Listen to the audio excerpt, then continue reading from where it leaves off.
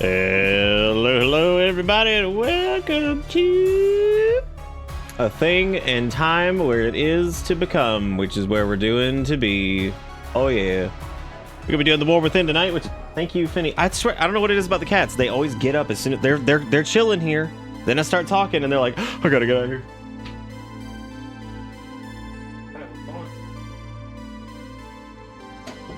Go on down, scoot.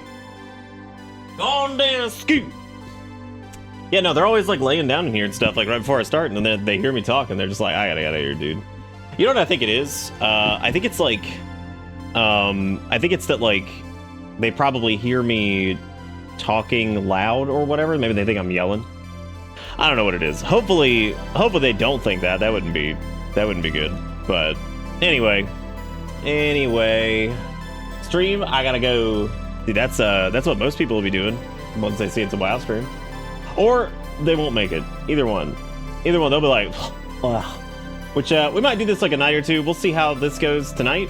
This may just be something I do on my own. Dragonflight seemed to do pretty well. We had a good time with that, so maybe that will work out. I don't know.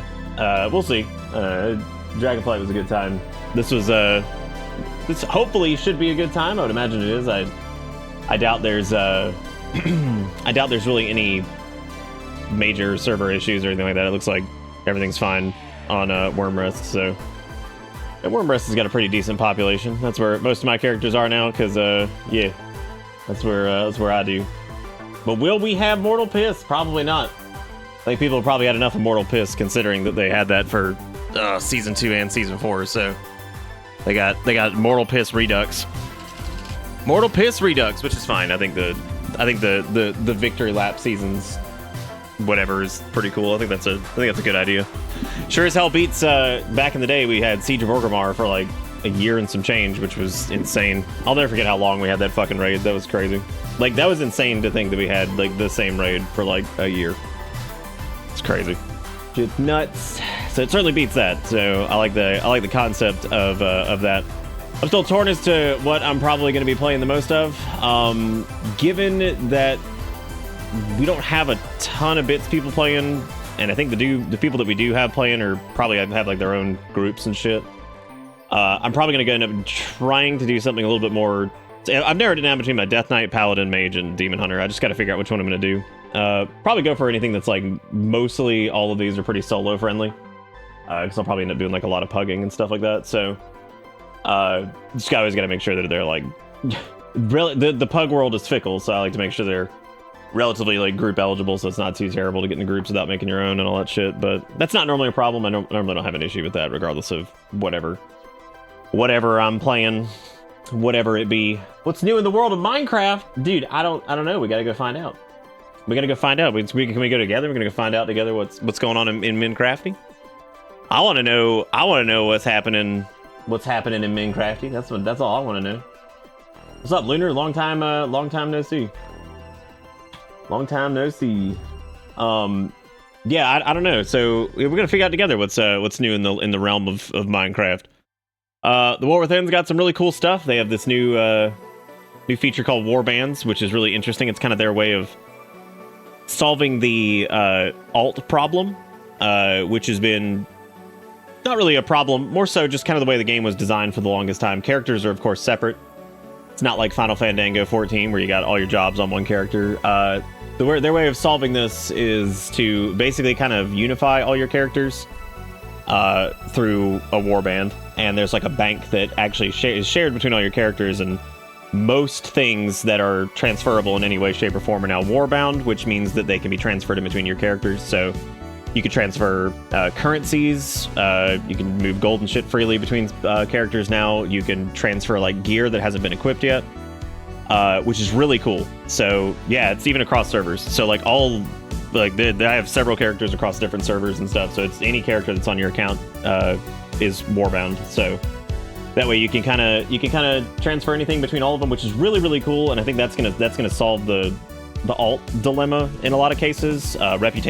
Newer reputations are now warbound as well, which means that if you progress reputations with the factions and stuff like that on one character, like if I played my Demon Hunter and got 7 renown levels in or whatever, that would transfer over to my mage. So I wouldn't have to do all of that again if I didn't want to, which is really cool. So that's awesome. Really, really neat. The quest structure is pretty cool too. You can actually mark things that have been done by your warband. That way you don't end up going through the same content again. You can hide those quests that you've already done once before and show them again if you decide you want to replay them on another character, or you can hide them if you're like, oh, okay, I've already did that on this character, so I'm just going to skip it this time because it's already unlocked. So really cool, very alt-friendly, which is really neat, which is why I'm not stressing too much about picking what character I'm going to end up playing here, because originally it was going to be Death Knights. I love my Death Knight. I feel like there's going to be a shitload of Death Knights because the content-oids have decided that Death Knight is like one of the best fucking DPS classes for everything, even though they're probably going to get nerfed. They are super fucking fun. Their hero talents are super cool. But there's probably going to be a million Frost DKs. So that sucks, because that's always shit. But again, it doesn't really matter. You can always make your own groups and invite people. There's plenty of other people playing whatever. And I do love my Death Knight. And I did say I would play my Death Knight pretty much primarily because I finally got Invincible last year. What else? Yeah, there's hero talents. So there's like there's new talents at the end of the tree that kind of are thematically appropriate for the class and kind of go in two different diverging directions. Like for example, Frost Death Knights get Deathbringer, which is basically modeled around some of Deathbringer Saurfang's kit and some other Death Knight shit that we've seen over the years, which is really cool. And then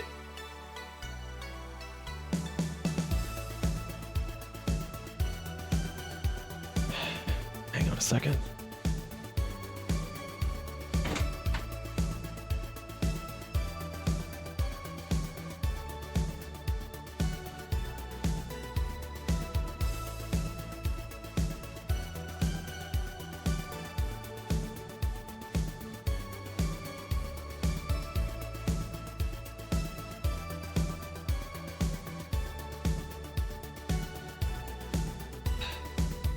Run away.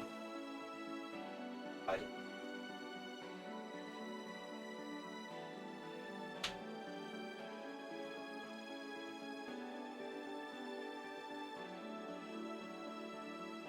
know. Start talking. Angry. Oh my god. Crazy. Ugh. Anyway. During my rambles, let me turn the music back on because I forgot to do that. I always have the music on for like at least the first few weeks of the expansion because it's fucking great. And nobody, man, WoW's music is one of those things that is just always, it's always banging. I don't think there's been a time where it wasn't. But anyway, yeah. So.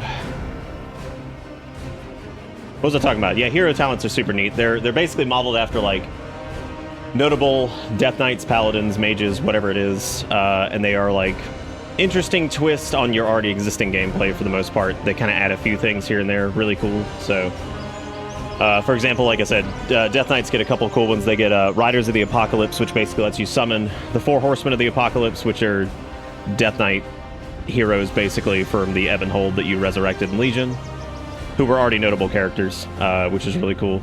So that's pretty awesome. You can summon them to help you like fight in combat. There's Deathbringer, which lets you do like Deathbringer's Mark and all this other cool shit. Just really interesting shit. Paladin, dude, I was fucking sleeping on Ret Paladin. Like, Ret Paladin's already in a good spot. They've been in a good spot since they got their rework in Dragonflight. I played with their hero talents on the beta last night. Oh my god, they are fucking disgusting. Like, that might be the best Ret Paladin has ever played, ever. Like, that shit. There's not a lot of classes that have the thump going on that, like, Ret has right now. Like, I mean, there is something about, like, the chain of, like, their attacks that all just blends together perfectly, and then, like, the absolute spell visual fuckfest that is, like, the Hammer of Wrath just coming down on your targets. It's fucking awesome. I was like, dude...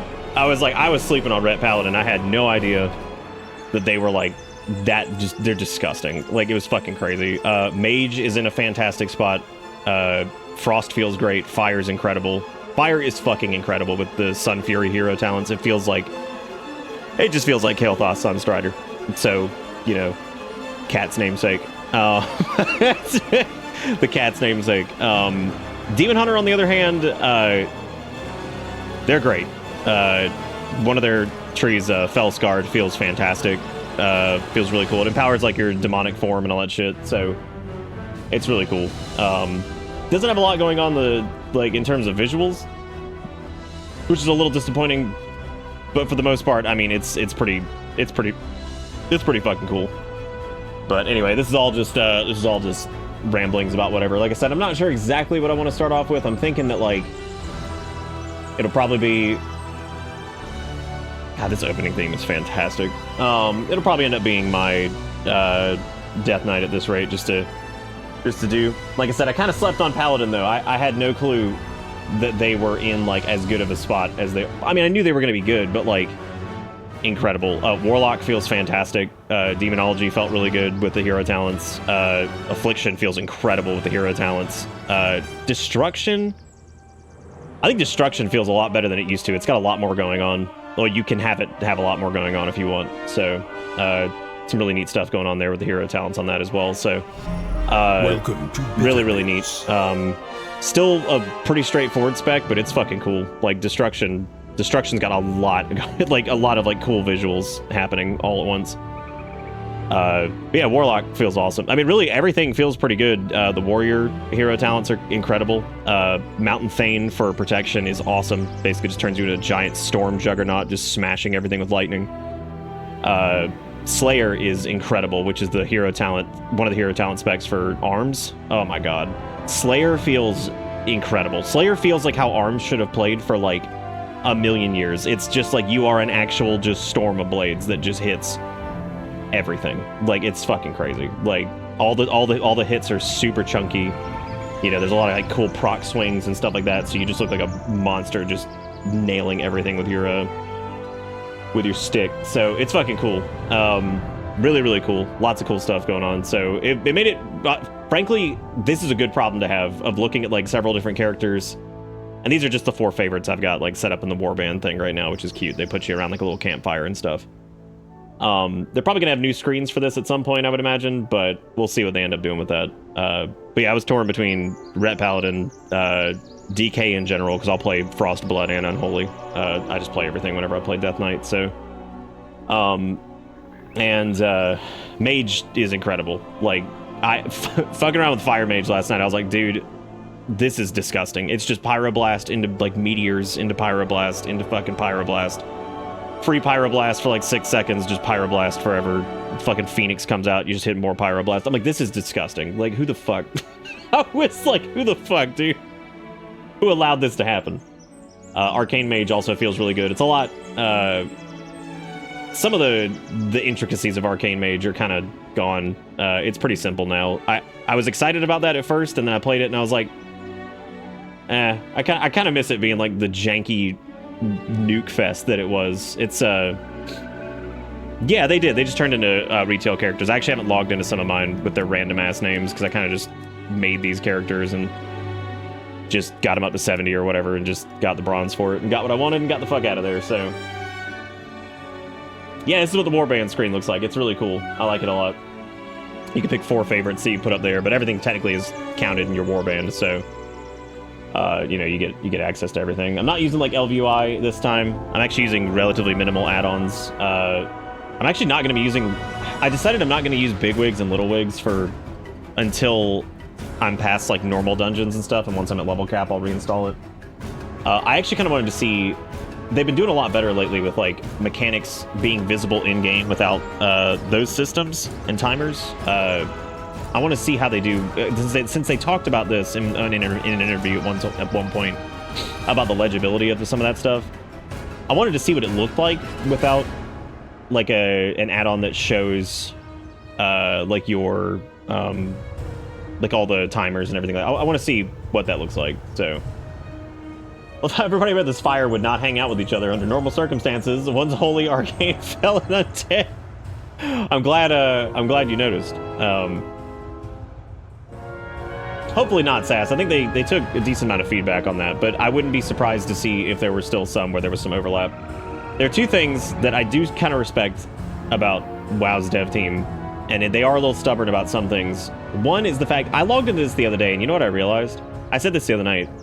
WoW might be one of the few live service games that I know of still that doesn't have rampant crossovers everywhere. And a long, long time ago, I remember they had an interview talking about how crossovers and stuff like that are really cool, but like they can kind of dilute the authenticity of the universe, even though the universe gets ridiculous. And you know what's funny is I kind of agree with that. Games like Fortnite, it works because it's just like that's kind of the thing, right? Shit's just all over the place, right? So that's cool. That's a thing I gotta stop doing. I say right at the end of sentences now, and it's starting to drive me crazy. So I'm trying to stop doing that. So the, you know, like, they can be really fun and they can be really cool, but they also feel like really, I don't know. It's, you can explain it any way you want in the game, but I mean, when you're running around and you see fucking just some bullshit from some other game just right there, it's fine. It's still fun, but I actually appreciated that I'm not looking at like 18 different other things from other video game while I'm playing this. So that was, that's good. And I'm happy about that. But like, I wouldn't be opposed to it. You know, like I'm not gonna be like, oh, it's the end of the world or whatever, but I don't know. I just, I thought that was interesting because I didn't really notice that up until recently where I was like, man, every game's got like 80,000 things going on, like with like different properties and IPs and all this stuff just showing their face constantly. So that's fine. You know, it works for those games. Some games I don't think it would work in this. I think it'd be really weird to see other shit. And like for the longest time I thought it'd be cool, and then I was like, you know what, after seeing Crossover City forever, I think I'm kind of over it. Again, even when you explain it in universe with whatever, it can be cute and everything like that, but sometimes I'm just like, I don't want to see it. I think let's go with our Death Knight first. Let's do that. I think I was in the Zeralik Caverns because I was grabbing something here, but before we do anything, we're gonna go to Valdrakken, and we're gonna go empty out our bags and stuff and make sure our quest log is clear and all that shit. And oh, nice. That was the thing that actually happened, Zaris, when they did like the warband thing. I think something happened where I forgot exactly what it was. It was like some characters that had been like long since deleted like ended up coming back, and it was pretty crazy. Like people weren't really complaining. They were like, you know, this is actually pretty cool. I'm down. So yeah, I thought that was pretty cool. So oh, look at the hydrate.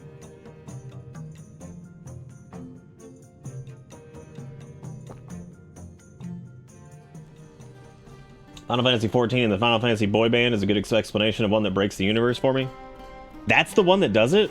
Really? That's wild. It's interesting to me that one, which is another Final Fantasy property, is the one that kind of gets you. That is interesting. That is interesting. All right, let me turn this up here. So I'm using a few add-ons. Like I said, I'm not using anything crazy this time. I'm mostly sticking to the default UI. Because I really just didn't feel like doing the whole like LVUI situation. Got something that changes up like a few of the... I gotta fix this. Apparently this just broke. It fixes like a few of the... I need to reinstall weak auras too. I totally forgot about that. Yeah, God, I was like so busy like just getting like cleanup stuff done like before whatever. I forgot to install a couple things. That's fine. It'll take me like 2 seconds to install that. I just need to get a runic power bar and a couple cooldowns to track. Oh yeah, WoW's always done a really good job with like pop culture reference stuff. I feel like they've always done well with that. But I'm glad that they don't have a bunch of bullshit running around. Like and again, it's not like it matters because like WoW's universe is insane enough on its own. Like it doesn't need like a bunch of crazy bullshit helping it out in terms of just like stupid things, but yeah, so I need to grab weak auras, and what else do I need to do? I think I need to finish. We need to do I actually elected not to do the War Within like pre-patch quest on this, where you go and talk to Thrall and Silithus. I'm gonna hold off on. I wanted to do that on stream just so we can kind of get the whole thread. There was also like a little catch-up cinematic that kind of explained why we are where we are, what's going on, kind of like major events of the last few expansions, and I thought maybe we could actually watch that while I fix a couple things in the background here, because I thought that might be interesting to see. So I laughed when I saw the Overwatch 2 collabing with WoW because that's 100% going to be one way. Yeah, I don't think they'll put. I mean, they put a couple. They've done a couple crossovers with their own properties. Like they did. I remember there was like Little Winston, who I named Harambe.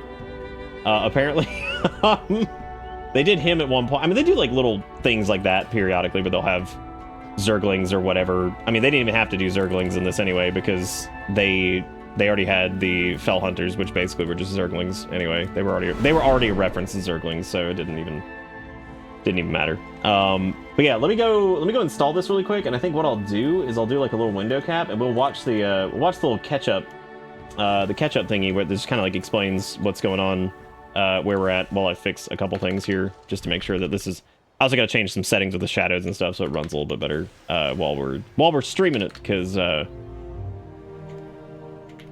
let's see. Let me see if there's a. I remember. I think WoW had uploaded a version of this.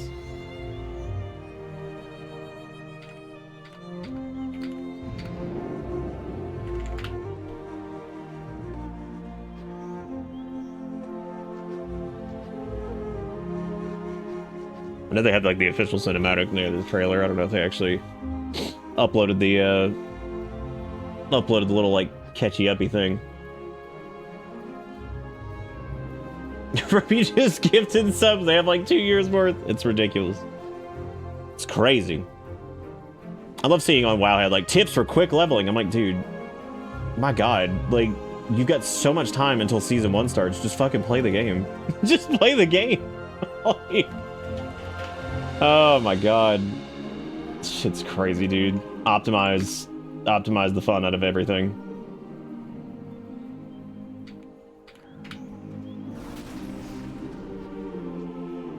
There it is. Yeah, all right, cool. Yeah, so I'll we'll slap this up here really quick, and I'm gonna mute the game for a second because I gotta go fix like all this other shit. So I'm gonna do that really quick, and we can watch this little story recap thing for anybody who maybe didn't see this or whatever. Because yeah, we'll do that. So we do that because it's actually a pretty cool recap. It's really funny how little they cover Shadowlands. It's like 5 seconds, which is really, really funny. I was like, wow. I was like, wow, okay. The moment the dark titan Sargeras plunged his colossal blade into our world, crucial events were set in motion. Magni Bronzebeard heard the cries of Azeroth, giving up everything to answer her call. Since being wounded by the Mad Titan, Azeroth has been crying out in pain. As her dutiful speaker, he rallied the champions to her aid, and ultimately to confront the return of the old god, N'Zoth. It was during this conflict that Xal'atath, a mysterious entity of the Void, made a deal with N'Zoth, freeing her from the cursed blade that bound her essence within. Honor our bargain. Free me to find my own fate. After she vanished into the darkness, N'Zoth was confronted by the mortal champions and destroyed, ending the old god's reign of terror. We forgot about the blade, don't worry about it. They were not the only malevolent force with its eyes set on Azeroth. For soon, the sky was sundered, the Shadowlands split open, and our heroes... Shadowlands, conceptually, visually, and everything was so fucking awesome, and they just blew it with the story. Go! Except for the whole Anduin thing, that's pretty good. Anduin Rin endured the worst. Captured, tortured, and through dark domination magics, forced to commit terrible acts against his will. I'm afraid that if I call on the light, it won't answer. Scarred and shaken by his experience, he vanished, his whereabouts unknown. After the threat of the Shadowlands, Anduin just walking around there with the PTSD dragons of of the ass. Azeroth returned to their ancestral homeland. It was here that the primal dragon, Iridikron, broke free of his prison, and in pursuit of vengeance upon the Titans who he felt had stolen our world, he secured an ancient, powerful artifact, the Dark Heart. When the Titans come to reclaim their prize, I will be waiting. As word of this new threat started to spread, people began experiencing strange visions. The Radiant Song. It's being heard all across Azeroth. The Council doesn't know what to make of it. It was then that Illyria Windrunner, a deadly huntress who had harnessed the powers of the Void as a weapon against the darkness, was summoned to investigate. We still don't know what this Dark Heart relic is capable of, but we do know it's in the hands of someone called the Harbinger. It was not long before Illyria I hope they do discovered this the Harbinger's true after identity. every couple of major patches. Xalatath, the mysterious figure, was once again on the move. While neither Xalatath nor the Dark Heart could be found, her mentor, the enigmatic Locust Walker, issued Illyria a dire warning. The radiant visions you spoke of are the very same my people had before our world was consumed by the Void Lord Dimensius. Could Xalatath be seeking that same fate for Azeroth? You must find a way to stop her. If you cannot, then Azeroth is already doomed.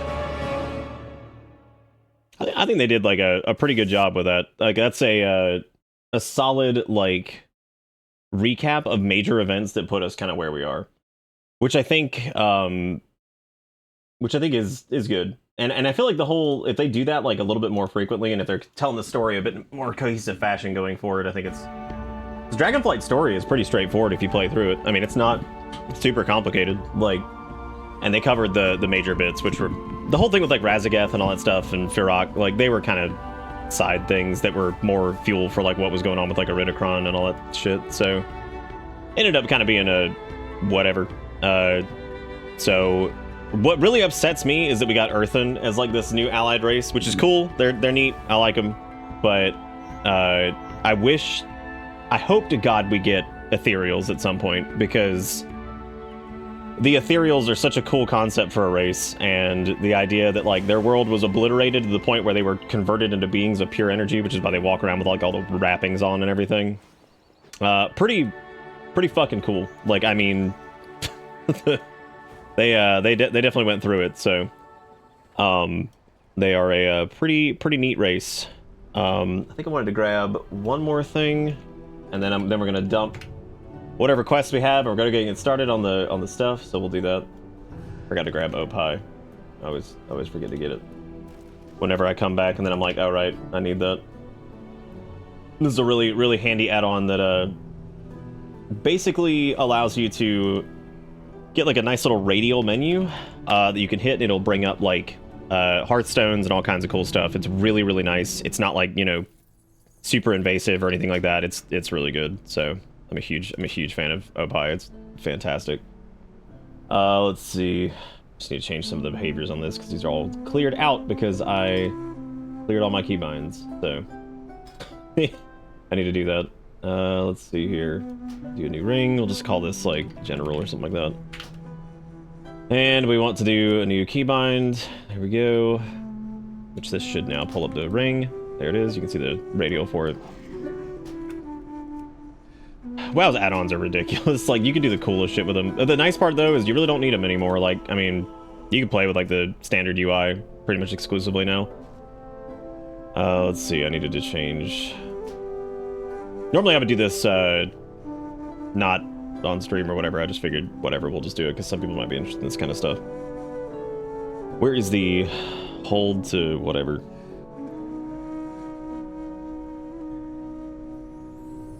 Ring binding release, use slice and close ring. Fine. God, they added a lot more features to this too. That's good.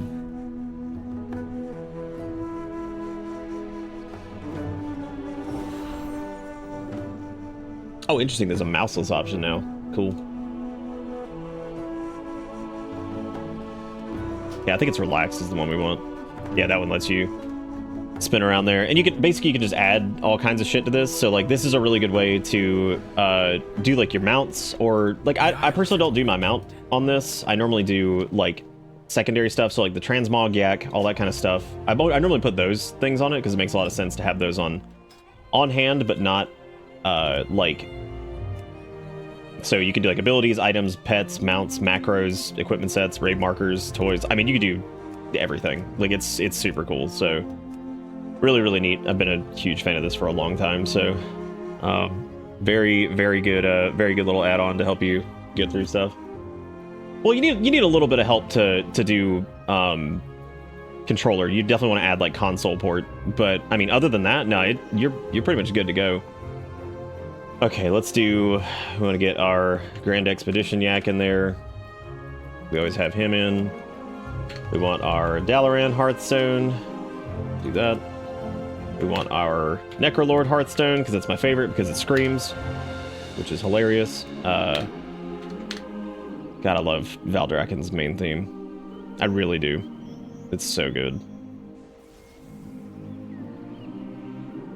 Sorry, I'm just thinking about how much they just nailed. They nailed it with Dragonflight. Like they took us from Shadowlands, which had so many weird, stupid problems, and I mean, God, they just fucking nailed it. Like, it's so good. The expansion overall was just an absolute win. I mean, the gameplay was fantastic. The questing was damn good. The replayability on alts was really good. Professions were cool. Everything was cool. Like, it had a couple issues here and there, but nothing was terrible. Anganis, thank you for the resub. Welcome back aboard. Hope you enjoy the ride, because the ride never ends. Okay, so what else do I need to do? I'm trying to think of what else I normally put on here. I know I put on some of my ports and stuff like that, but as you can see, like once you get the ring set up, you can kind of just rotate between stuff. And like this way, if I need to just like summon this little yak, that works. So it's pretty cool. I like it a lot. I've always enjoyed it. Let me go pack up any of the little Dragonflight supplies and stuff that I've got here. Oh good, my rockets blew up and I just clipped through the ceiling. You know, I don't try to do this stuff. I promise you. The engineering boost has a chance to fail and explode and throw you up in the sky. And it did. It did. And of course, that was the perfect time for that to happen. All right, so I've still got some feasts left over. I've got drums. I really am not going to need drums for this. I'm not going to need that many howling runes either. Alacrity I'll probably keep on. The healing potions are fine. I really do not need my ice files of corrupting rage. I'll burn through the rest of these elemental potions of power. Let me put all these dream seeds and stuff up. The extra trinkets, most of these will be done by the time I'm doing anything, even though they're all reasonable. I'm just gonna go ahead and pack them up and hang on to them for now. Pack up this artisan shirt, not gonna need that. Shouldn't really need any of this other stuff. I'll burn through like my files of versatility and stuff like that too, so. Have I gotten stuck in a mountain yet? Not yet, but I probably will, don't worry. Don't worry, I'm sure I'll pull that off. Okay, I need to do that quest later. I forgot to do it. That's fine. I'll do that one later too. Okay, so all we should have now is just the War Within, which is the only quest that we need. Yep. So all we have to do, we have to travel to Silithus and go talk to Thrall. I'm just trying to think of anything else I need to do. From whatever. Oh, you talking about the oh god, I forgot which one that is. It's the oh, the Hearthstone of the Flame. This one. Yeah, this one's fucking hilarious. Yeah, that one's neat. Necrolord is still my favorite. Again, because it screams. Because it screams at you. Oh, this is actually the first time I think I've streamed WoW since I got Invincible, right? I know you can't see it, but that's okay. That's fine. You'll just have to imagine. You'll have to imagine that it's there. That's crazy to even think about, actually. that's nuts to even think about it. I keep forgetting that happened. I keep forgetting. Why do I keep opening the calendar? What dumb. I keep clicking the wrong thing over here.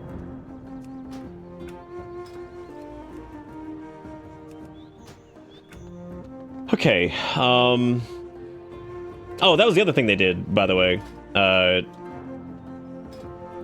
I still can't believe how long that was like a channel joke, like the idea of never getting invincible and then it finally happened.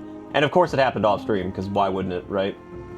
But yeah, they added the ability for most flying mounts, and when I mean most, like I've only run into a couple that don't work. All mounts can dragon ride now, so they all use like the dynamic flight system instead of the old one, which is really nice.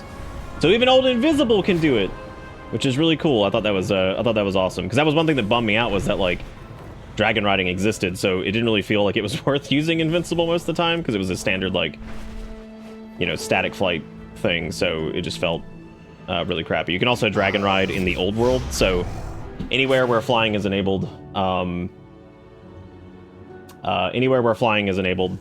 can do it now pretty much. So really neat. Really glad they did that. Thank God. Thank God, because it was needed. For leveling, I think I might actually swap off Soul Reaper and go Wraithwalk, just to have the extra whatever. But I also really don't need Null Magic. Like, I could probably get away without using that.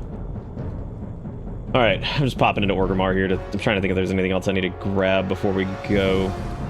We're pretty much good on our bags. Just gonna use some of these other items I've got that are just like food buffs and shit like that, because they gotta go. They're gonna be outdated here soon anyway, so I may as well use them. I also don't know if I ever added the essence to this. Yeah, I did. And I should have the 4-piece from the converted gear. I didn't enchant any of this new shit because there was no point in doing that, so no point in doing that. All right, well, let's go. Let me turn this up a little bit. I'm gonna turn up the VA and all that stuff so you guys can hear it a little bit better, and I'm gonna leave the effects down. I'm gonna turn like everything up here. If it ends up being too loud, just let me know. But I'm gonna crank this up a little bit so you guys can hear the words. All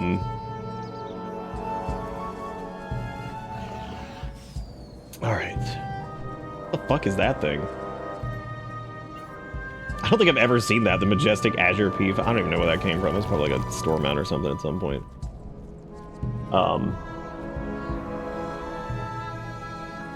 I will return on non-WoW night. All right, Zelda, take it easy.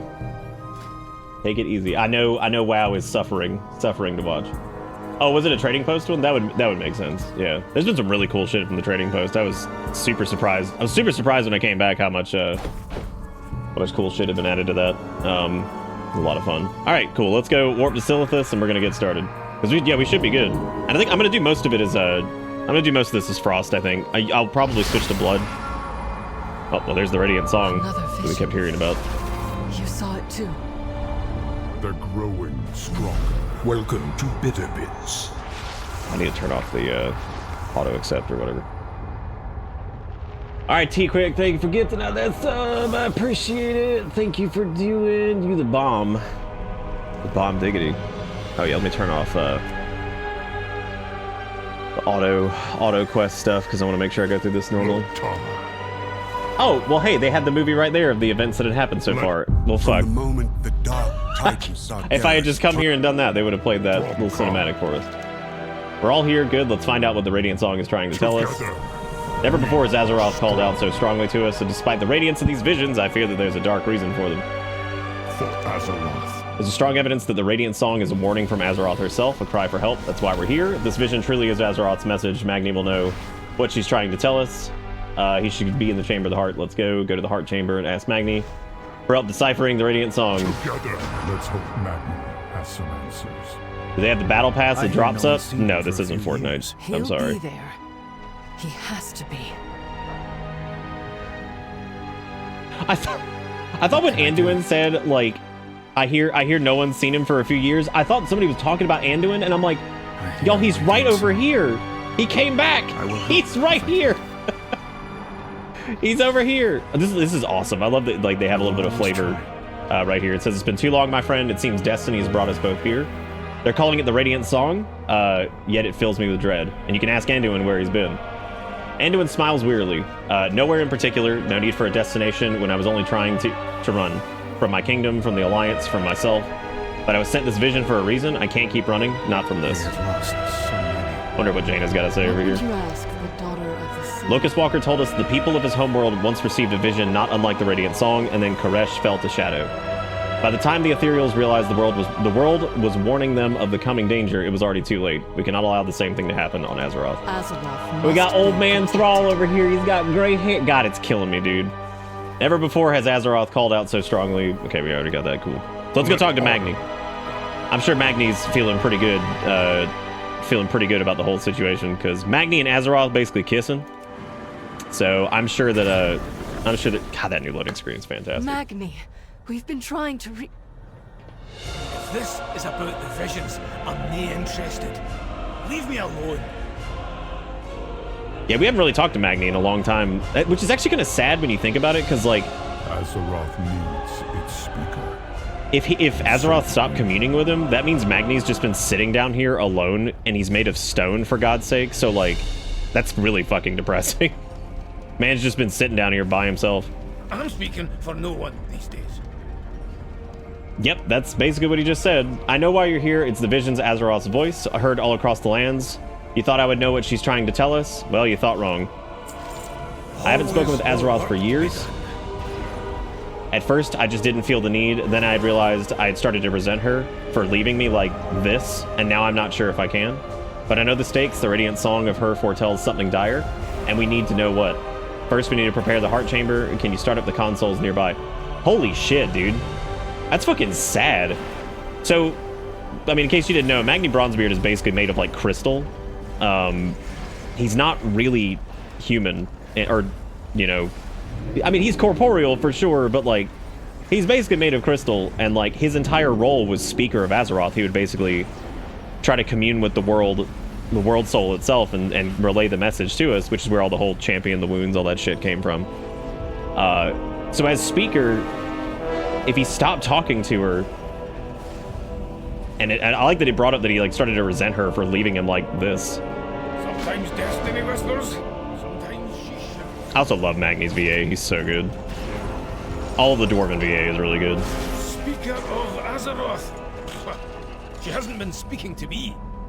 Damn, fucking broke up, left his ass on red. Damn. I gave.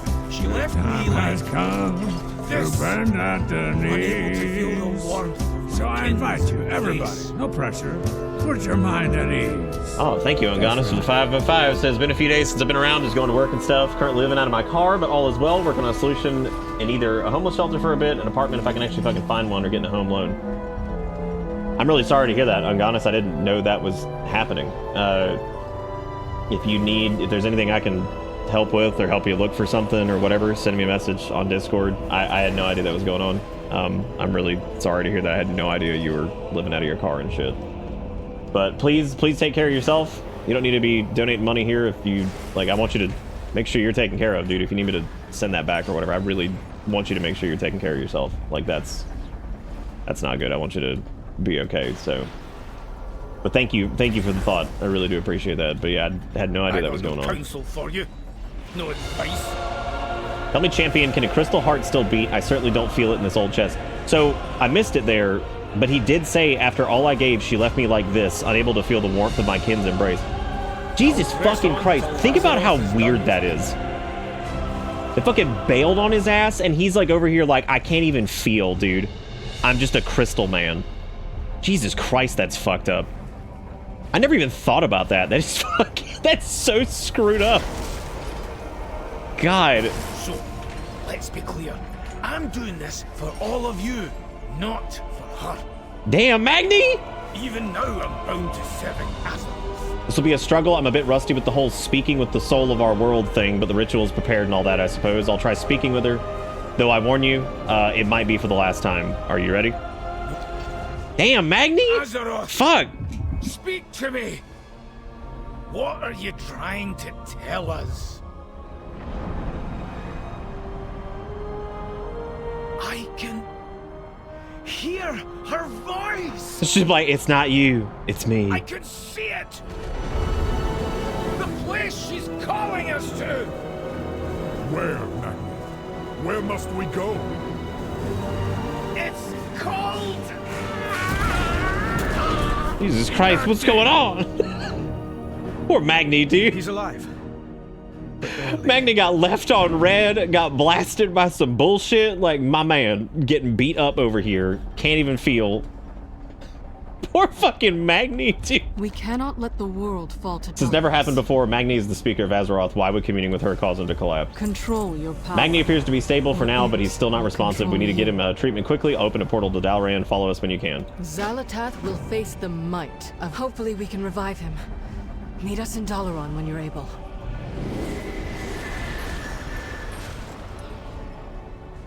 Some of them are a little janky, but some of the in-engine cutscenes are disgustingly good now. There's a, I don't know why I'm doing this. I don't think I'm gonna change your opinion of it. I know you're pretty soured on the whole thing, so. I know you do. Not the first time, fam, for living out of a car. I'll donate money if I want. I'm not saying you can't do what you want. I just want you to make sure you're taking care of yourself. I'm trying to look out for you. Normally, if somebody says like I'm living out of my car, I want to make sure that you're good. But yeah, no, I'm not gonna convince you to like it or be excited about it or anything like that. I know you're soured on the whole thing, so I'm not gonna be like, oh no, trust me, it's good. No, I mean you can, yeah, it's all good. Troubling times lie ahead, but don't they always? At least we can face them together. All right, so we have, god damn, they're hitting you with this this movie a lot. The events so far, they're making sure they're like, watch this shit, because I swear to God, if somebody's like, I don't know what's happening, they're like, they made a thing to tell you what's happening. They've told you like 50 times. Let's watch it again. From the moment. They're like, these are the core plot details. I promise it's not that hard. They're like, I don't know what's going on. It's like, did you read the quest? No. Well, I don't know what to tell you, man. I'm unsure why the speaker of Azeroth would end up in such a state after attempting to, well, speak with Azeroth. All we could do is wait for Magni to recover. Be mindful of your. I fucking love Khadgar, dude. I still hate that they had to warf his ass. They warped his ass hard. Dude, unironically, that was one of the best parts of Shadowlands, was the fucking... Look at Magni's ass laid out, dude!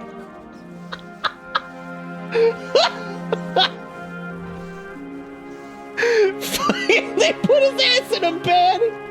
Moira, what were you thinking? Man made out of crystal, why'd you put him in a bed? They're like, oh, let's put Magni in the bed. It just smashes the bed. It's like, man, God, man, God. Best mind your manners in the presence. Oh, I love this. They've done this all throughout Dragonflight too.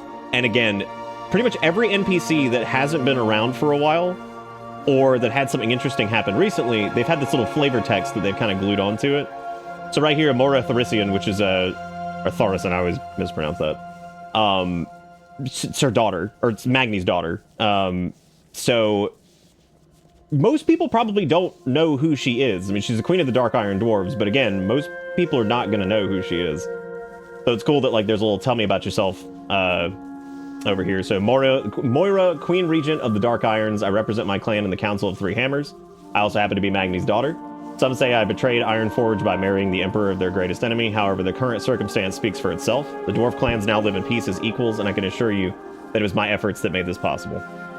I just think that's awesome. Like, it's super, super, super nice that they have these little like bips and bops that are you can just kind of interact with.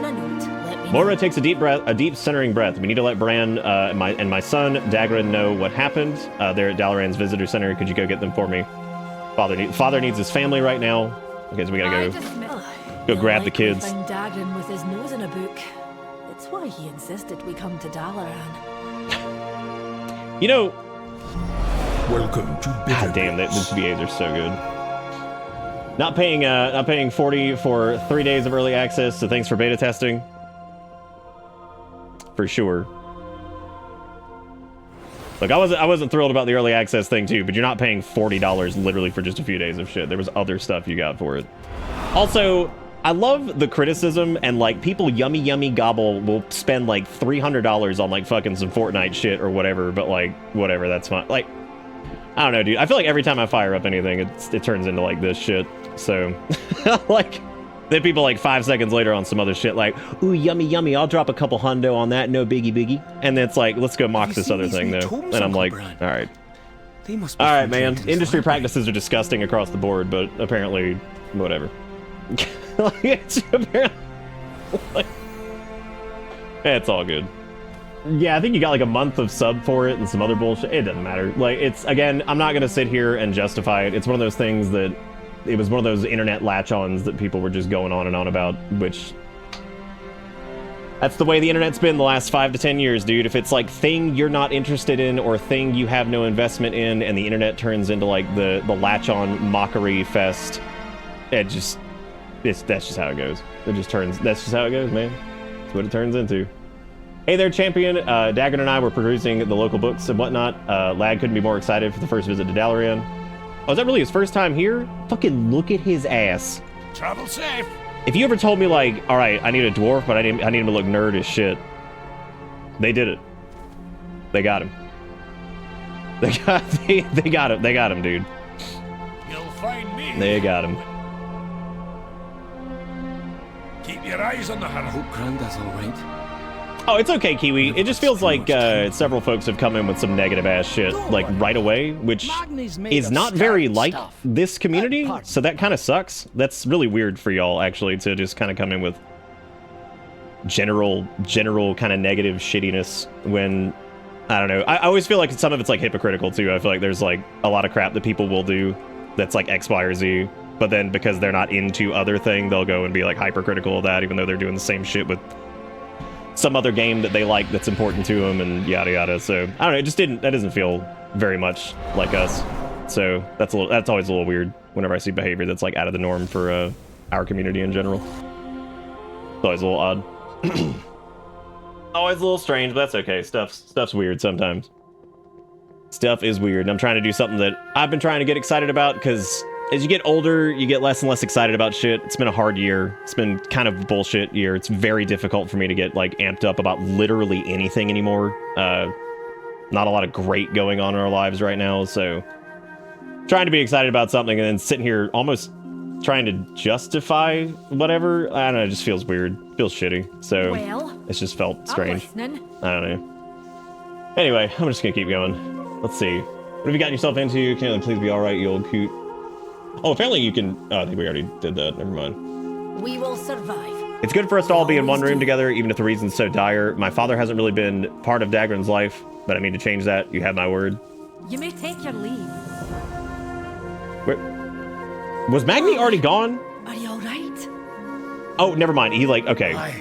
Lass. I thought that, like, he didn't... I thought he just disappeared. I didn't realize they put him in the center of the room. I was like, what the fuck, dude? I was like, what's going on, man? And the name, Kaz Algar.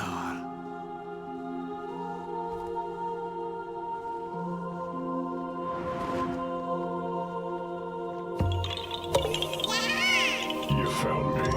Good golly. Thank you, Sturg, for the $10. I do appreciate it. That is not necessary, but I do appreciate it. To be very clear, no one's being, like, a super asshole.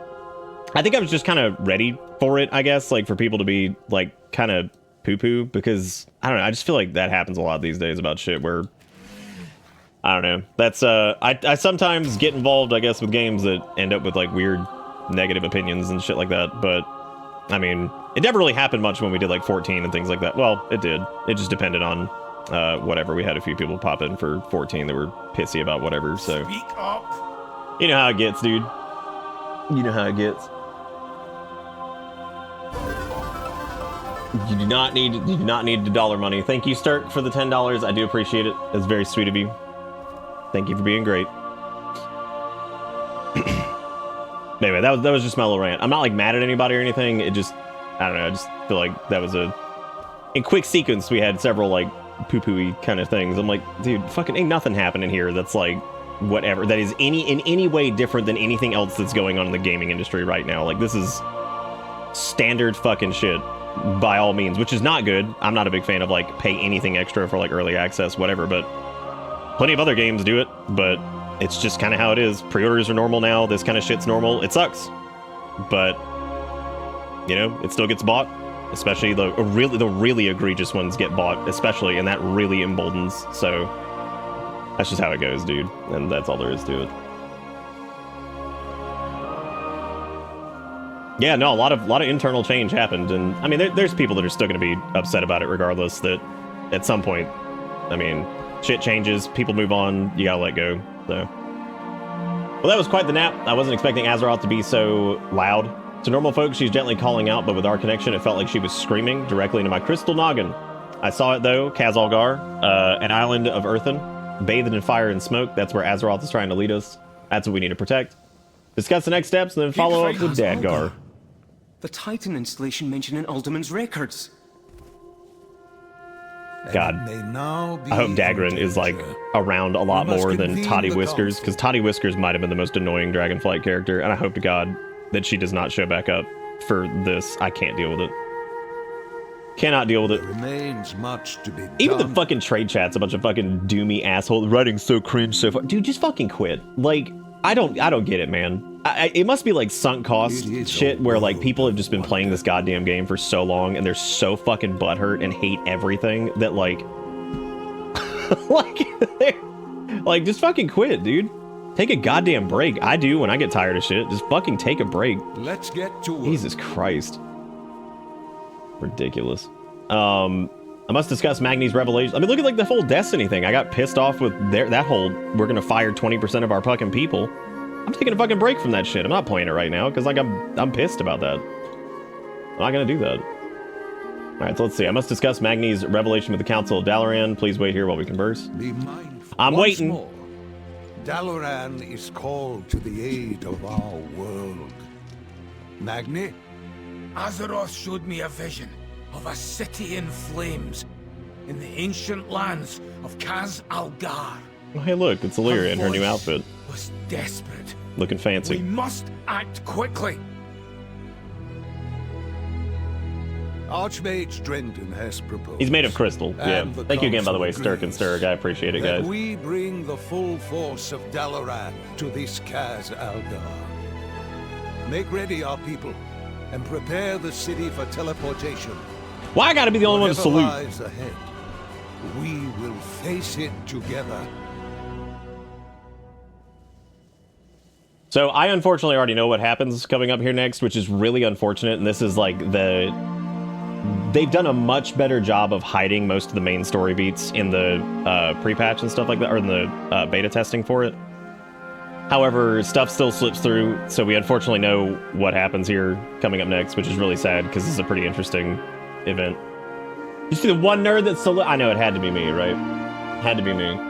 Look, I apologize if it seemed like I got like flustered there. Sometimes I feel like people get really hypocritical about stuff. I try my best to not do that. I still do it about plenty of shit. Where I'll bitch about something and then there's like something I dig that like is kind of in that same vein. It happens. We all do it. It just seemed like it kind of in sequence. It was like several negative things, and I'm like, why are we acting like this? Like, what's going on? Like, even if it was in jest. So I apologize. I'm not mad at anybody. It just felt like it was like back to back to back, and I'm like, all right, what are we doing? I was like, do I even need to like fuck around with this? Should I just do this like off stream, or are we gonna do this like all night kind of thing? Because I care about what people are saying, because that's like the whole fucking point of streaming. The whole like I'm just gonna ignore my chat thing. Like, I'm not gonna do that. Like, I care about what people are saying, so like, you know, I'm not gonna just sit there and ignore you guys all night and be like, whatever. Like, that just feels stupid. Like, I would rather be like, let's what are we doing? What's going on? Like, why are we doing this? Let's talk about it. So I'm not like trying to poo-poo on anybody or say anybody fucked up or anything like that. I just felt a little strange. Thank you again, by the way, Sturk, Kiwi, Unganis. And Unganis, with you, I just want to make sure you're doing all right. I'm glad you still got your job and everything. I hear you that apparently it's not the first time you've lived out of your car. I hear that, and I worry about people, so I just want to make sure you're good. I don't want you to overextend yourself or anything. That's fine. You're fine. I'm not fucking yelling at anybody. I'm not mad at Zach or Kiwi or anybody that said anything that made me snippy. I'm not like, whatever. It's fine. It's all good. Let's see. Council's decided we travel to Kazalgar. Dalaran will teleport us as soon as we're able. Will you lend us your aid and preparations? Remain vigilant. I'm gonna be so upset when the VA for Khadgar passes away, because he's actually pretty old. I'm a little worried for that. He's genuinely one of my favorite VAs in the game. Like, period. He's so good. Because I think the dude who plays Khadgar is like late 60s, 70s. So hopefully he's around for a little while, because I hate for him to, you know, because ever since they really focused on him in Warlords of Draenor, he's been fantastic. Like, he's so good. Our citizens must be prepared for Dalaran's departure. Can you ask around the city to see if anyone requires aid? I'd also like you to speak with Bran and Archmage Drendon. They both had concerns that would be best to address before we depart for Kaz Algar. Help the citizens of Dalaran prepare for teleportation. So, is the idea that we're going to move all of... Because, like,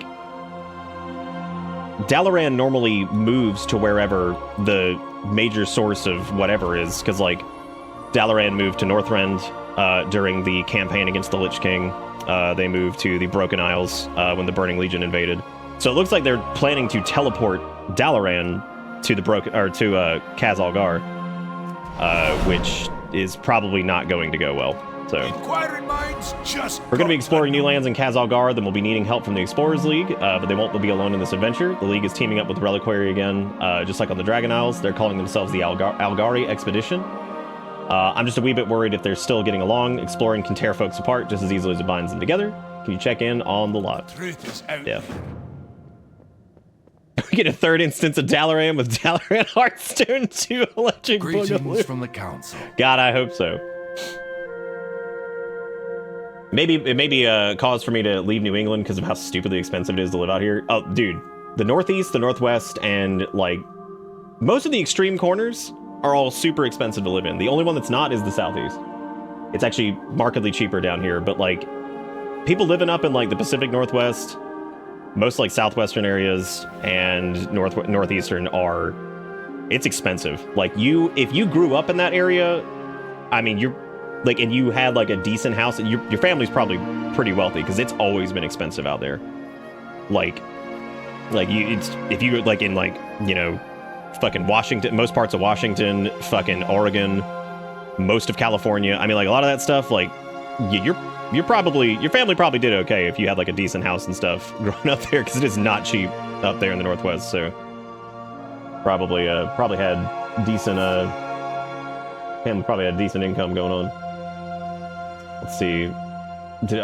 Magni's vision foretells that Kaz Algar may be enduring some turbulent times, and so it's best to ensure that Dalaran's ready for the worst. Here, take this wand. It's been attuned with Dalaran's defense magics. Just wave it near the strategic parts of the city to strengthen our magical defenses. Keep in mind, by the way, that like we must prepare for the worst. The only time that Dalaran has ever been properly sieged outside of like it kind of was in Legion was probably when Archimonde attacked. It's probably the last time that Dalaran was like actually attacked directly. So yeah, I have a feeling that some shit with Xalatath is going to happen here because she's been fucking around in the background. So I know a little bit about what happens, but I don't know the full details here. I hear Dalaran's moving again. Could you help her make... This is actually like really cool. Like the idea of like getting to see the city prepare to move, right? Because we didn't get to see this. We didn't get to see this in Burning Crusade to Lich King. We didn't get to see this in Legion. We didn't get to see Dalaran prepare to move. Like the concept of moving an entire city through magic. Like that's fucking awesome. Like that's so cool. Oh, he's nailing down his shelves. Holy shit, that's funny. I just realized that was what he's doing. He's like, hang on, let me nail down these fucking shelves. He knows how mages work. He's like, oh god, just nail down the fucking shelves. Like we know what's going on. We can't do this. Some of the music, like hearing like Dalaran's theme at the beginning of this expansion here too is also great, because like Dalaran's been there for everything, right? You know, they were there for the two biggest crises that like the planet ever faced. They were there for the Burning Legion, right there on the Broken Isles, which when you think about Dalaran as a concept, like, and for those of you who've never seen Dalaran, here I'll take flight really quick and take a look at it. I mean, it is a proper like floating city. It was ripped out of the ground out of the Eastern Kingdoms, and like they moved it. So it's literally the SpongeBob meme of fucking take Bikini Bottom and move it somewhere else. And it's kept afloat, of course, by like magical wards and stuff like that. So, and that's where the portal to the Demon Hunter class hall was in Legion. There's the Tomb of Sargeras over there, which is of course in Warcraft 3.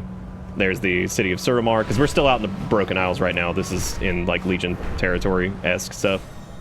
And you can see all the cool buildings and shit. So Dalaran's fucking awesome, but when you really think about how cool that is, like, that... Imagine taking the fight to the enemy, and instead of just taking your armies, they're like, I'll fucking bring the city.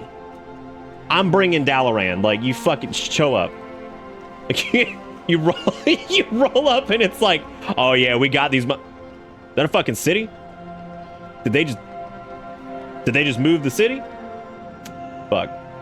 So Dalaran's just like the big weenie that they roll out anytime some shit's going on. And see, Dragonflight was like a beach episode, which from what I've seen, it was a beach episode kind of that was like a soft reset to fix a lot of the game's system, add some cool evergreen features, like get rid of borrowed power, like kind of fix a lot of the stuff that was going on with the game, right? And they did a wonderful job. Dragonflight's like a 9 out of 10 for me. It's incredible. It's like one of their best expansions easily. And it sounds like Final Fantasy XIV's going through something similar right now, where like they have like a lower impact expansion because they just finished Endwalker. You can't fucking just go straight into like new world ending threat. Like you can't. It sucks. Like that's stupid. So... And it sounds like that's what's going on with 14 now. It sounds like a lot of people are bitching about that because they're idiots and don't realize that you can't go from this, like, high-stakes, close out a story to back into another fucking... Like, it's gotta have some type of cooldown window to, like, make their new thing. Like, you can't just... Be careful. Whatever. It's stupid. It's so dumb. Let's see. What did this Fiala person say? She said, "Oh, Thendris, which is my Death Knight's name, would you be a deer and eat some of the food for me? I'm worried that it'll go bad in the new climate." Okay, I'll do it. Would you eat some of this food for me? I love the mundane ass shit they have us do. It's like, nail my shelves to the wall, they're gonna fall! Dude, see, people bitched about that with It was so crazy too, because all this time people were like, WoW needs an expansion that like dials it back and gets like down to like the grassroots shit again, where it's like, you know, dragons and fucking, you know, fire breathing bullshit and like element stuff and like, you know, low impact. That's what Dragonflight was. It was like setting the stage for all this new shit, and it was low impact. They're like, what happened to the big bads? I'm like, y'all been wanting this for like 10 years? All you've been going on and on about is fucking, I want a lower stakes expansion, and then they gave you one and you're like, where's the big bad? I'm like, what do y'all want, man? Do y'all want the big bad, or what do you want? Come on, man. Like, I've just come to the conclusion that people have no fucking clue what they want, and like, they're just gonna be butthurt regardless. Like, they don't know. You have to fucking feed it to them, I guess. And just hope to God they like it. Like how I had to catch this lady's butterflies, because apparently they're all gonna get tousled and tumbled and scrumbled. Okay, now we have to strengthen the magical wards, so... Tune to the nearby ward of Archmage Drendon. One made for the simple purpose of strengthening Dalaran's magical blah blah blah. Okay. Oh hey, it's the Explorers League. No, not Toddy Whiskers! No! You stay here! No, you stay home! You're not allowed to go. These guys can go. They're all fine. You gotta stay here. I do not want to listen to you for another expansion. You kill me. Well, look what the wind blew in. Imagine this person yelling at you the entire time, anytime there's a world quest. Oh my god. Can't wait to see what you discover. What brings you here? Oh my god. Brand wanted me to check in on you. Be careful. Sweet of Brand to check in on us, let him know that we're getting along just fine. You're not! You're fucking out of your Alright. Y'all are out here arguing. Well, like, Toddy wasn't important, but by god, anytime you flew past some world quest, you'd be like, mark our banners! To fucking show what you're traveling! Shut up, Toddy! Oh my god, stop screaming! What is going on? Why are we screaming, dude? I can't deal with this. I can't put up with it. Yeah, she's the one that was screaming about marking the banners to show, like, what the Dragon Scale expedition has discovered. I'm like, Toddy! You didn't fucking discover it, you wild-ass bitch! The dragons have lived here for, like, 4 million years! They literally just woke up. This is their house. That's like walking into your fucking friend's house down the street and like putting a banner down and being like, I claim this territory in the name of buttfuck. They're like, that's my living room, dude. You can't just claim the living room. I live here. Like, yeah, but I discovered it. Like, I live here. I've been here. Come on, man. You ain't gotta do this. God, I love... They did rename dragon riding to sky riding, which makes sense because you're not just riding dragons anymore, and now you can do it with any mount, which is really cool. Some of them look really fucking funny, though, I gotta say. Like shit like the Restoration Deathwalker. This one's hilarious. I don't know what it is about this big motherfucker doing like the dragon riding animations. Because like he like noodles forward and like you stay up on the platform. And I don't know, it's just like really funny to watch him like... He does like the spin, but you stay still. Like when you do like the accelerate thing. It's really cute. He's like a big Void Walker man. It's just cool that like... that it works, that you can do like, you know, the dragon riding thing on anything now. That's fucking awesome, but some of them look a little silly, which is pretty funny. So I found the highest point in your house and planted a flag in it.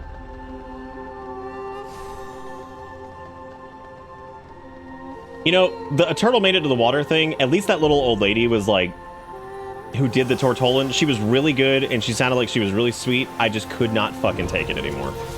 Because we heard it for like 18,000 fucking years. It was a very common world quest. She was great. They even did, like, I think they did like an interview with her at one point. I think they got her back to do...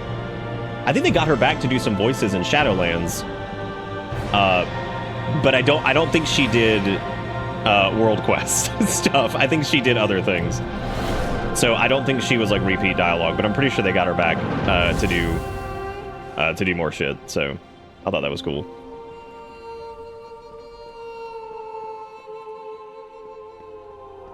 All right, we've done all your prep stuff. So let's talk to Drendon. Good to see you, champion. Say, so we reinforce the wards. That's good.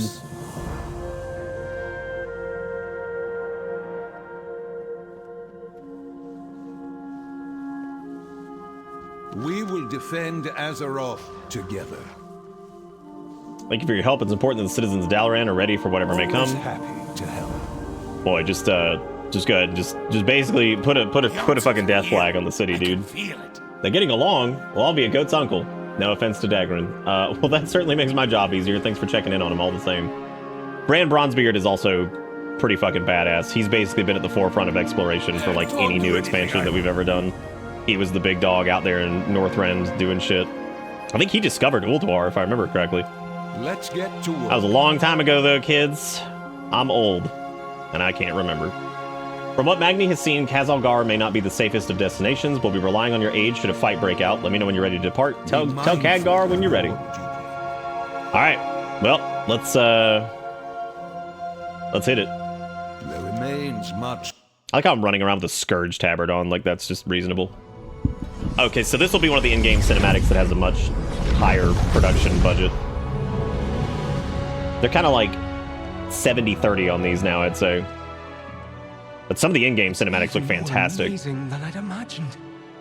But my visions were of fire and war.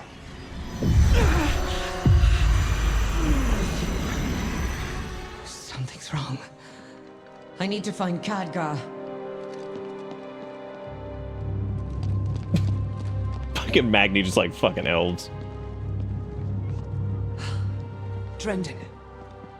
Where's the rest of the council? Drendon's been dead for years. Fucking hell, dude. This time. Damn, that's actually sick. Never once sensed my presence. Oh, it's not time for that yet.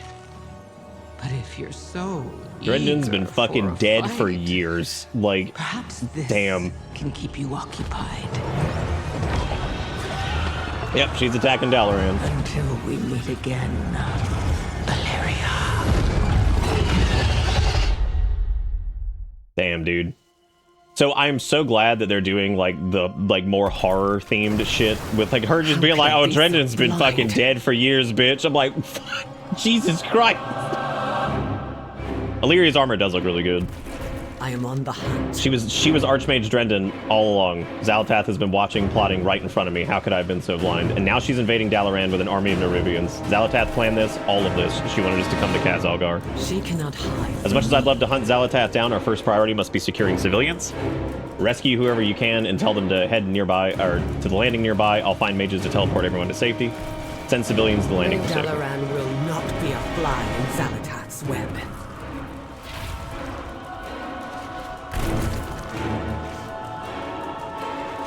Yeah, damn, this, oh my god. Holy shit.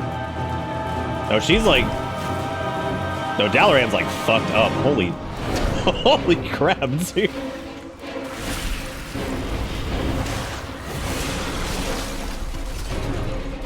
God, dude, Frosty K feels so fucking good right now. Like, they nailed it. Absolutely nailed it.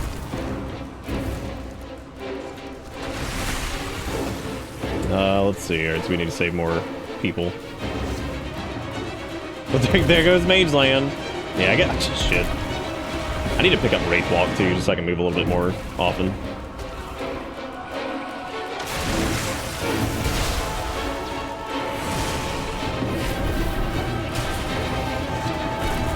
I've always loved like the irony of like a Death Knight fucking helping people. Like, now granted, the Ebon Blade DKs have, you know, free will and all that shit, so they can choose not to be complete pieces of shit, but... And actually, the Legion class hall was really cool. The whole concept of them, like, kind of coming to terms with what they did when they were under the Lich King's control is super fucking cool. And, like, kind of towing the line between, like, evil and good. You know, are you gonna like, push the limits of that to stop whatever the threat is? Like, it's really cool. Like, the Legion class hall for DKs was fantastic.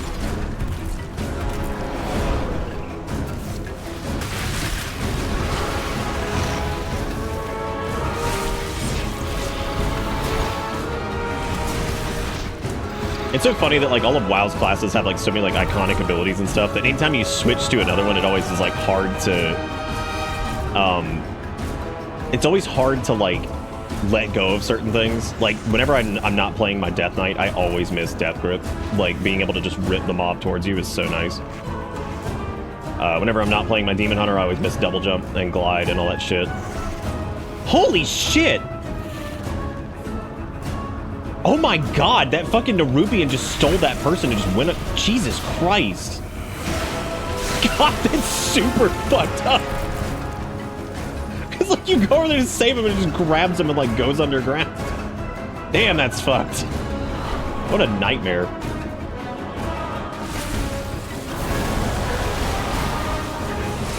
You know, the fucking, like, the Frosty K fantasy of just summoning, like, gigantic fucking frost worms and big chunky like smashing obliterates and splintering ice and all that stuff, like that's fantastic. They also updated the Shadowlands Covenant abilities that stuck around to be more like class thematic. So like the Abomination's Limb, which summons like A-bomb limbs to pull targets towards you. They made it a little bit more like unholy green as opposed to like the Necrolord green color, so just yanks targets towards you and shit, which is really good. They fixed the hunt on Demon Hunters looks really good now too. It's like Fel themed as opposed to Ardenweald themed. Hey Red, what's up, buddy?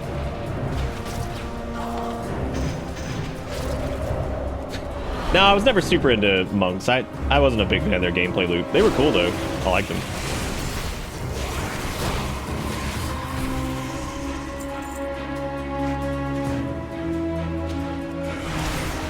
God, that the slash that they do, like, sometimes on, like, procs is so fucking cool now.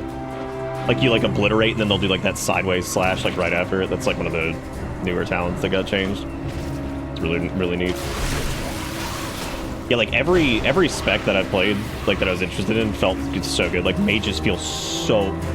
I gotta show you guys, like, Sun Fury Mage at some point. You are just Kael'thas Sunstrider. Like, it's disgusting. Like, when they're in, like, their burst window during, like, combustion, I mean, it is literally pyroblast after pyroblast after pyroblast. Just instant. Meteors are dropping from the fucking sky. Your Phoenix shows up and is dropping meteors on shit. I'm like, dude, this is insanity. I'm like, you are just like, fuck that thing in particular. It's like, oh, you want to fight fire with fire? How about fight fucking everything with fire? How about you destroy the entire goddamn planet with fire? Which is good. That's what Fire Mage needs to be. They need to be Kael'thas bullshit, where he is just raw, stupid bullshit power. I'm pretty sure one of the hero talents for Fire Mage is actually called merely a setback, which is really fucking funny if you know the joke with that. Because Kael'thas was known for coming back several times, and one of his most famous lines was Tempest Keep was merely a setback, as he's standing there fucking half dead with a fell crystal embedded in his chest. It's like, was it? Was Tempest Keep merely a setback, Kael? Was it? Was it? Because you looking pretty shit, dude. You having a hard time. You're struggling, man. Dude, I didn't even like, after like I finished up in season 3, I didn't even bother going for Orange Stick. I just wasn't interested in it. I was probably like halfway through the bad luck protection because I did a few heroic kills. I did several normal kills. I played tons of normal kills, several heroic kills. I just was like, I don't care anymore, dude. Like, I don't want to do this. I just wasn't interested in it from like a lore standpoint. Follow me. We'll work together to find any of the others that need rescuing. Okay, so they actually managed to evacuate some people there, it looks like. There could still be more survivors. With me, champion.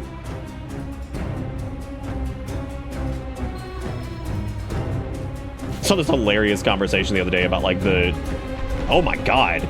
Damn it all. Cut through the sewers and find. I gotta go through the sewers? Don't make me go through the sewer. Even WoW putting me in a sewer level in the first 5 minutes. Damn, they won't stop. Next thing you're gonna throw me in a desert. Oh hey Anduin, what you got going on down here, man? Glad to see you haven't evacuated yet. The Nah, my man. Nubians are capturing the rogues who live down here. Let's rescue them. Oh my god. Oh my god, the lore bits, and this is fantastic. I love how specifically he's like, the Nerubians are capturing the rogues who live down here. Like, and that's 100% where a lot of rogues are in Dalaran. Like, they stay in like the sewers and like the underbelly. That's super fucking cool.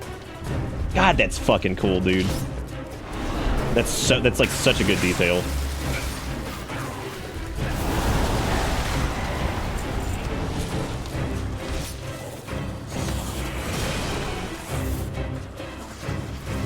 A friend once showed me a path through here. Head to that sewer grate.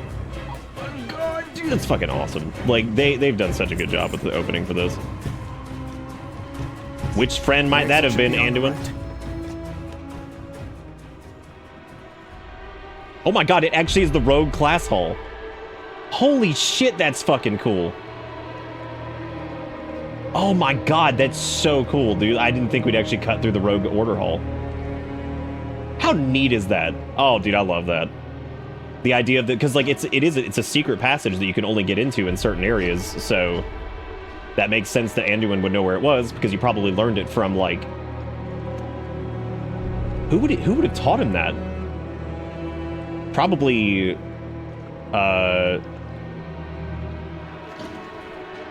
maybe like Sanguinar taught him that. I don't know who the hell would have taught him that shit. I don't know if Tess would have taught him that. Maybe? I don't know, dude.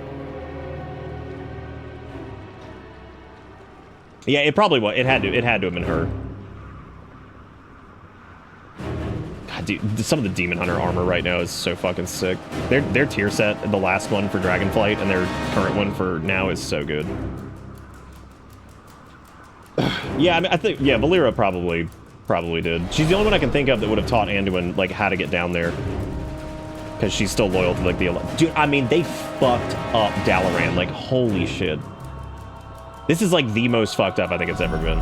Welcome to Bitterbits. Yo, Savar, what's up, buddy? How's it going? We're over here geeking out. What are you doing? What are you guys waiting on?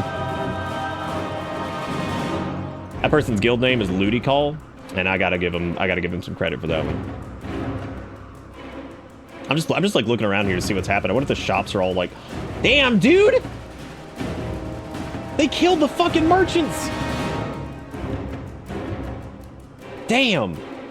I love this moment of me being like, holy shit, like people that like just work here every day are dead, and then there's Skid Mark back here. There's Skid Mark. I do wonder, yeah, the guy's, I think the shelves were still, no, that's on the other side, so we can't check, I don't think. Wait. No, because it wasn't this one. Which shop was that?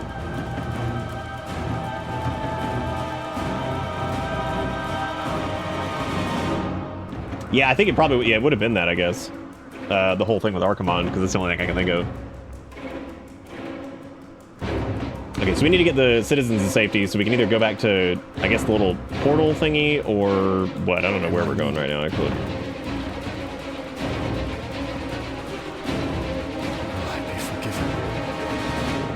It ain't gonna be over here. We can't cut through this. Can't get over the doo-doo pile. Might be upstairs in one of these areas. Maybe like something got broken. Or maybe we weren't supposed to leave like the rogue order hall? That doesn't seem right though. I don't actually think we were supposed to. I think I walked past whatever. Yeah, it's back over here. Okay, there's like a yeah, they wanted us to go over here.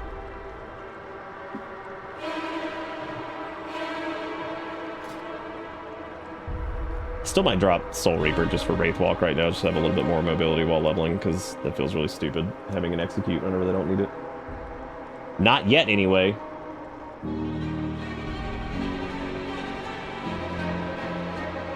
I'm still deciding what hero talent section I'm gonna take. Here's our exit. Because I don't know if I want to do Deathbringer or Riders of the Apocalypse. Let's just hope the other rogues escape. Who is calling for help? Best if we split up here. I'll guide everyone to safety and see about getting them evacuated. In the meantime, you should search for Khadgar. I'm sure you could use your aid as well. You'll find another exit further ahead. It should lead you back to the surface. Find Khadgar back on the surface. Weird. I'll get them to safety. Try to find Khadgar. All right, Manduin. I'm going. I'm doing.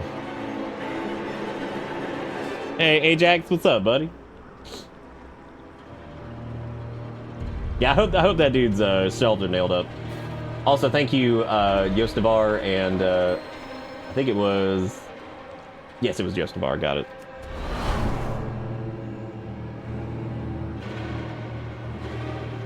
How you been, man? I feel like I haven't seen you in a little bit, but... Yeah. Dude, the cosmic void effects are fucking sick.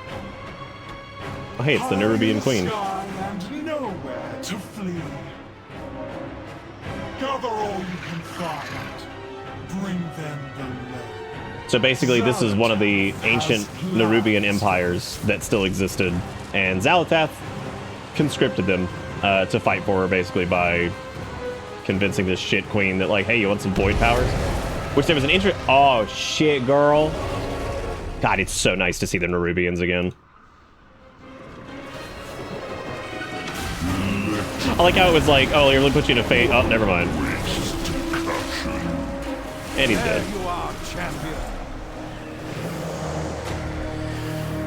We will defend Azeroth. I'm glad to see you're okay. There's no end to these Nerubians, I'm afraid, at least for now. Dalaran is lost to us, but the people remain. They must be our primary concern. Take this portal down to Kaz Algar. Those who escape will still need Damn, help. dude, they really fucked up Dalaran. Like, holy shit. I must first find Deliria. We'll meet you when we're able. Good opening. Really, really cool opening, I think. I think the idea of Dalaran being attacked is fucking sick.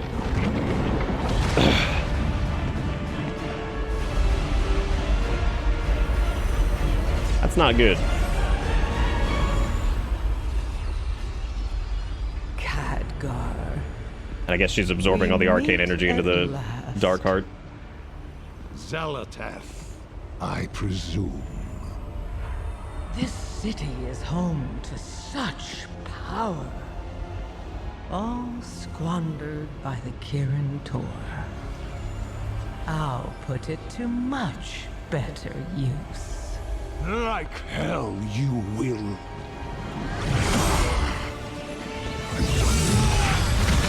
Goddamn Khadgar pulling out that fucking Azure Comet.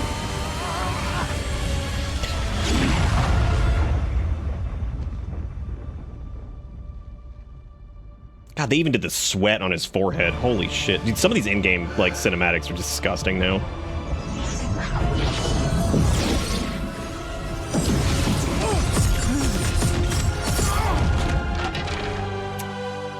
Great. There you are.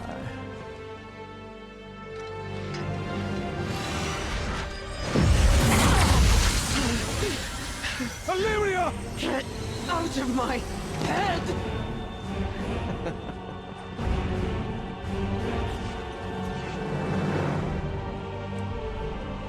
I just noticed they broke Khadgar's staff too, which is fucking ridiculous. This isn't the real fight.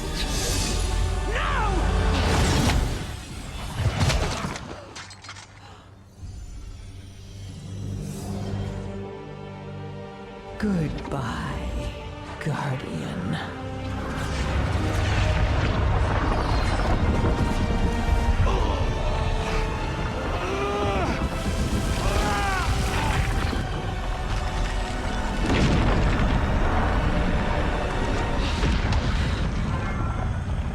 Oh, I mean, like, when they fucking destroyed Dalaran.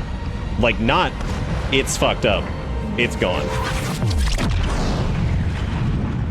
Holy fuck, what an opening to this goddamn expansion. Holy shit.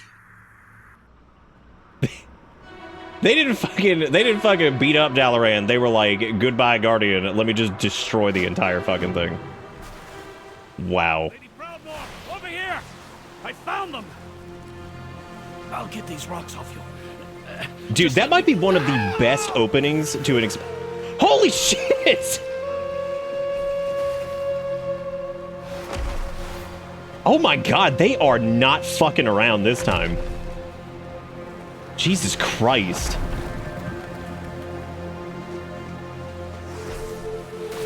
As yet another Kirin Tor mage just dead.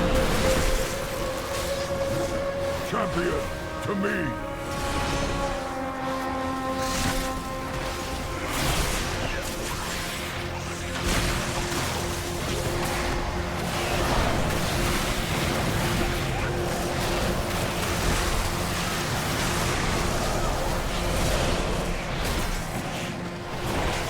Damn, dude.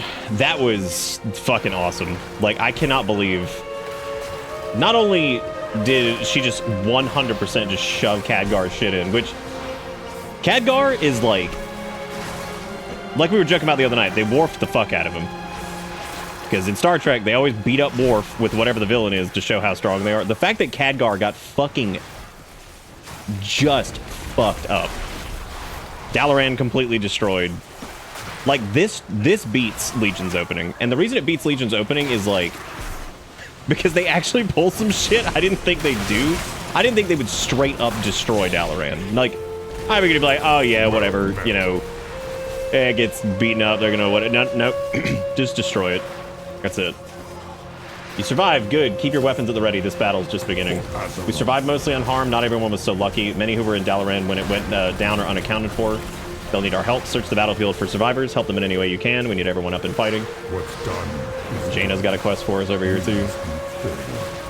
The Nerubians are everywhere. There are too many for all of them to be solely crash survivors. I've seen others burrowing up from the ground. This Queensguard Xerix was laying in wait here to overwhelm us. Let them know we're not easy prey. Cut them down. We have to push forward or we'll be slaughtered. Rescue who you can along the way. Hey, you! Give out these antidotes! I've got them as fast as I can! Oh my god, they've got Marin Noggenfogger out here. Holy shit. Oh my god, I can't believe that. Dude, this is awesome. That's super cool. Last character I expected to see here, but it makes sense.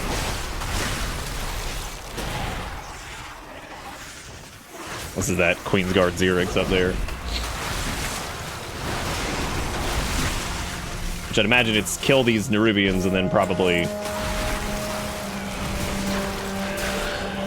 You know what's funny is like after my stints in like 14 and like playing like Destiny for a little while and shit, you know what I really miss like coming back to WoW was looting.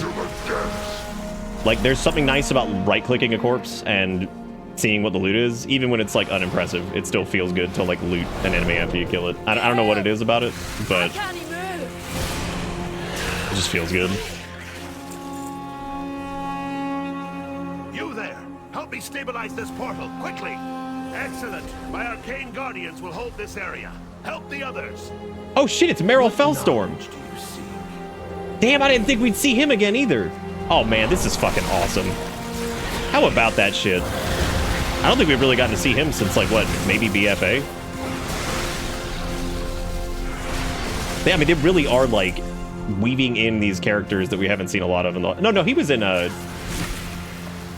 think he was in, Dragonflight at one point. Maybe not, though. He might have shown up. I thought his voice sounded familiar. I was like, who the hell is that?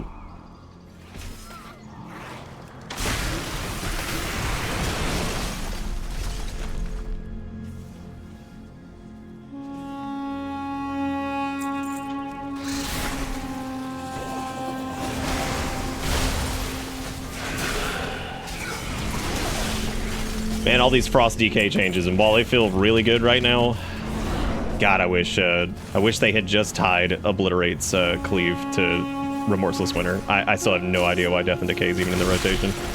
It's so weird.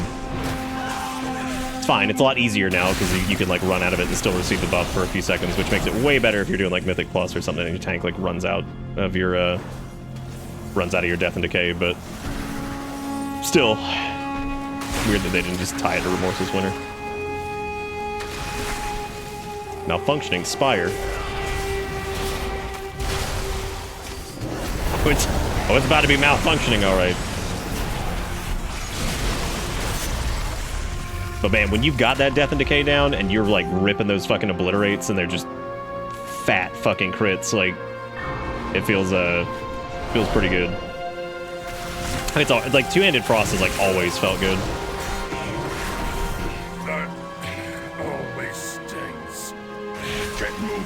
I'll take care of the wounded. We should have watched the little animated shorts before this too, because they're really good. The one with Xalatath and the Nerubians is fantastic. Her crawling out of the fucking wall is like one of my favorite visual images I think that they've ever done for one of those. The idea that she just like comes out of this fucking portal and she's like, y'all want some fucking, y'all want some drugs? I cannot. Well, there's Aethys Sunreaver. Damn. Much better. Now, there is work to be done. Baladash, Malanon. Dalaran housed many precious and powerful relics. Many of them were damaged in the crash and are now malfunctioning. They must be destroyed. Take this scroll. I have stored a shattering spell within it. Read the words aloud and its magic will be unleashed. Report what you've done to Jaina when you're through. She'll understand. We must Use this scroll. These relics must be destroyed before they overload. I've always appreciated that like you can read the quest text, but like some of the like dialogue from the characters will normally kind of give you like the gist of what you're doing if you don't read it, which is nice. Like he basically gave us the abridged version of that, right? Destroy the relics, whatever. They need to be destroyed before they overload. There you go. Here you go, dude.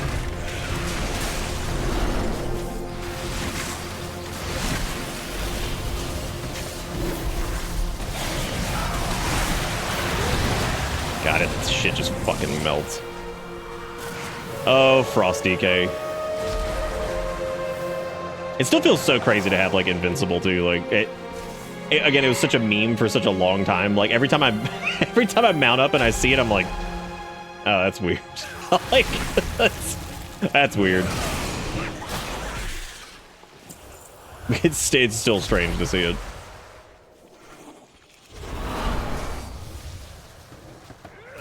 My only complaint with DKs so far is I'm not a big fan of the tier set this go around from the raid. It's just not my thing. Like it's pretty cool. I think it's the helm that makes it look goofy.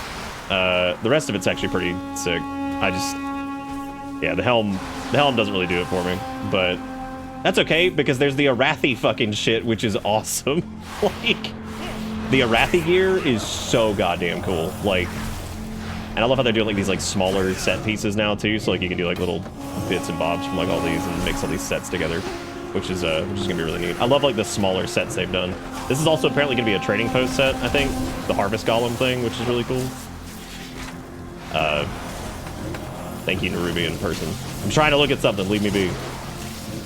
Where's the other one? It was this one. Yeah, the Delve version, the Hallowfall gear. That shit is fucking awesome.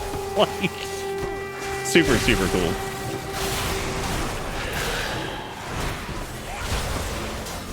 Okay, I still need to save a couple of the crash survivors, I think.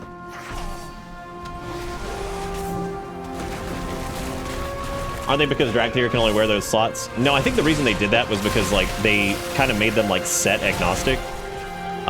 Like the mage one that's built to look like... the one from Remix looks exactly like Kael'thas's set. I think the idea is that you pair it with things like the any of the Revendreth stuff looks really good with it. Matches the color scheme great. Like my mage has got a transmog right now that makes use of like the Blood Elf heritage armor and then also the kind of Kael'thas-esque pieces. I think they just made like 3 pieces because I think Helm...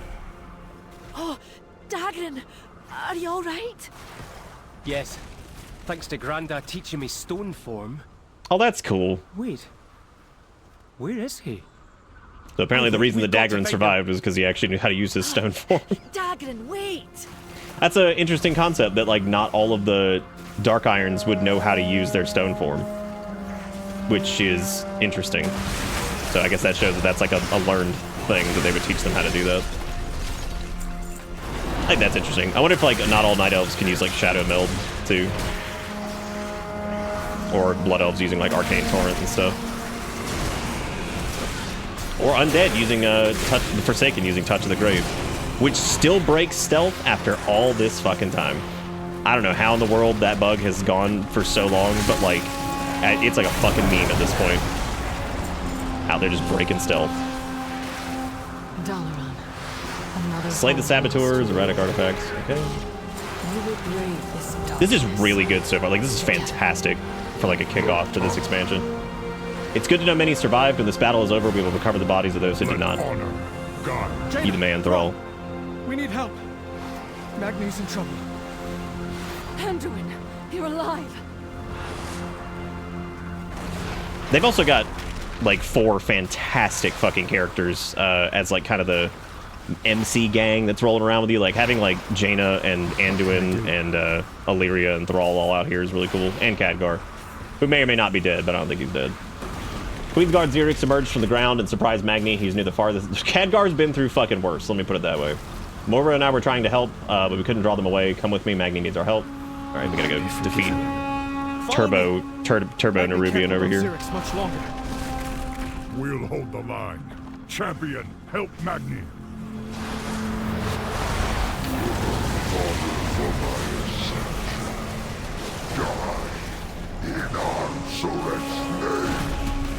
God, those obliterate crits feel so fucking good right now, dude. Yeah, they really got it with Frost. They nailed it. Feels really good. We can't hold them. You know the big thing I love about WoW's music too is like we talked about this before. Like I love 14's music because it's weird and out there sometimes, and seems to kind of break convention. The thing I've always loved about WoW's music is that like it's really cohesive. All of it feels like it belongs together, but then sounds unique in different ways, which is really cool. So it never feels like something's horrifically out of place. So I've always appreciated that about it. That like everything feels like it's glued together really well. It never feels like it's like ripping you out of it. Trespassers! My directive is to protect the Isle of Dorne. So these are the Earthen. They're the new playable race. They're basically stone dwarf people. Fight for our lives. We need aid. What you need matters not. Your presence is not authorized by the Titans. The Titans? Now, don't you be talking to my daughter like that, you great stone. An earthen, hardened like a diamond. A Thragar. You've seen others akin to me? I have only heard stories of their Oh, interesting. heroics. So they kind of like revere Magni because he's like made of crystal. So I guess he's like similar to them, but... Laddie, it weren't Titan magic that... What he means to say is, yes, of course. And we'd be honored to... Dornegal! What disaster have you brought to our city, Outlanders? I really like the way the Earthen talk so far. They're very different than like the traditional dwarf. Like it's weird hearing like the dwarves all of us not have like their traditional accents. Like that's really, it's weird seeing a dwarven race that doesn't speak like the rest of them. So I think that's pretty funny because they've been like completely separated from them, I guess. So culturally, naturally, they're going to be, you know, extremely different. I follow the council. They're obviously like big Titan worshippers. Okay, so doing this unlocks skywriting here. The other thing I've enjoyed about the most recent expansions is the ability to just... You can just fly right out the gate again, but they've designed these areas around flying so they don't feel like stupid. I don't know, it's just nice. You've brought a death and destruction to our shores, the likes of which has not been seen in millennia, but you have Nerubian blood on your hands and a Thragar at your side. This is enough to earn my trust for now. My Storm Riders and I must return to our capital, Dornogal, and investigate what is likely an ongoing attack there. Fly with us. Our slipstream will allow you to soar through the skies with ease. I will send other Storm Riders to collect your allies once it's safe from the land. Fly high.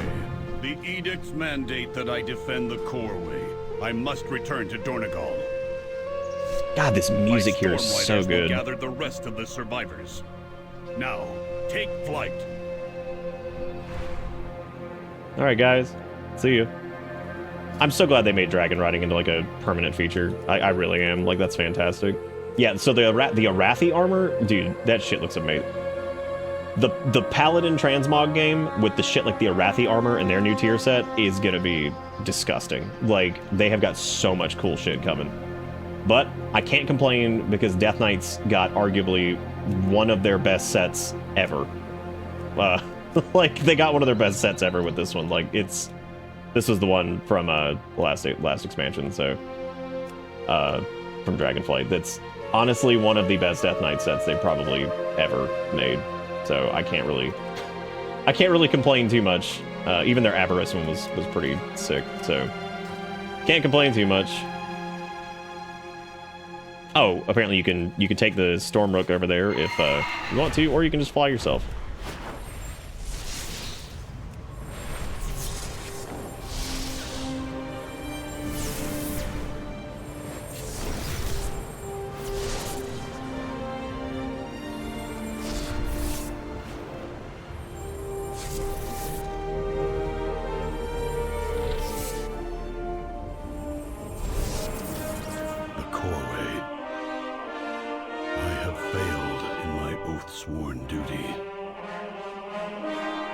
Oh, it's nice seeing like the drag theory here and stuff. I like the drag theory. I think they're neat.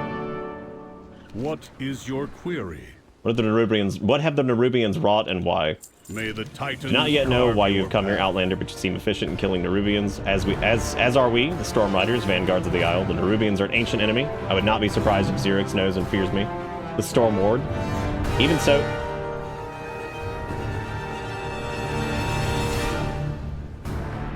damn, music here slapping too.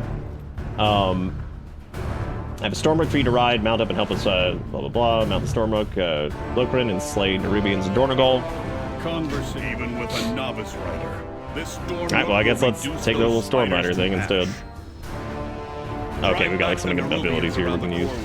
I will handle the ones farther into the city. Take my little zappy bird.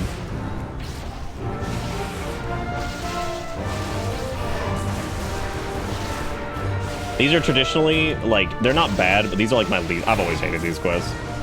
I don't know what it is about it. I've hated them in every game that's ever done anything like this. I just never have liked the whole like fly around a vehicle and shoot thing. Well, it's just never been my thing. Now, I believe you and your friends have much to discuss.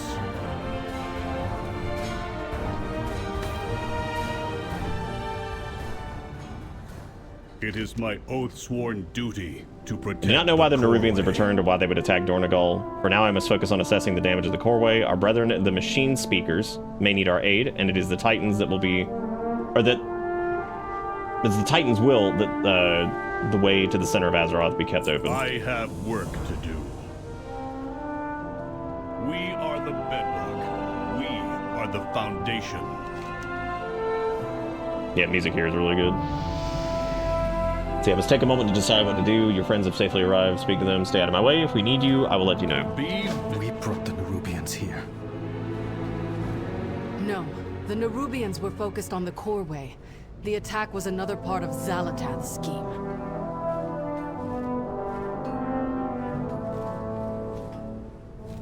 I like how the amount in trade chat has continued to go up for how much extra the early access was. $50 now, which it's not. It was not 50 fucking dollars. Just keeps going up.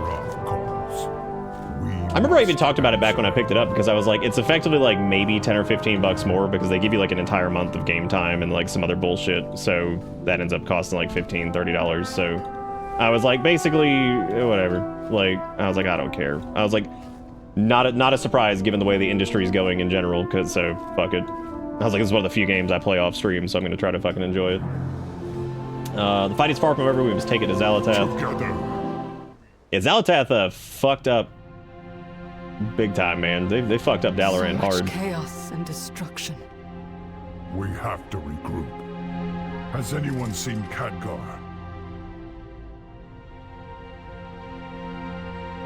They did a pretty good job on Anduin's in-game model compared to the cinematic version they did. We'll grieve him in time. But There's no Thrall way is Khadgar's fucking dead, dude. Without reinforcements, we're at Xalatath's mercy. No, you're not. You have the murder hobo with you. Look behind you. We must stop her. Jaina and I will rally the Don't worry, you've got the murder hobo. But it will take some time. Just tell them that there's loot on it. They'll be like, right. In the meantime, we'll stay here and keep the survivors safe. You will. Not me. Illyria, we need your... No, you don't. I can't keep anyone safe. who's definitely not the Warrior of Light. But I can hunt Oh, down dude, did you know that Xalatath Final Fantasy XIV invented RPG? and make her pay. Did you guys know? I learned that last week. Did you know that they actually invented the MMO as a concept? We will be I was there. and we will be ready. Well, at least this time, I mean, you know, we're not trapped here. They just took their portals back to go let people know what was going on.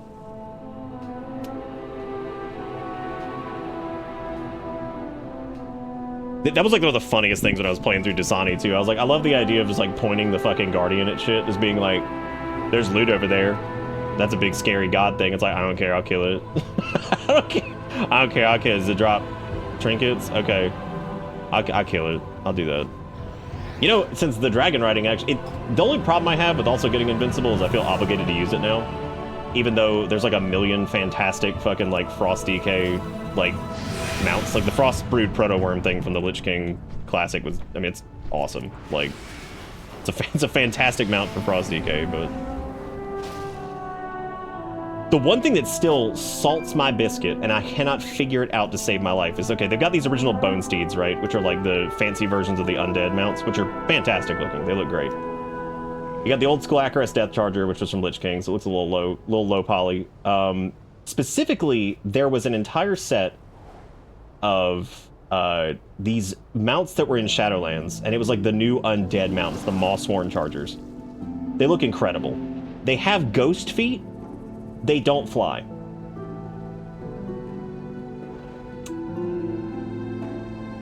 It upset me in a way that I couldn't describe. And I love how Invincible makes sense, does have wings. I get it. But like, there are other magical horses. Fucking Sinrunner Blanchy can do the dragon riding shit. And look, they're just a ghost red horse. They can do it. So why can't the Mossworn Charger? It's got ghost feet, for God's sake.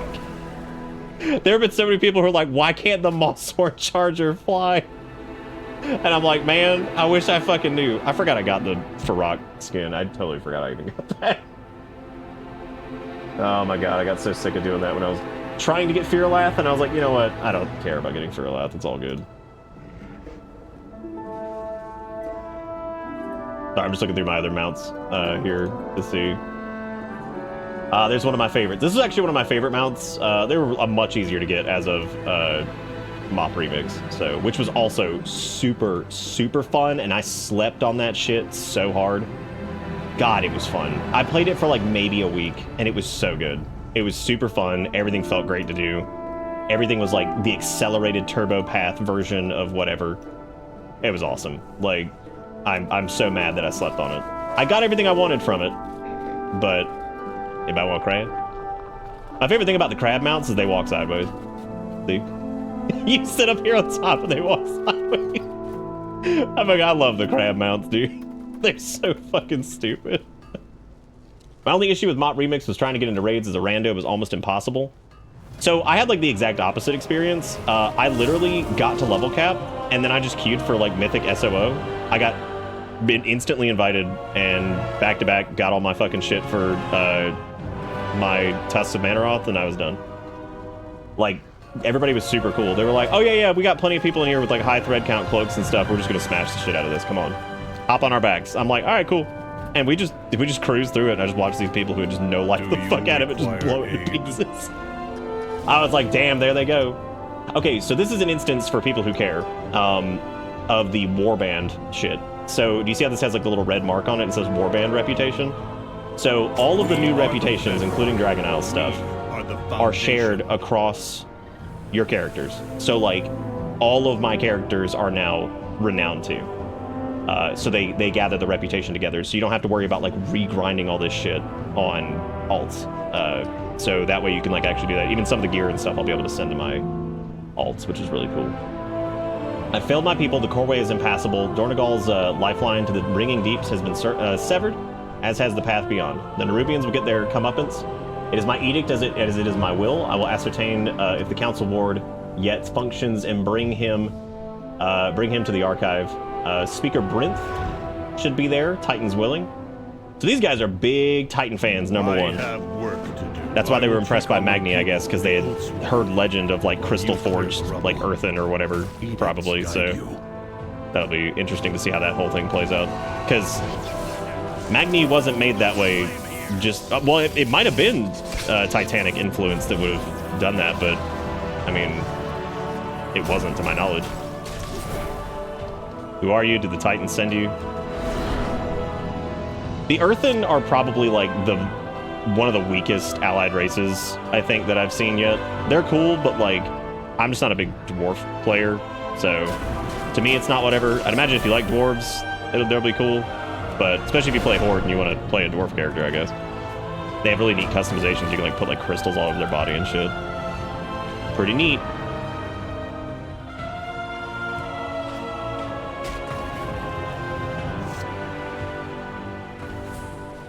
I always try to do like low fantasy transmog shit whenever I'm doing like a new expansion. I need to probably do that with the Death Knight. Maybe we'll whip up a transmog here. These are all low impact streams. This is just me playing a game I really love. So don't expect too much entertainment value, I guess, if there ever really is anyway. But meet Baelgrim in the archives by the Coreway. I said I would go over this too. All of this is pretty straightforward. I've kept my UI really simple for this. This is our health bar over here. These are some of our resources. This is the target health bar, so whatever I'm targeting. These are our action bar stuff down here. You don't really have to pay attention to that. This is our current XP towards the next level. This is our damage done down here. This is our little DPS meter. It's actually got a cool skin on it that makes it look like the default UI, which I thought was nice. And that's about it. So it's pretty straightforward. This is our little quest log over here. That's it. This is the map, of course. All kinds of different fun filters and shit. Dude, the Blizzard's maps have always been just like top tier. This shit's always so nice. So colorful and interesting, and like, I've always loved their maps. Oh yeah, Glamour is ass, dude. It's fucking terrible. Like, okay, conceptually, I like Mechagnomes more than I like Earthen. I don't like what they did with Mechagnomes. Now, if you're playing a Mechagnome and you wear their heritage armor, they look fucking awesome because they just look like little robots. And if Mechagnomes were just straight up little robots, I would fucking play one. It's the fact that, like, they've got, like, the diaper thing going on, and, like, they look like Gross Gnome at the top, but then their limbs are... If they had let you just be, like, almost damn near full robotic, except for, like, the head or whatever, I'd probably be playing one. Like, I love the concept of, like, the fully mechanical gnomes, but survivors I just hate what they did with it. Oh, hey! Oh, our little dragonflight thingy updated to Kaz Algar. Oh, it's kind of sad to see that go, man. These are their the renowned systems. This shows you, like, as you perform more stuff for them, that you unlock more shit. So, kind of just shows you, like, what comes next at the next rank you get for your reputation system. We protect the people of the isle. Looks a little battle passy, but it's not. It's just in-game shit. Is that a memory gem? You should have not have disturbed our dead, but you have brought it to the right place. A memory gem. Memory gem. There will be more to recover, I fear. She sounds super familiar. Oh my god, is Speaker Brent the lady who voices, oh my god. Is that the lady that does, Sabathun? I think it is. Holy shit. Hang on a second. That sounds just like her. The lady from Mad TV.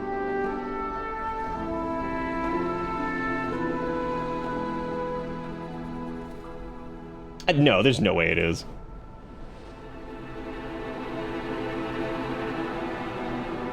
I don't even know if that would be, like, listed anywhere yet.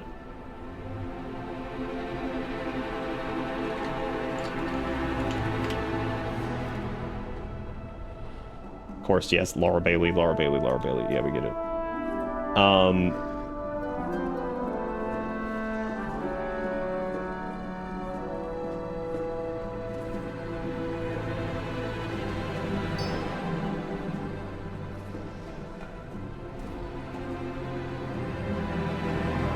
Hang on, I'm reading through to see who does her VA. That totally sounds like her, right? What is your query? It has to be. I'm Speaker Brent, the machine speaker, here on behalf of the High Speaker. I serve on the council in his stead, presiding over its restoration of the archive, the Titan machine installed in Dornegal. The destruction of the Coreway is regrettable. I have not returned to the Ringing Deeps in centuries. Dude, that totally... I gotta click her again. I'm sure your name is in the archive. Like, that's... May the deeps continue to ring. That's gotta be her, right? That sounds so much like her. Deborah Wilson? Is that her name? Yeah, because she was on Mad TV, right? That's what I remembered her from when I first heard... If it's not her, it sounds super, super like her. Let me see if she's... So yeah, Deborah Wilson. Let's see if she's credited. Yeah, because I remember her being funny as shit on fucking Mad TV. I don't know if it'd be credited on IMDb yet, because this is, like, barely out. I mean... She's not listed in anything upcoming for World of Warcraft, but then again, sometimes their VAs aren't listed, like, right away. I think it's probably gonna they probably want them to be a little bit flat, because they're very, like, machine people who worship machines and all this other bullshit. She actually already voiced somebody in Legion. I don't know who it was. It's not credited. But I don't... She also apparently did voice work for I mean, she did shit for D4. Honestly, I wouldn't be surprised if that is her, because, like, if she did work for D4, they probably got her to do stuff for this, too. Directive? I'm Speaker... Okay, yeah, so we already got that. Let's... Return if you have more queries. Memory gem you recovered is what its name suggests. It contains an earthen memory, directives, and hard coding of our edicts. This building, the archive, is the nexus of our civilization. Here, memories are cycled, cataloged, and stored at the end of the earthen's scheduled rotation. With the codex I have invented, we can access 1 or 2 memories from a memory gem. Take it and read the memory gem you found. So this is interesting because this is basically what a culture with basically, like, untouched Titan influence would look like. She's got a fucking Dr. Octopus backpack on. She's got, like, some weird, like, cybernetic eye-looking shit. So it's basically people that are infused with Titan technology. Whereas most of the time we're familiar with people being like the curse of flesh, right? Like that's like Titan influence, whereas this is like actually people that like worship machines and live amongst them and everything. Edicts must be followed. I am Merrick's Council Board of Dornegal. I appreciate your aid, especially in light of the fraught nature of your arrival. You must forgive Stormlord Baelgrim. Being suspicious is part of his directive. A formal discussion of our situation is warranted. If you wish to strike back at the Nerubians, as we do, meet us at the Foundation Hall. Baelgrim and I need to review the data so far. In the meantime, you're my guest. Take my ring. It will allow you to access Dornegal's amenities, meet with various earthen citizens in Dornegal. We must talk later. Welcome to Dornegal. You are the first Outlander to visit in years. I'll follow you in a minute. I gotta apparently listen to this prismatic codex or something. Nerubians everywhere. Look out! It was Odin. I knew him. His memory will be preserved. Please deposit his memory gem into the archives. God, that sounds so much like her. So, The archive holds every Earthen's memories. Can you view them? Dagrin, this may be a solemn ritual for them. His query is valid. Yes, but the archive has been inaccessible for thousands of years. I'm gonna turn the music down a little bit and turn the game up. I speak for the machines. What is a machine speaker? It's hard to explain to an Outlander, but I will endeavor to be brief. All Earthen are hard-coded by a Keeper, and by extension the Titans, of the primary function that they must perform. In the Isle of Dorn, every Oathsworn keeps one of two: build and maintain the structures and facilities of Dornogal and the Coreway, or protect the city of Dornogal and the Coreway. In the Ringing Deeps, the land below the Isle of Dorn, there is a third edict: maintain the Titans, machines above and along the Coreway. That is my edict and the edict of my people. All Earthen look to us to save us from our eventual stasis and shutdown by repairing the Stone Vault and awakening the awakening machine. We have so far been unsuccessful. May your cause hold true. Alright, so we need to go deposit this memory gem to the archives. This is really neat so far. I really like what they're doing with this.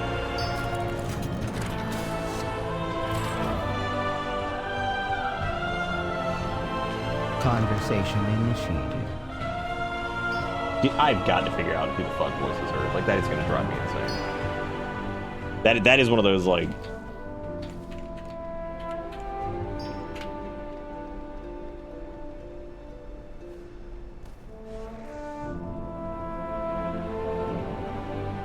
going to drive me insane.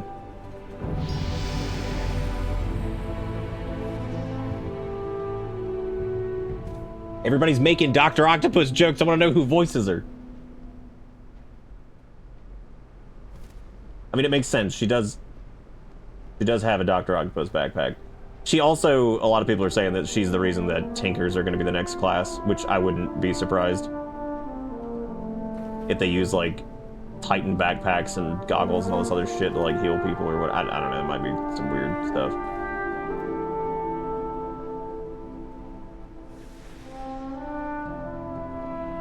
This one comment is saying, why is she not wearing shoes? Did Miyazaki infiltrate Blizzard? This was like another one of those reasons that, like, I love Wowhead, because like having like a centralized database for everything that everybody can kind of like congregate on is fantastic, just because like it's really nice to, I don't know, it's just I miss that so much whenever I play like 14 or Destiny, not having like a good like centralized source of information. Dude, come on, is nobody talking about her fucking VA? That's driving me crazy. Yeah, nobody said shit. 3 fucking full pages of comments, and all of them are Dr. Octopus jokes.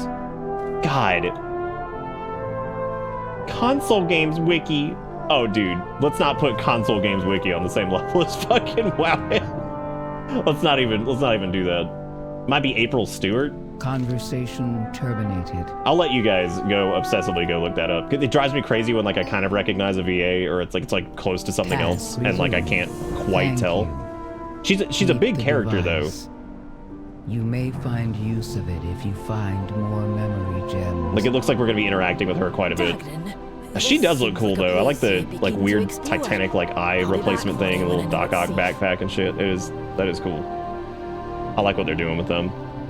Maybe I'll end up liking the Earthen a lot by the end of all this, because then they've got bro fucking bearded dwarf women. Let's get it. Here we are. We did it. We win. We got him. We got him. Finally.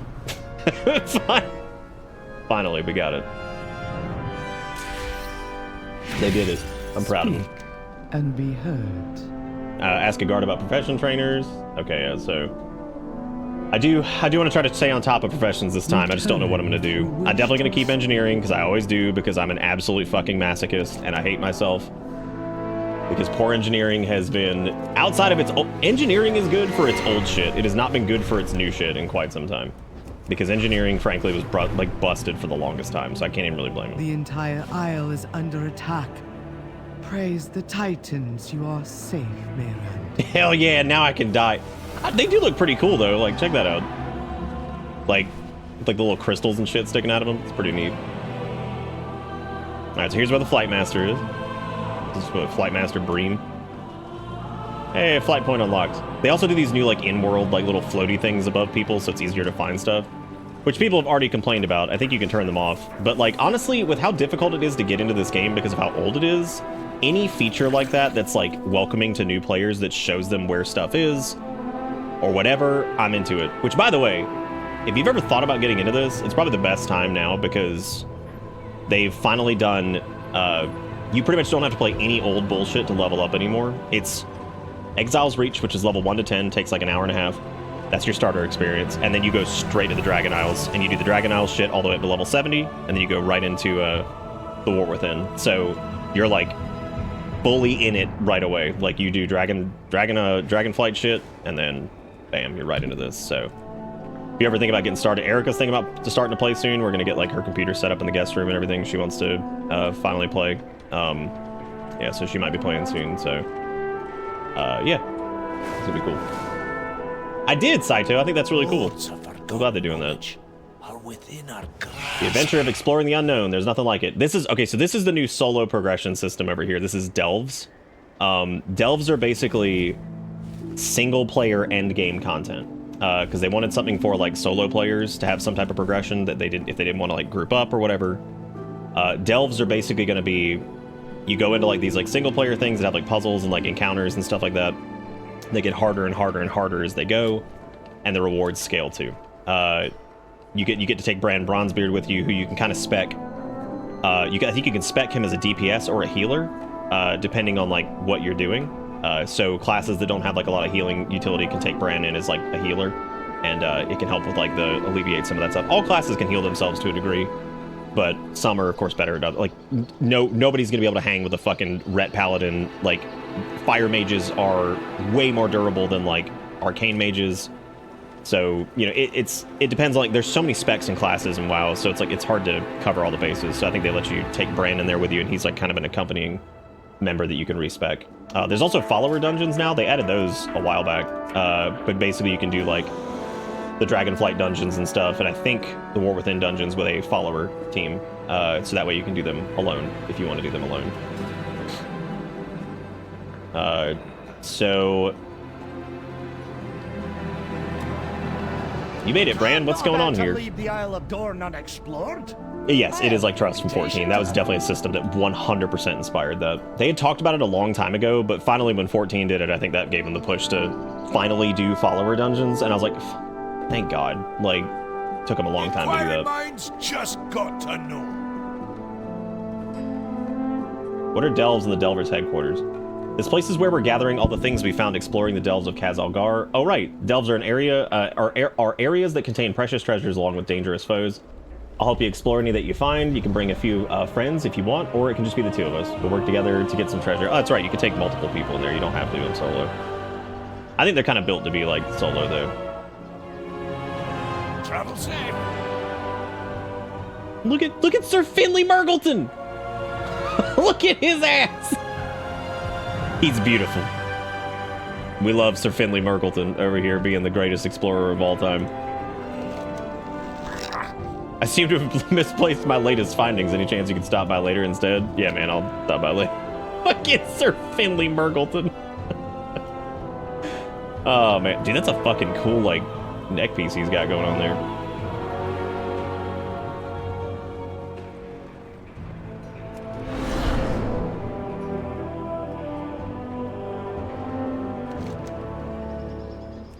All right, who we talking to next? Is the innkeeper? Damn, this is a cozy ass inn. It goes underground, motherfuckers. Oh yeah. Introduce yourself with the council board's signet. Beds are scarce. We have resorted to using the proscenium as a field hospital.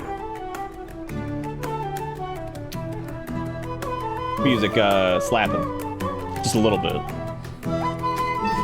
Dude, fucking WoW's art team, music team, and all that, they just keep winning. When the fuck are they not winning? Like, I mean, every goddamn expansion is just full of bangers. Like, literal slapping, yeah. Dude, this underground, like, oh man, this is sick. Anybody want to come to the underground inn in the Earthen Capital? Anybody hang out? Look at this dude just hanging out sipping. What's he doing? Oh yeah, this is good. I was a little worried about... Damn, they even got booths over here? Bro, just have a little sit down. Dude, RPers are gonna shit their pants over this. This is awesome.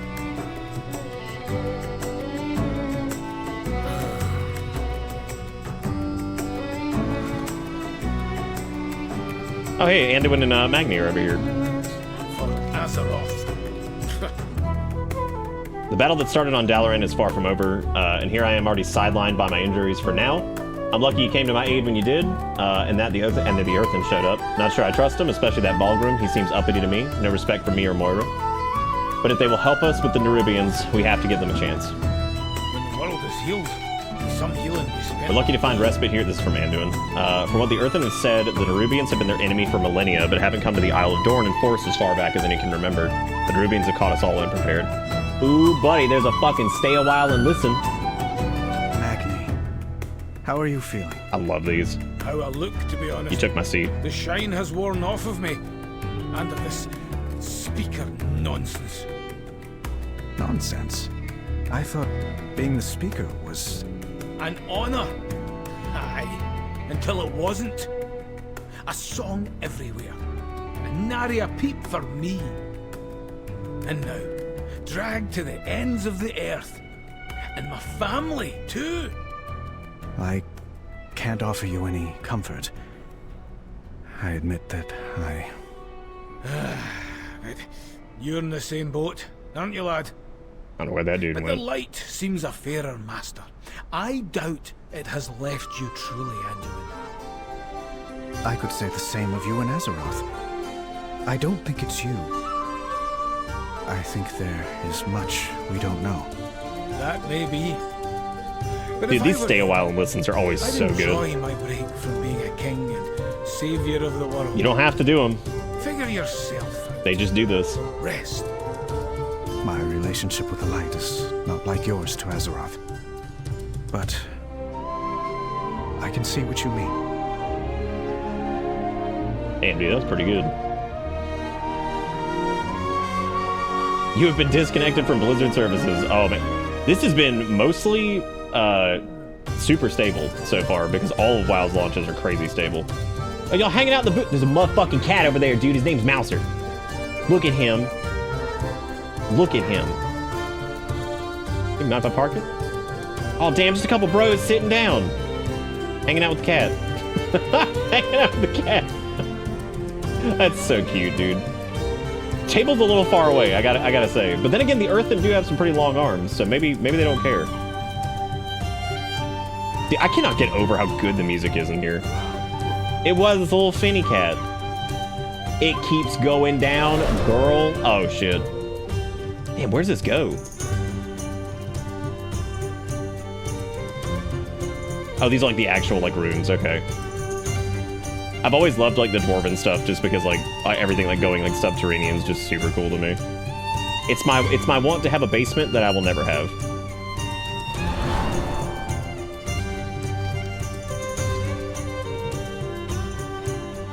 God, this is awesome. I like that the innkeeper is up at the front too, because is that Baldur's Gaze? Nice, good name. I like that he's up at the front because that means so the innkeeper basically, wherever you hearth back to is where you spawn. I like that he's up front and not down in there because it'll make it easier to hearth back and get into the city proper. Which the city so far looks great. It's super cool. They did like the whole kind of like Titan influence thing, but it doesn't look like all the other Titan installations that we've seen up to this point, so looks pretty good. Oh, we gotta actually introduce ourselves to the Flight Master. Were it not for the Storm Riders, the city may have fallen. Yeah, the Earthen do look pretty cool, man. I like all their direction. padded garments and shit like that. That's neat. Oh god, this reminds me I need to purge my friend list again.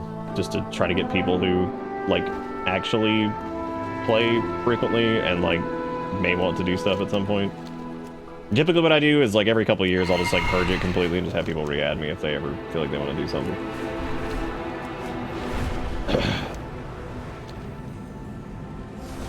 This is the Keeper's Terrace. Damn, this place is fucking cool. This is the other thing I've always loved about WoW too, is like it's always done scaled like very, very, very well. Like things feel very big, like just very, I don't know, like it's got a wonderful sense of scale. Like it never really holds back with that. Like this gigantic hallway, you know, this entire area here, and it's awesome. Super cool looking. So it looks like, I guess the Earthen have like 4 separate rulers. Or 4 like groups. Look at how cool his gear. Dude, their gear looks fucking awesome. Like, I didn't expect to like them. I think they look pretty cool. I have calibrated my prices to be reasonable. Oh, we can get a cloak because we're already ranked 2. That's if we have the fucking resonance crystals, but we don't have any of that resource yet because we haven't played the expansion like at all. You'll just get these, I'm assuming, from just fucking around doing stuff. Just like the stuff from the Dragon Isles. My thanks for your patronage. So he'll be our renowned quartermaster here. There's a Tauren wearing some of the heritage. Oh, that's a High Mountain Tauren, it looks like. I bid you welcome. Pilgrim's vigilance has kept us safe all these years, but today we need help. Hate to admit it, but we have been caught unprepared by the Nerubians. Our process is focused on sustaining Dornogal and declining population. Stormlord Baelgrim's stalwart pride has kept him and the Storm Riders capable fighters, but they are already stretched thin, and they're not builders. The Coreway's damage surpasses our ability to fix it, but that was not always so. I suppose if you wish to understand, you must learn more about us.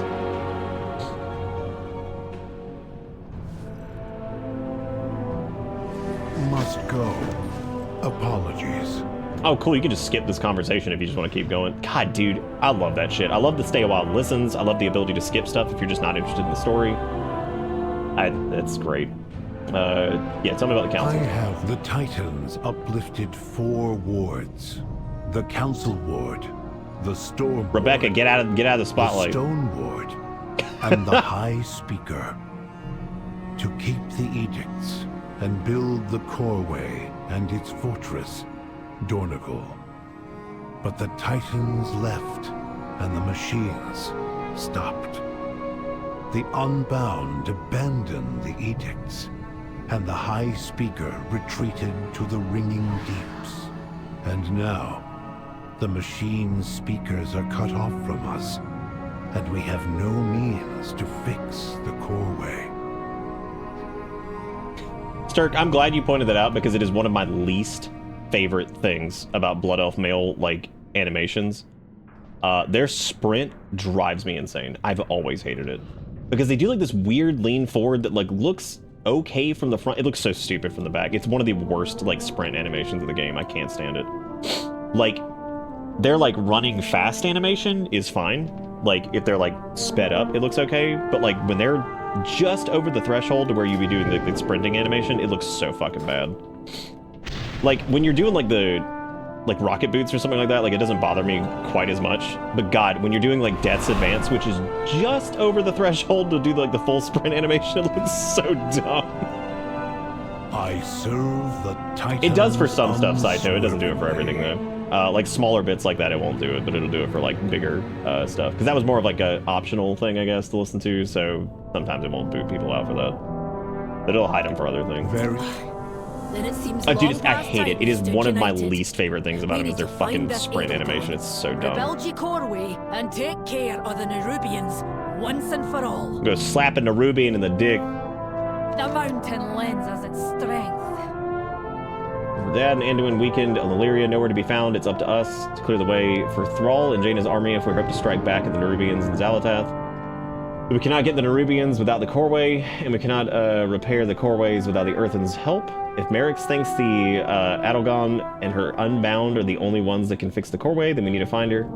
Time to sharpen my smile and put on my diplomat hat. Are you with me? May your hammer strike. Put on my diplomat hat. Can fix the Coreway. Okay, so we have to use this teleporter over here, it looks like. I'm willing to be a liaison, if you be willing to speak with her. Yeah, I don't... You are correct. I don't know, Sturk. Stormward. Dude, I hope to God we get Ethereals. I think Midnight, the next expansion, might have Ethereals as a playable race. Will comply. Follow me.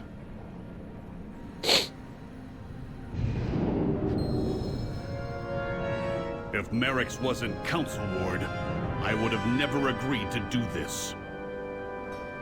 You do not grasp. I like how anytime a character dies or anything like that, they say it's going for like Game of Thrones vibes, and I'm like, ah yes. Did you know that Game of Thrones was the only series ever to kill off a character ever? This should be interesting. We learned all kinds of fun things today. That's a cool looking mount right there. All right, Invisible, let's go.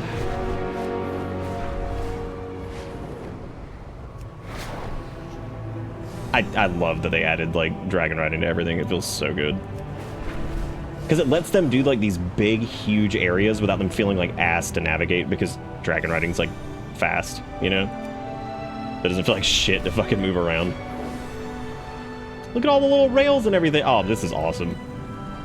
I like this place a lot. There's tons of little side quests and stuff too. I probably should have gone back and done... I've got plenty of time to do that. I can go back to the capital and go do those here soon. What are my two professions right now? I really need to figure that out. Blacksmithing and engineering. Oh my god. I'll probably keep those, but I ain't gonna make any money doing that. Ebona, stay with me. Ebona looks like a pile of rubble. A faintly glowing and mud-like poultice is barely holding her together, but Ebona's eyes are still and do not respond to light or movement. Speak freely and honestly. Adelgon tends to Ebona. I'm glad they said her name, because I would have said Ebona, and I'd be like, that's a really stupid name. Personal directive. Prioritize the wounded. We cannot fight if... Yeah, it feels like they're like the Titan Keepers, but like they're survivor kind of own like culture, which is interesting. Moira, of the Dark Iron and Bronzebeard.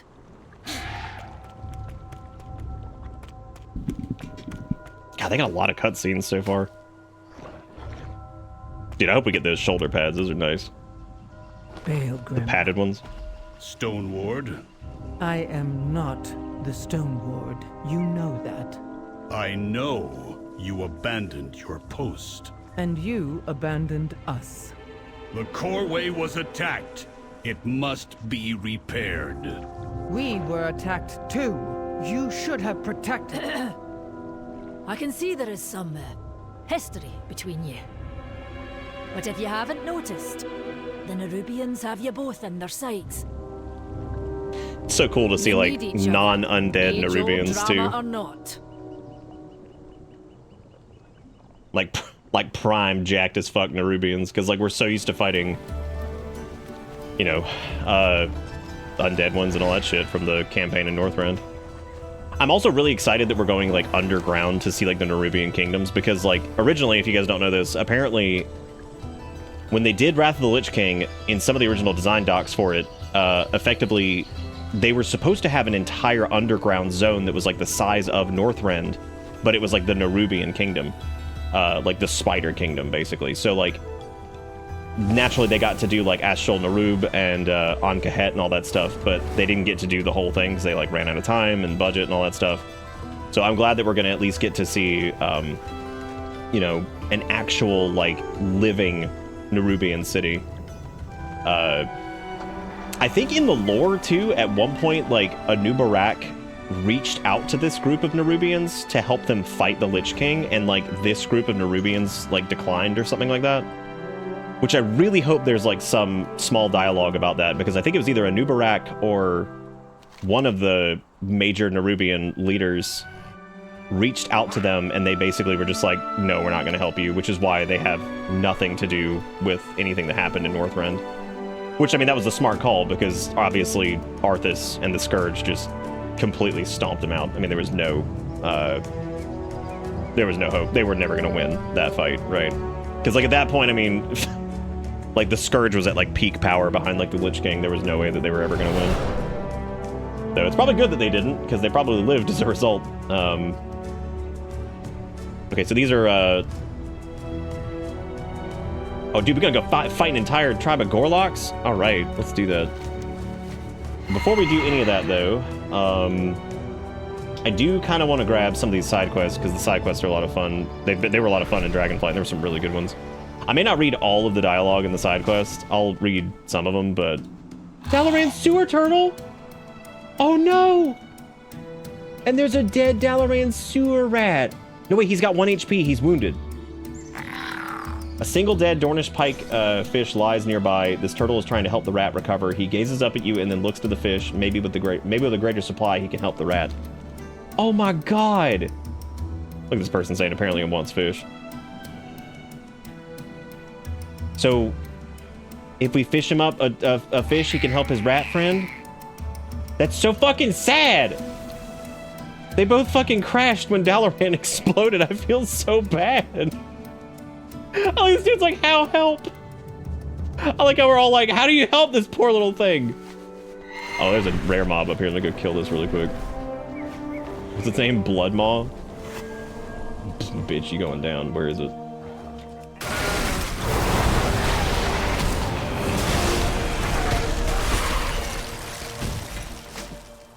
More like Dead Maw, am I right? Yes. Yes. Okay, so we probably have to fish to get a... Yeah, we probably have to fish to help, which I did pick up fishing at one point. I don't know if I trained the fishing for this area. As a matter of fact, before we continue on the quest, let me go back and go train the Isle of Dorn, like, fishing and all that shit, so I can actually have, like, the new profession stuff. So let me go do that. That was a new helm we got. That's actually pretty cool. I like that. They've been doing a lot more of this like low fantasy kind of looking shit for like some of the gear, which I'm really happy about because I feel like we had a bunch of grand extravagant bullshit, but we didn't have a lot of good looking like kind of lower fantasy pieces. So I'm glad that Dragonflight had several of those. And it looks like there's a bunch of them in this too. So, because man, never underestimate like the simple shit because people love that stuff too. People love the big flashy sticks and crazy armor and all that crap, but sometimes, man, a good like just shitty looking fantasy set is pretty cool. Pretty cool, dude. Yeah, I'm gonna pick up the...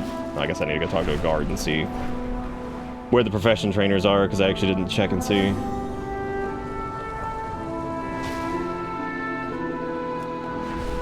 I'm also not rushing to get to level 80. That's like ridiculous because there's not really a lot you can do other than run like normal dungeons and shit like that.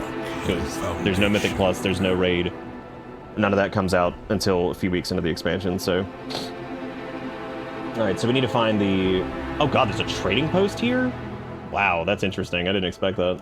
I guess first let's go to the engineering trainer. We'll go do that, and then we'll go do fishing, and we'll do blacksmithing after that, I guess. I really dropped the ball on crafting in Dragonflight. I just didn't focus on it, and I should have. Alright, so we'll go ahead and train blacksmithing here. Oh, it's Kaz-Elgar blacksmithing is what it's called. We can make core alloys, iron claw weight stones. God, I hate that I don't have mining though. It's gonna suck. Maybe I'll do like mining and engineering. Like maybe I'll drop blacksmithing for now. But if I do that, no, I'm not gonna do that. I'll do like mining on another character, I guess. I always hate not having a gathering profession for this.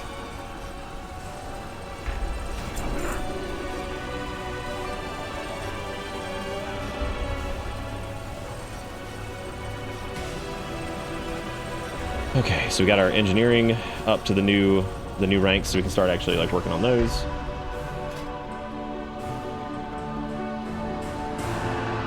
I do like the scrap system for engineering. I think that's pretty neat. Feels very like Fallout-y. Hey Luigi, what's up? It's great so far. I'm absolutely loving it. The kickoff to this was incredible. I just saw your first message. What the fuck happened?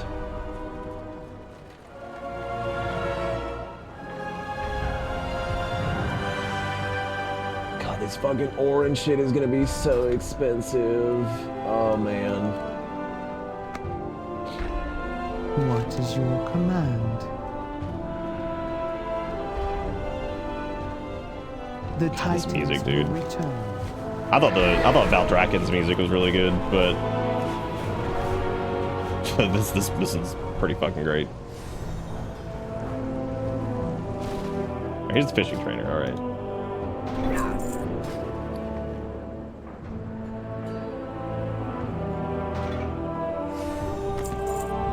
I actually can't even remember if you have to have a fishing pole on you anymore. I don't think you do.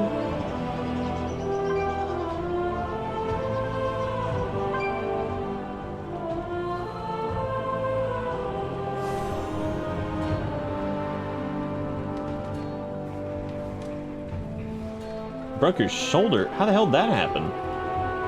Well, don't type too much. I don't want you to feel like you're...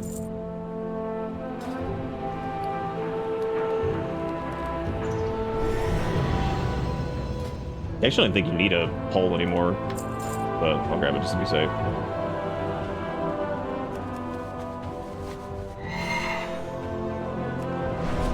Let me see what the side quests are here. Communication initiated. Crossroads is a key place for Earthen to exchange information and goods, no matter their allegiance or edicts. My friend Bondaz unofficially maintains the square.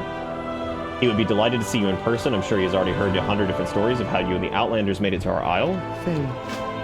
Interesting. I like how there's like Dalaran survivors just like scattered around.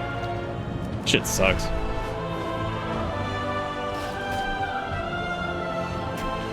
What the fuck is this? What is this? Oh, it's some blacksmithing knowledge. Nice. Well, there's one of them, I guess.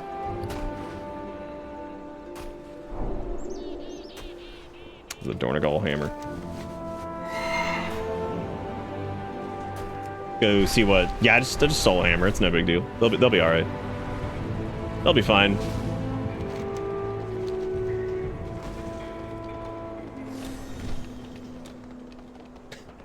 You can, Sass. The arachnophobia mode. Oh, this is the quest line to unlock them as an allied race, which apparently goes all the way to 80, I think.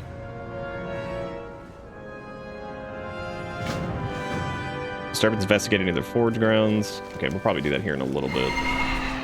Stormriders Bond and to Rambleshire, whatever that means. My band students were doing a photo scavenger hunt, and one of the things was to get a selfie with me, and I thought it'd be funny if I ran away and I tripped when trying to hop a couple stairs and landed right on my shoulder. God damn. I'm sorry, dude. I hope you get better soon. I know it's not fun. That is not fun at all. May the Titans. Okay, that leads us up to an area called Rambleshire. Right outside of an instance, too. Work cycle interrupted. Collect 50 storm spirits by slaying powerful creatures in Kazakh. Oh, it gives you the other Storm Rider sets. Oh, that's cool. May the Titans nice. call. Neat. Very cool. All right, I need to go train, I think, cooking, and then I think I'm good. What is your I should be all caught up. So in Warcraft, you can have the minor skills like cooking and fishing and things like that, but then you need to pick 2 primary professions, so you can do like blacksmithing, enchanting, engineering, jewel crafting, all that stuff. So.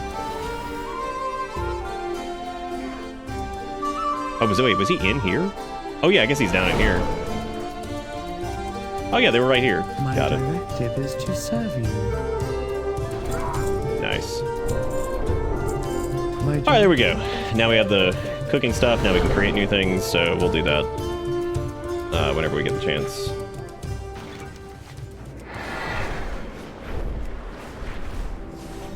Yes, that's where Crossroads Plaza was, which is the thing they wanted us to check out earlier.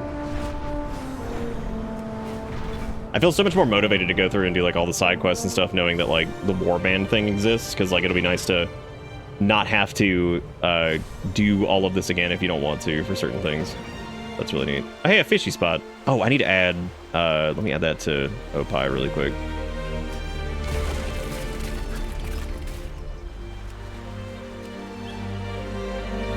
God, the music is so good, dude. Crazy.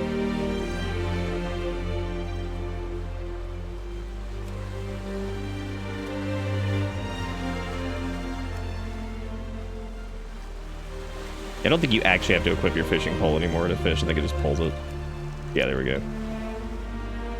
Because we want to fish up some fish for that little.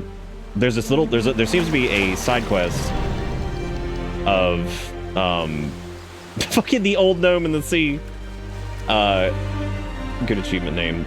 There's a little side quest where when Dalaran exploded, one of the Dalaran sewer rats and Dalaran turtles, it looks like they were friends, and the turtle is trying to help him by bringing him fish. So we went to go update our fishing so we could fish up some fishies to try to help him out. because we want to help. It's not even a quest. It's just like a little thing in the world. So we're going to fish for a minute because I want to help. Oh, apparently you toss that fish back in the water to awaken shit below. Jeez.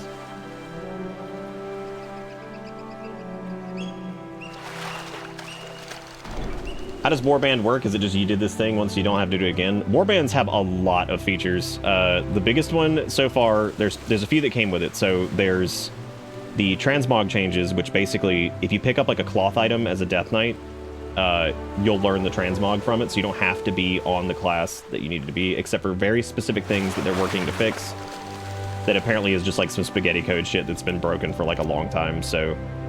or that they're having to like work with. It's basically tier sets from a long time ago that had tokens are difficult to do because you have to be that class to... it's weird. They're working on it. They said they're working on a fix. It will be done. They're just working on it. They can't do it right away. But everything else works. So there's that, which is really cool. There's your Warbound Bank. So things that normally would be like bind on equip are... most of it is Warbound now. And there's a few other things that wouldn't that aren't bind on equip that are Warbound. I'm trying to think of something that I have in here right now that's like a Warbound item. I don't think I have anything on me right now that's like that you wouldn't normally be able to trade. That whatever. You can also transfer currencies. So like this residual memories, which was a currency from the pre-patch, you can transfer this to other characters now. So like you can send it to another character that has some of these. So like if I wanted to transfer all of this currency to that would normally be bound to this character, I can send it to that one. So like if I wanted to send this to like my warrior or my demon hunter or something like that, I can transfer that currency now without having to do any weird bullshit or anything like that. You can literally just transfer it directly from the menu.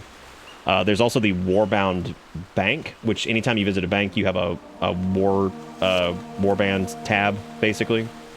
And the tab effectively allows you to store Warbound shit into it. So if there's a piece that like you can't do something with on that character, and it's not like a transmog thing, but some other character can make use of it, you can send it to your Warbound like bank thing and access stuff there. It's really cool. The reputations are also bound to like all your characters. So like right now, since it's a Warband reputation for the new stuff, that Council of Dornogal rep is the same on every character. So any character that's on the account, since they're part of the Warband, it counts.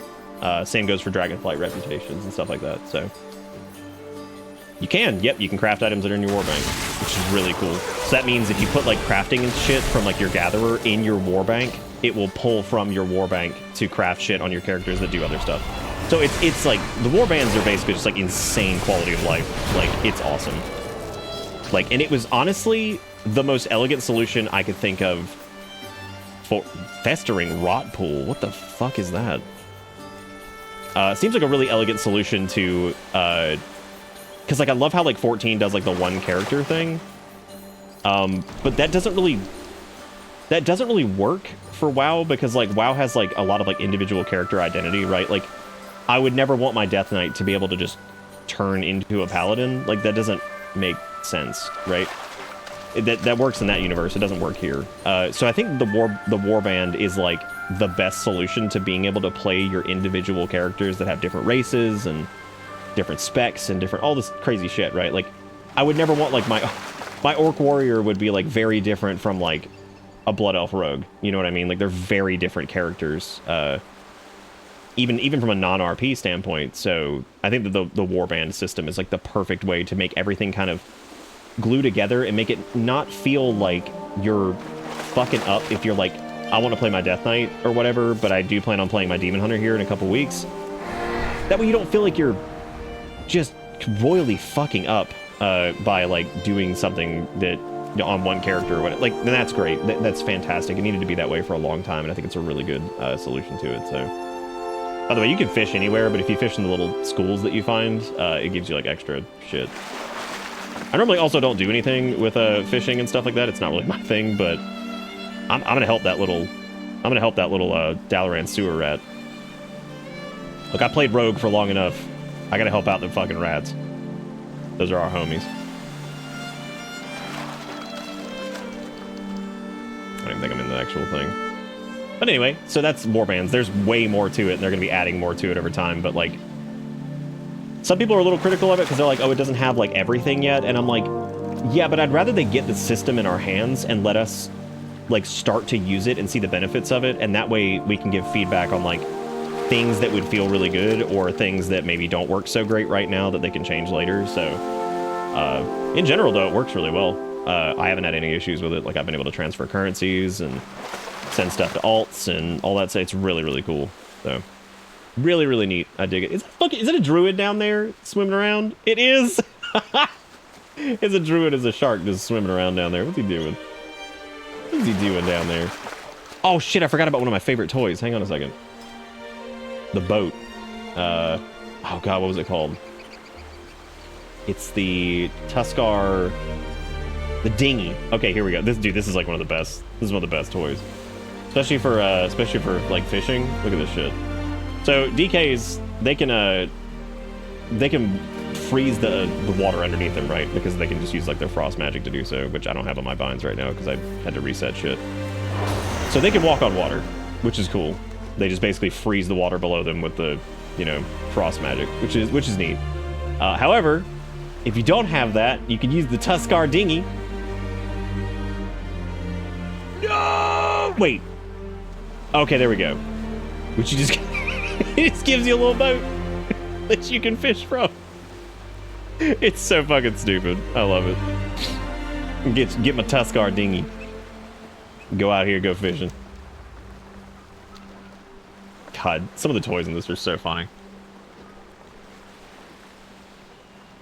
Yeah, I'm glad you're hanging in there, Luigi. I'm so sorry that that's like crazy. Just nuts, dude. What the hell is that over there? Lionel. Quit playing on your team. What the fuck is this? What are these gold? What are these birds down here? Oh, they're dead. Yeah, they're dead. Oh, it's another like, uh-oh. Help me, I need water. Oh shit, do I have to kick him back in? I'm a magical fish from Dalaran. I survived the crash and now I'm free. Free to flounder here on these rocks, apparently. I don't want my freedom to end this way. Please put me back in the water. Go! Go, Lionel! Did you just kick me? Use my body like a sports ball? I guess you were trying to help. But I got you back. Maybe a good meal would help. Hint, hint. I'm still weak. I don't think I can swim very far, and the tiniest wave would wash me back up on shore. What the hell? What do you want to eat, dude? I've got like... I got a husk fish. Oh god, it had a Dark Moon card in it. That's scary. I don't like that. I wonder what everybody wants to eat. What if it's something around here? There's a little teeny tiny crab. He's a plump snap crab. That's exactly what it was. Okay, so you have to grab plump snap crabs. Here you go, Lionel. I got you some food, you fucking entitled ass. How many do you need? A plump and angry little crab that looks defenseless until it locks claws on your finger. Ouch. Maybe I need more of them? Yeah, I might need like 5. Let's go, because it says unique 5, so I'm thinking you get maybe 5 of them. God, that's so funny. You want to see another one of my favorite toys? No, I'm gonna kill the snap crab! Zara, I'm glad you're here. I've meant to tell you I'm so sorry about the fucking rogue hero talents, because my god, I hope you dig them. That might be the one like hero talent thing I tested on the beta that I was just like, wow, these are certainly something. They have like no visual flavor. Like Deathstalker has like nothing. Fated can just kiss my ass. Like I fucking hated it. Fated on subtlety made me want to jump out a window. Deathstalker on subtlety was, I'm sorry, not Fated. Was it Fated? Yeah, I think it was Fated. It wasn't Trickster. Trickster was like okay, kind of, but not really. Dude, I I don't know what was going on with like they fucking just they screwed subtlety anyway. I don't know what in the world subtlety was fucking fine. It was like simple enough, but like it was all about timing, right? Like if you fucked up your timing, you really screwed it, right? So like whatever, and that was fine. Like it was all about just secret technique windows, cooldown stacking, and making sure that like you got your timings down for stuff. Subtlety was fucking fine. People were actually fucking playing subtlety, right? And then they changed it, and now no one's playing subtlety again. And I'm like, who in the fuck is doing rogue shit? Like, you had it. You had people. It was a meme. You actually had people playing subtlety outside of PvP for once, ever. Like, ever. Other than that one time in BFA when it was absolutely just dumpstering Zool. Finally, people were playing subtlety. And what do? Fucking change it. They do the dumb dual shadow dance charges again, which, again, just kiss my ass. That shit feels so bad. They did the dumb dual shadow dance charges. Deathstalker on subtlety was like... I don't know. Like, it just felt... And I'm not normally that way about a lot of stuff. The other one that feels fucking terrible is Balance Druid. I don't know what in the world is going on with Balance Druid, but like I tested that out and I was like, dude, this is just... I was like, this is just the same shit with the same problems. Like, if I were doing hero talents for Balance Druid slaps in long fights with a lot of like spread cleave and shit like that, because you can get your shit all over the place, right? In Starfall. Like, it does a good job in big spread fights. It always has. I would have done something to make it to where, like, their ramp was a little bit slower with hero talents. Like, I don't know, put something in there called, like, Accelerated Moonlight or something like that that just makes, like, your shit go off faster with, like, less ramp. Anything. Fucking anything. And they just didn't. But... Is it as base as Windwalker Monk? What, like the... Windwalker seems like it's doing really well right now. The changes they did actually made some of their stat scaling work, and then they... Conduit of the Celestials seems really cool, but I haven't actually played it myself. It just seems neat. Alright, Luigi, rest up, dude. You don't even take the capstone on Trickster because it's dog shit! Oh my god! Oh. Bye, Lionel. Maybe I should try a net. Apparently there are a lot of fish there. I could use... Oh, look how he's just talking! I love shit like this. I love, like, weird little thing that... Sapphire crab, look at little crab man. Oh, look at little crab man. Look at him. Bring him in. What's he doing? There he is. That's a sapphire crab, everybody. What's he doing? Can I give him the knife? Y'all know about the fucking knife? Have I shown y'all this? Damn. He's too small to give the knife. Larger crabs, you can give them the crab shank and just give the crab a knife. Which is pretty great. For the most part, the only good rogue spec at the moment is Assassination. Outlaw is super undertuned, but I always play it, so I don't really care until Mythic Plus comes out anyway. I can't imagine that they're not gonna, like, do something with Outlaw. Outlaw just felt crazy busy. Like, it was so much busier than it needed to be to do the damage that it was doing, if that makes sense. Like, that felt almost like old Feral Druid levels of, like, balancing all this stupid shit to try to do, like, good damage. Like, and then here comes fucking... Here comes, like, Ret Paladin with, like, their buttery smooth shit. Just deleting, just going fucking ham, right? With their Templar nonsense and just absolutely deleting packs of mobs with, like, no effort. And I'm looking over to Outlaw and I'm like, what's going on over here, dude? I'm like, what's happening, man? Like, y'all had, like, most of this figured out. Here's the thing with rogues. Rogues, like... They mainly needed, like, some more, like, visual fun flair and shit, because, like, at some point, most of these specs have been figured out. There's been points where, like, Combat/Outlaw felt really good to play. There's been points where Assassination felt really good to fucking play. There's points where Subtlety felt really good. And they kind of just leave sometimes, and I don't understand why they do that, but... I don't know. Okay, let's see if we can help our little Dalaran sewer turtle friend. I don't know what fish this rat wants, though. Maybe some fish from, like, over here somewhere? Because there might be, like, a pond nearby that we could fish from. But I don't know. Because we've got these spiked sea ravens, we've got whispering stargazers, but I haven't seen any other ones, so they'll probably show up. Oh, Donish pikefish? I wonder where they are.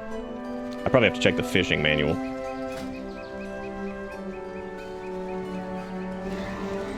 Uncommon fish, stargazer, cursed schoolfish. Yeah, I don't think we've found one yet.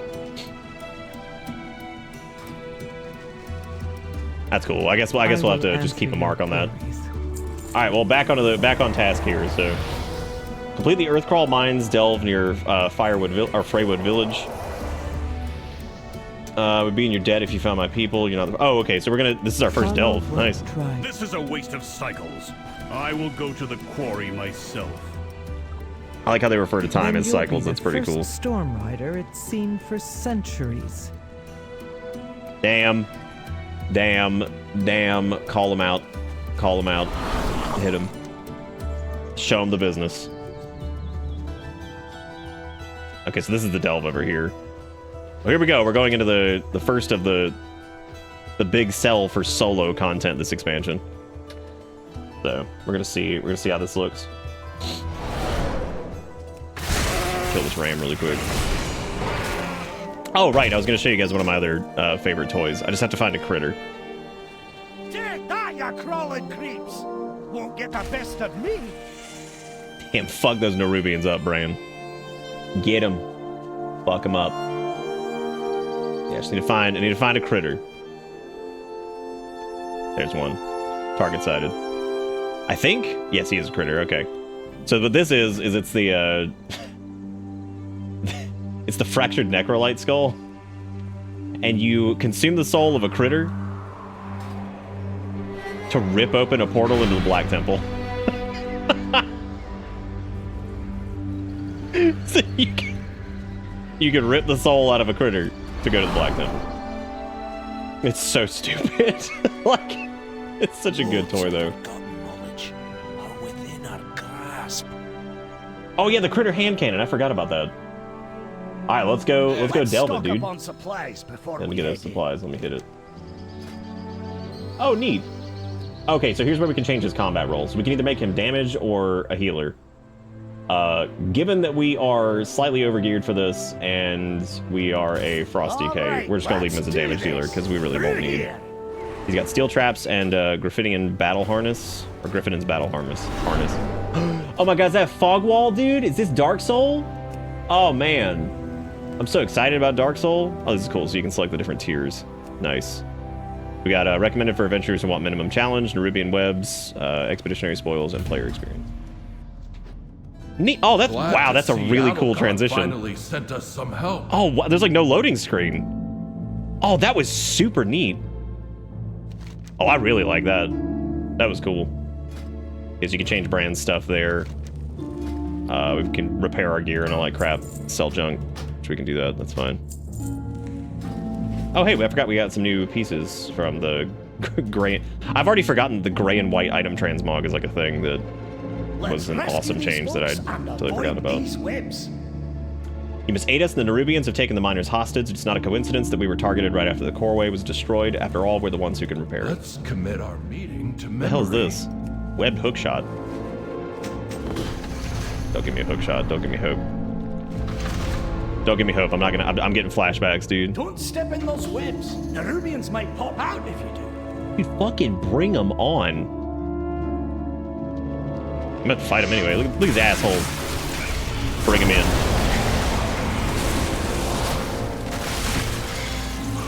God, Frosty Cape is so fucking good right now. And we're not even using the hero talents yet. I hope this ends up being like kind of a weird blend of like Torghast and like some other shit. Because like if I know they want to do this like the whole Torghast style thing like again and do it like right.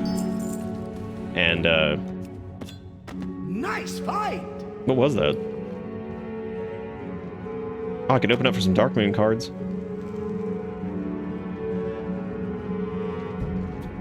What if you could Death's Advance through that? Those webs will summon Nerubians. Nah. Don't stand in them. Fuck it. Nah, he still gets... Oh, well, I guess we still don't go below a certain point, but... That's everyone here. Let's keep this cart moving. Dude, ret paladins and shit are gonna destroy delves. I can already see that shit coming. Behind us! Watch out! Any like big fat like fuck it, like I can heal myself through literally anything is just gonna fuck this stuff up. Well, I guess it's gonna depend on like what the mechanics they do for it. Like if they do like mechanics that'll like fuck you up regardless of like self heals and shit, then yeah, they're gonna have a harder time, I guess.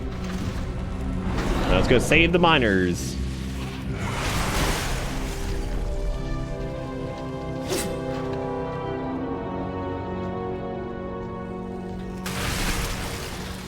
This is super good so far, dude. I was a little bit worried that like maybe some of the initial impressions like would be kind of weak. The beginning of this has been great. The pacing of it's been wonderful. Like none of it's felt like really sloggy. I haven't felt like I've fallen into like the MMO quest hole yet. All of it's been like pretty interactive. And hey, level 71! Yay! Now we can choose our hero talents, or at least start.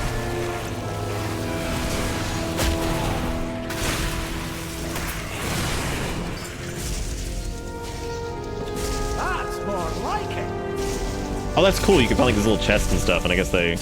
Who is throwing shit? Oh, that's him. Okay, that's fine. Never mind. I thought that was an enemy. I was like, who is throwing stuff? Leave me alone. Okay, so it's a crafting reagent. We also got this Earthforged arm guards. We're really not going to have to use any of these. It's so cool that like even the gray gear we're going to collect the transmogs from now. Like that's... Oh my god, that's so convenient. I appreciate everybody hanging out for this, by the way. Like I said, this... it's one of those games that's probably not a good stream game, but like I try to play these whenever they come out, like especially because I love WoW. I've played it for a long time. I always love MMO releases. I'm a little upset that I missed 14s because we were in the middle of a bunch of other shit, but we're gonna get around to it at some point, I think.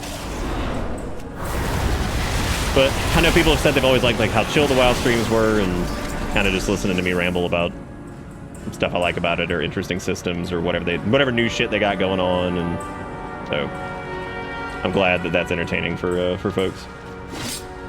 And again, like I said, there's no expectation on these to be like crazy rockets. Woo, yeah, so. One of my only regrets when it comes to streaming WoW was the fact that we didn't get Invincible on stream. I think that would have been great. What the hell is that? Oh god, it's thick, dude.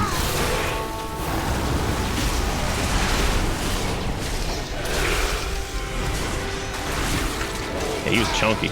That's a cool looking enemy, dude. That invasive spore cap. Oh, he drops. This is very like Torghast, dude. This is nice. Fungal foot pads allows you to double jump. Each time you double jump, you're healed for 18,000. Nice. Oh my god. Okay, that's not really double jump. That's more like push forward glide. Don't do me like this. Don't do me like this. I thought we were gonna get Demon Hunter double jump. Nope, we get like poof forward. You jerks. We'll move ahead. Meet us up above. Okay, random band of explorer dwarves. You have fun.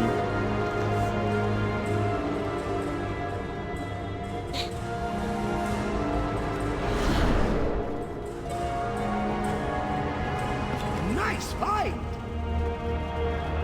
Oh, it's companion XP. Okay, so we're leveling up Bran. That's actually interesting. I don't actually know a lot about how delves work. I'm really curious to see kind of how this works as like a solo progression thing. I might also switch to Unholy, but I wanted to look and see. All right, so which way are we going? We're going. This is the new like progression system. Again, it seems like they're trying to do like evergreen style systems, which means that they're not just shit that's going to go away based off the expansion. So we've got hero talents this time. Each spec there's 3 for most of them. Demon Hunter has 2, and then each spec can choose between 2 of them. So Frost gets to choose between Deathbringer and Rider of the Apocalypse. Unholy gets to choose between Sandlane and Rider of the Apocalypse, I think. So Deathbringer is become the emissary of death, aim for the soul of your enemies with attacks empowered by the Shadowlands and remind them of the inevitable. Riders of the Apocalypse calls forth the power of the legendary 4 horsemen that can call upon horsemen for aid and tap into the powers of death, famine, and disease. The original concept and ideas behind hero talents is basically they don't want to like they want to impact the gameplay without giving you like a bunch of button bloat. So most of these are like passive effects that change or alter your existing gameplay loop, which is a great idea because there's already a lot of variance in WoW due to the talent trees and you know, all that stuff and all the different specializations. So there's already a lot of variance compared to something like 14, which is, you know, pretty straightforward as far as like that job goes. You know, you've got 3 different specs normally, you've got all these choices and stuff like that, so everything plays differently. So good call to make it not super crazy different. But I think for now, visually, I want to do Riders of the Apocalypse because it's just awesome. The idea of spending runes to call Darien Mograine, Whitemane, Trollbane, or Nazgrim to your side is pretty fucking sick. But Reaper's Mark is also super, super cool. Viciously slice into the soul of your enemy, dealing 96,000 Shadow Frost damage and applying Reaper's Mark. Each time you deal Shadow or Frost damage, add a stack of Reaper's Mark. After 12 seconds of reaching 40 stacks, the mark explodes, dealing 7,000 damage per stack. Reaper's Mark will travel to an unmarked enemy nearby if the target dies or explodes to 35% health when there are no enemies to travel to. This explosion cannot occur again on target for 3 minutes. And there's a lot of stuff in here that buffs Reaper's Mark, and it's pretty cool. Let's do Riders of the Apocalypse just because we'd summon some friends to our side. So we have 1 talent point. We get Riders Champion, which is the first one, which of course makes it to anytime we spend a rune, which most of our attacks are rune spenders. Particularly Obliterate. Each rune gives a chance to call a horseman to your side. So we have Mograine's Might, which is your damage is increased by 5%, and you gain the benefits of Death and Decay while inside Mograine's Death and Decay. That is going to be incredible. That's basically going to be like a free passive cleave all the time, so, or anytime the horsemen are out. While at your aid, the horsemen will occasionally cast anti-magic shell on you and themselves, 80% effectiveness. And there's also Pact of the Apocalypse. When you take damage, 5% of the damage is redirected to each active horseman. So that's our defensive skill there. This is awesome. I'm really looking forward to this one. So this is called Death Charge, and it replaces Death's Advance. If you've seen me do that little sprinty run forward thing, that's one of Death Knight's only mobility features, is that little teeny tiny sprint. That basically stops them from being reduced under 100% movement speed, because the entire point of Death Knights is the unstoppable force of death that is always approaching. They're not intended to be super fast, they're intended to be like inevitable. So this replaces Death's Advance, and it calls upon the Death Charger to break free of movement impairing effects for 10 seconds. While upon your Death Charger, your movement speed is increased by 100% and cannot be slowed below 100% normal speed. You're immune to forced movement effects and knockbacks. So basically, it's a longer Death's Advance, and it shatters movement impairing effects. So if like you're snared or something like that, you can basically break out of those, and it lasts a little bit longer than Death's Advance too, it looks like. So there's a choice note here. There's On a Paler Horse, because there's already a thing called On a Pale Horse, which makes you move faster on your mount. This is while outdoors you're able to mount your Acarus Death Charger in combat, which is... that's pretty fucking sick too. The idea of being able to be mounted while in combat is pretty cool. So first and foremost, we'll do Death Charge, just because that's pretty cool. So we'll do that first. You get a new one of these as you level up, so let's see what that looks like. Yeah, all right. And you get to keep fighting while you're on your mount too, so you can basically stay up on this and slap stuff around. And it's on a pretty short cooldown, so that's exciting. Why are my cooldowns not showing? Brought you here? Oh, because that's on recharge. Never mind, I was so confused. All right, let's see. We rescued the rest of the miners, but we're still at risk as long as the Nerubian general remains. Let's push forward and shut down the aggressors. All right, so now we have to escort these guys. Goodbye. It's like the Pally wheelchair, but cooler. Yeah, unfortunately it is. It's actually stronger than the Crusader shit too, because it prevents you from being snared. All right. Damn, there's High Inquisitor Whitemane. Oh my god, that's sick. Dude, and I love how like they use the Mossborn Charger things too. So like, here's you and the Horsemen, the boys, just coming in, just fucking shit up. That's awesome. Oh man, that's cool.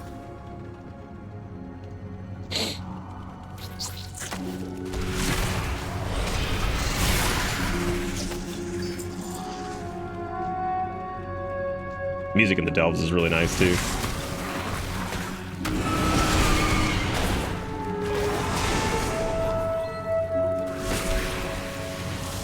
I feel like Riders of the Apocalypse is gonna synergize like really well with like Unholy. We'll wait for you to clear the area first. Oh look, it's a little empowered restoration. Oh, that's cute. I guess it heals you or whatever. Can we add anything to Bran since like he leveled up or something? No, he gets Trusty Whip at level 2. Okay. Come on, Bran, we're going.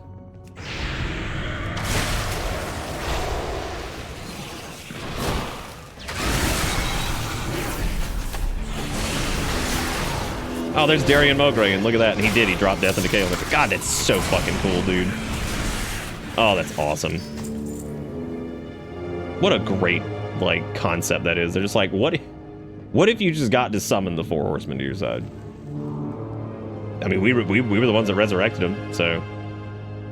Sure. Alright, Web General Abenar, I guess, is the boss of this delve. Yeah, so far the delves are cool. I mean, this is like the baby one. Like, naturally, there ain't shit going on with this, but...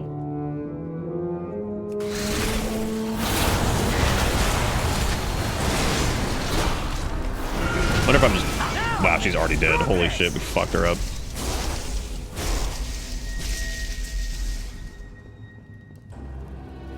Combat curios. Bran gains access to combat curios, allowing you to earn and use them to configure his combat behavior. Oh, wow. God damn, they're doing a lot with this. Exit delves with Levo bot after... Okay, so we gotta go over here and collect our loot, I guess, from the end of the delve. Alright, nice. Got like some little bracers and... Got some crystals and curios and stuff. Look at all the earthen dancing. That's cute. And then... Oh, neat, you can like run over the gold and collect it. Oh, that's fun. I like that. It's really cute. Okay, so this is LevoBot 7000. Fucking LevoBot. Come on, LevoBot. I mean, he's named after what he does. Use this to equip Unbreakable Iron Idol to Bran Bronzebeard. Okay, cool, so I guess we can do that here. Maybe? Oh, there's the combat curio. Okay. So, we have... When any player's health falls below 40%, the idol awakens, dealing moderate physical damage to nearby enemies and taunting them for 4 seconds. It can only occur every 2 minutes. So, can he use... Oh, you just add it to his collection. Nice. Oh, okay, and then he can equip these different, like, modifiers. Okay, so this is going to be really neat. That's gonna be fantastic for players. Like maybe it won't really matter as much like what classes are gonna be like best for this. This also not having a loading screen right there is just that's incredible. You'll find me fantastic. Wherever there's more to explore out there, and you know me, can't resist a good cave. Bran, I don't think you know the implications of what you just said. All right, so. That's fine though, he's trying. Concerning the Fungarians, okay, I can't even get involved in that right now. That's a whole nother thing. Keeper's beard. Quarry is overrun with Fungarians. Dude, I'm getting over there. Would you give me a minute? Your edict Bran Bronzebeard permanently joins your party while in Delves. Not just the city, okay. and not just the Oathsworn. We stabilize most of the injured, but many of the earthen you save need more help. Nerubians often fight with corrosive poisons that eat away at our stone bodies. Fungarian flesh. I haven't fed the rat yet. We don't have the right fish. We're gonna find the right fish soon, though. Don't worry. We're not gonna forget him. The Fungarian takeover of the quarry is one unexpected boon to our situation, one we will adapt to. Adelgon looks grimly proud. One we will adapt to, as the Unbound always do, but I can't leave a bonus side. Will you help me? Come back and share your Buck got these Fungarian chunks, dude, and he wants me to grab some the edicts glittering ore. Like I said, some of these quests we kind of get in the meat of it, unless we hit like a thing. I'm not going to read like everything, but I will read most of the stuff that seems like it's an important story beat.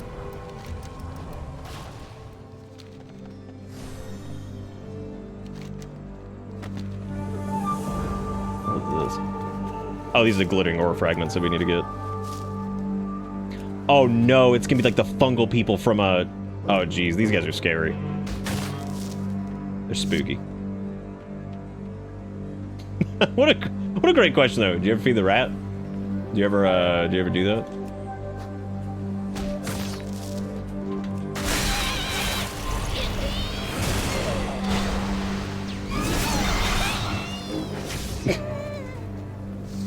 Hey Darian, what's up, man? Dude, that shit's wild, man. Just having like Darian Mograine just be like, what's up? Which makes sense. We are canonically the Death Lord. I mean, pretty sure I actually have the Death Lord title on right now. Yep. I do. Music here is really cool too. Dude, this expansion fucking slaps so far.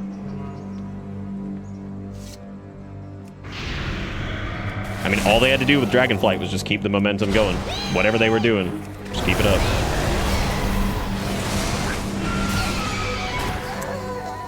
Man, there is something about riding on a moss-sworn charger and just delivering obliterates. Oh man, that feels good. That is really playing into like this the fucking the Death Knight fantasy there big time. Like here they come on their fucking horse. Oh, we're dead. Oh, we're dead. It's gonna be really great to see Death Grip rip off from the back of like one of those too. Be like, okay. Which I think the way they did that too is like some much needed mobility for DKs, because DKs need some mobility, but they don't need like, there's specific types of mobility that they don't need. They don't need like a fast access, like quickly recurring like sprint. Like that doesn't make sense for them.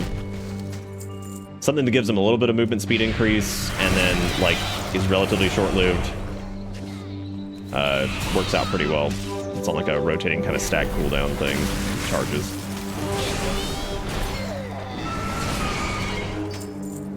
Because the real sell of that, for anybody who's ever done like PvP and stuff like that, it's basically, no, let me get some of that fucking money. Damn it.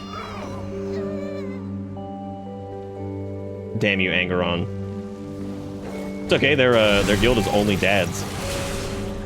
It's good.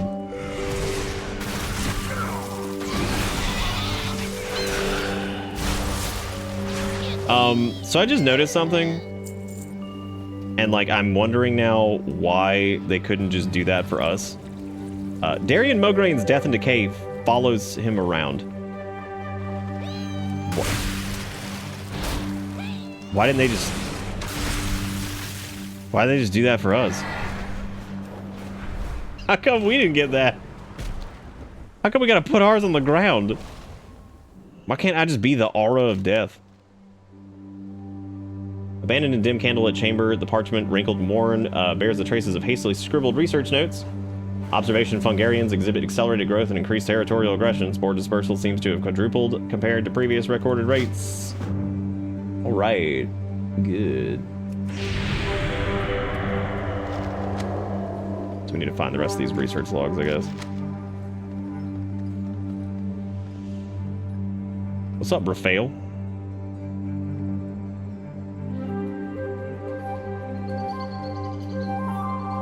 I don't know if it was supposed to be Raphael, but it just looks like Raphael to me, so that's okay. Oh hey, there's the rare mob again, I think.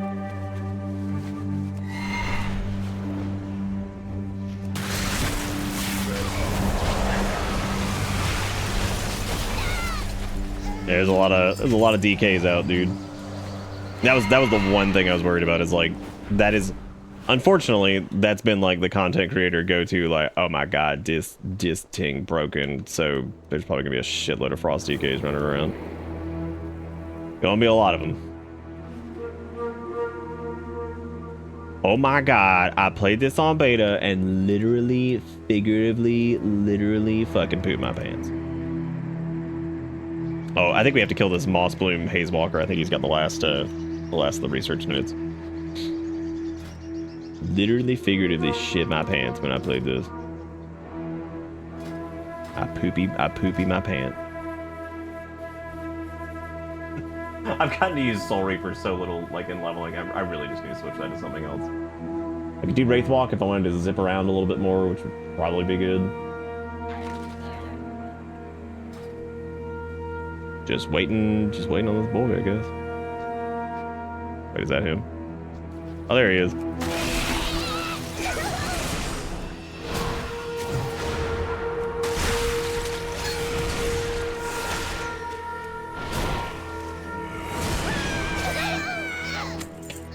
God, these things are just screaming. Like, okay, easy.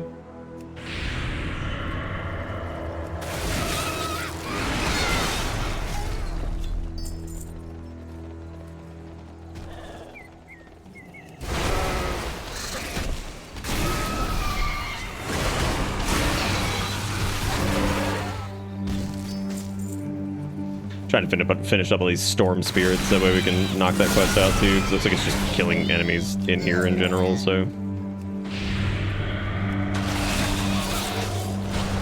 I think if I remember correctly, the capstone talent for Riders of the Apocalypse is like, I think it allows them to be summoned when you do like your major cooldown, I think. So like when you do like Frostworm's Fury and shit like that, it summons all the Riders of the Apocalypse. So all of the, or I'm sorry, the 4 Horsemen. So it's pretty neat. That'll be nice. Yes. There's your Fungarian chunks.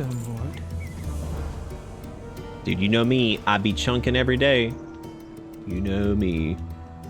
The edicts are my guide. Conversation terminated. Alright, let's see here. What do you say? The Unbound welcome all. We need to heal 5 of the Earthen Denizens in Freywood Village. This poultice can mend Freywood. even our stone bodies. Baelgrim, your help is appreciated. That rat still gotta eat, dude. I'm gonna have to go get I'm gonna go get some fish. Poor rat's gotta eat. I'm telling you, that's the big focus. I gotta make sure that the I need Findorn and Tregor brought to the pool. Wait, I thought, oh, never mind. I gotta carry his ass? My god. How strong is the player character? Good. Now for Ebona. Stick his ass in the water. Let me just carry this this giant stone person. It's no biggie. She's fading. My Stormrook can take her to Dornegal. Perhaps the healers there can help. Baelgrim, thank you. I speak for the Unbound. It's been a long time since I've received help from Outlanders of the Oathsworn. And we get all kinds of help. Oh lord, what is this? Jesus Christ! Come the Nerubians. Call the Exterminator. Have you heard anything I need to know? Journey to the Proscenium in the Isle of Dorn.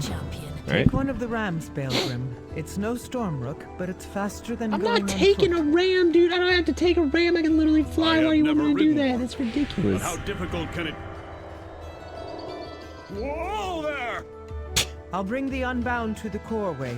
We'll meet you. Right, I'm grabbing these little small quests over here because most of these end up being like worth doing. I just need to see what all of them are, because it's more often than not, most of the side quests kind of take place in the zone in general, so like it's easy to just like grab them and kind of do them while you're out and about.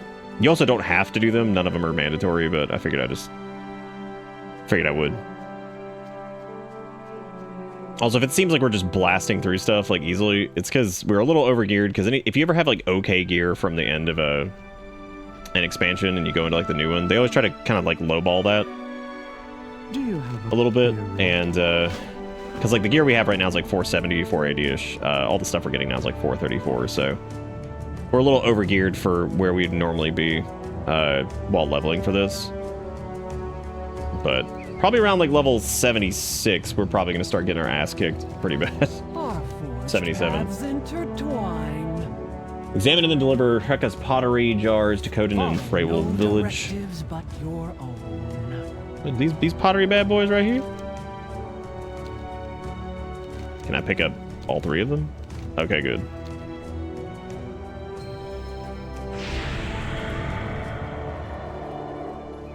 Apparently also need to like recruit warriors down here. Yeah, see, it's worth normally just doing these while you're here. Explain the farmer's situation and offer the pearls as a reward. Okay, so they're just recruiting people to fight for him, basically. Over in here. I kind of like the Earthen Man. I didn't think I'd like them that much, but they're pretty cool so far. It's like the Ashen Stonestalker in Gembane Tunnels. Was that wasn't the Delve, was it? No, it wasn't. I don't think so.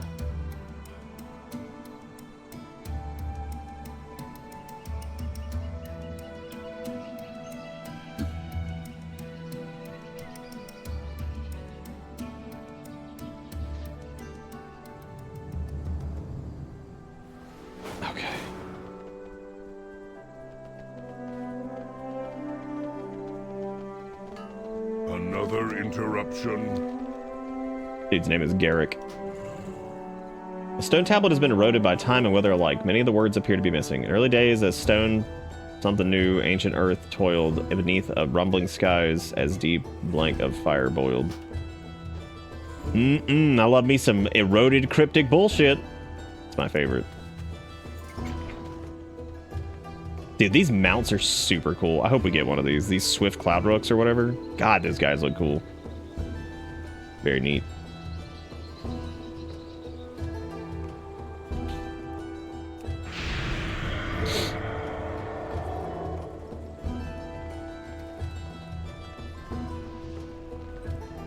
God, I love all the dwarven, like, earthen areas that, like, go underground and stuff. It's so nice.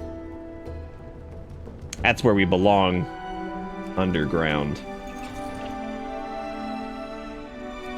Not dead, that's not what I mean. I meant, like, you know... I meant, like, just in general, it's cool to go underground. Not like, you know, 6 feet under. But, I mean... yeah.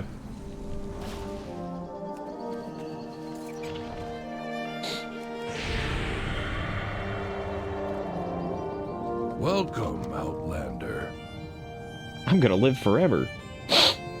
All this doom and gloom about the earth and it all shutting down, not me. I'll find a way to stay operating if it's the last thing I do. Journey far. Yeah, I love the idea of them being like constructs and shit. I think that's really cool. They keep kind of giving... they keep kind of giving these like concepts though to like the races that I'm not super interested in, like aesthetically. Like I think dwarves are awesome. I just normally don't play them. So... but like, I don't know, like I love the idea of like the mechanomes and like what they are, like the augmented, you know, human body type situation. Transhumanism or whatever. And, but fucking they're gnomes, of course.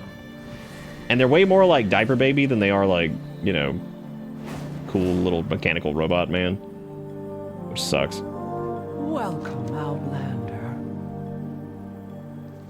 Okay, so we've recruited the 5 warriors for this thing. The hell is that? It's at the nearby skyride.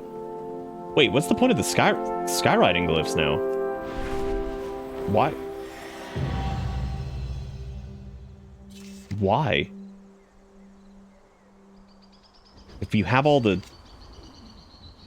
That's interesting. I wonder why they brought those back. Originally, you would use those to get your, like, skywriting or your dragon riding, like, skills?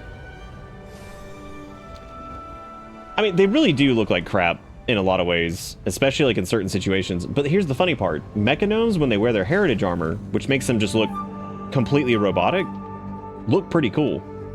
But like, they, of course, they look like ass when they're, like, the armor just doesn't work well on them because they look like weird diaper babies. Like, they're terrible. But yeah, they leaned into, like, the mechanomes are basically just fully robotic or something like that. They look pretty cool. But again, we didn't get that. We got weird diaper babies. Maybe at some point they'll do something else with mechanomes to make them look cooler, but I'm not holding out hope. Maybe you don't have to grab the lifts from Zeralik Caverns or that one on the island. Maybe, but like, so the way skywriting works now is you just get it at level 10. You don't have to like do all this, there's no more flight training. Like once you leave Exile's Reach, you learn skywriting. I'm just kind of confused as to like what... Yeah, I don't know. Maybe it's just like an achievement, like a little collectible thing to show off like neat locations or... I don't know. I mean, I'm not like against it. It'll take like 5 minutes to fucking do it all. Like it's not a big deal, but it seems maybe like it's just an achievement thing. The skill tree is still there. I think you get the skills... Yeah, I think you get the skills like as you... level up or something? Yeah, you get them as you level up, so you get more skywriting proficiency as it goes on. I don't know what the point of those is. Yeah, I don't know. Weird. Huh. I mean, again, I'm not complaining. I mean, they're there. It's fine. It's just odd that that's even there at all. Chunks of stone are missing from the earthen body and remains are streaked with mud. Tiny pale mushrooms sprout densely all over the corpse. Larger bulbous growth protrudes from the earthen's mouth and ears. A broken memory gem sits crushed within the body. This must be Modena. Damn, dude. I really do like the concept of them though, with like their memory cores and like all that stuff. It's like, it's the first time I think I've been interested in like a Titanic construct as like a character. Well, I mean, there've been other cool ones like that have existed, but I don't know, these guys being like actual, like a race of people that has existed outside of like our influence and all that stuff is certainly interesting. Or the greater like influence of like the Eastern Kingdoms and Kalimdor and all that stuff. Hey, John, the 56 months just said Poggies. Fucking Poggies. Excited PP. You know, though, to my knowledge, at least Poggies is just Poggers PP, which it's way better than like flesh PP. Those scare the hell out of me. Cause I'm like, why PP made of flesh? Why he gotta be like this? I think they allow you to fly like normal. I couldn't switch from skywriting. The glyphs? Oh, like you can do regular flight here. You know what? If that's the case, that would make sense, because that would certainly prevent like bot waves and stuff like that from using traditional flying without actually having to do something to get it, you know what I mean? So it would add extra steps to prevent that. It would kind of make sense. I could see that maybe. I haven't tried to switch flight because I always love the dragon riding stuff. Zindane, thank you for the sip.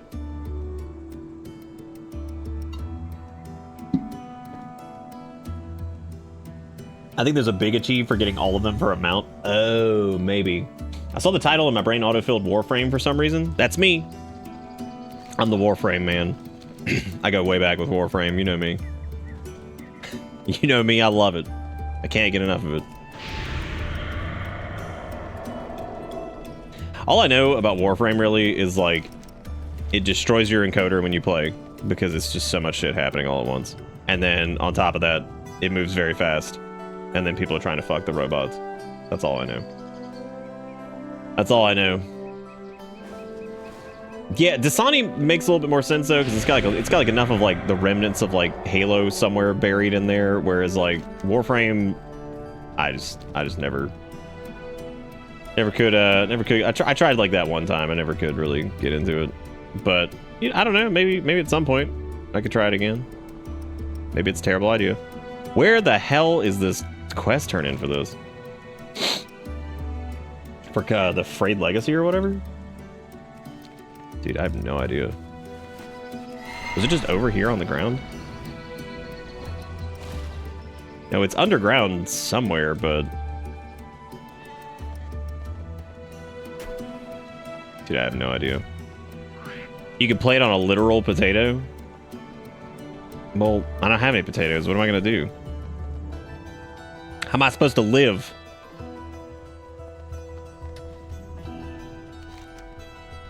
Alright, let's get to clear out monsters in the dark and whatever this other one was. Kadoon, I'm sorry. I wasn't there earlier. Oh shit, we gotta tell her that her friend's dead. Brought you here?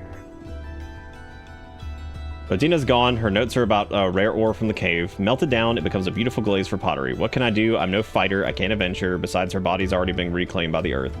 That much is certain by the state of her memory gem fragment. What can I do now but make a pot? Will you help me? Our lives are... Damn, that's kind of sad. She's like, I can't fight back. I guess I'll do what I can do and make a fucking pot. Like, in her honor, I guess, or whatever. That's really sad. But you know what, though? I mean, that's pretty down to earth. I mean, not everybody can, like, get up and go do some shit about whatever that happens to them, so... She gonna make a little pot. Will you try molding the ball of clay on the table? Sure! I'm not very good at it, I'm sure. God, please make it just ugly as shit when the player character does it. Like, let the player character just fuck that shit up. That is true. That actually looks alright. Damn, good for us. Now place it in the forge. Alright. Speak freely. Almost done. It needs a bit of time to set. Oh, cool. You get like a little pottery making kit. That's cute. Returning to task. Goodbye. Please tell me you just like, oh, do you mold a little pot? Oh, look at that. Yeah, show off your pot. Yeah. Oh, it's gone now. You can't move while showing off your pot. That was like showing off your chub. That's pretty sweet. Dude, I played Warframe so long ago, though. I'm sure it has like a different tutorial now. There's no way it's like the exact same as it was. That game had to have changed in some way. So I'm sure it's much better than it used to be. Because like I don't think it would have survived if it was as like insane as it was back then. My notes. I was worried my research was lost forever. Well, I'm glad you got your fucking research back. People died for this shit. Tell me what drives you. I thought that guy's name was Crouton. We of the Vulgard uphold an ancient promise to Freya to tend to these lands. Our edict is older than those wielded by the demagogues in Dornogal, older than Dornogal itself. However, not all these lands have been tended equally. The leader of our order was to care for the basin nearby, but we've not heard from them in many cycles. I have sent a novice to investigate. Why would you send a novice? You dumb doo-doo diaper. Speaking of dumb doo-doo diaper, things that aren't dumb doo-doo diaper, I'm gonna go take the dog out, and if you guys want to keep watching some Warcraft and hanging out and kicking back and enjoying this silly bullshit, stick around and I shall return. See you in a minute.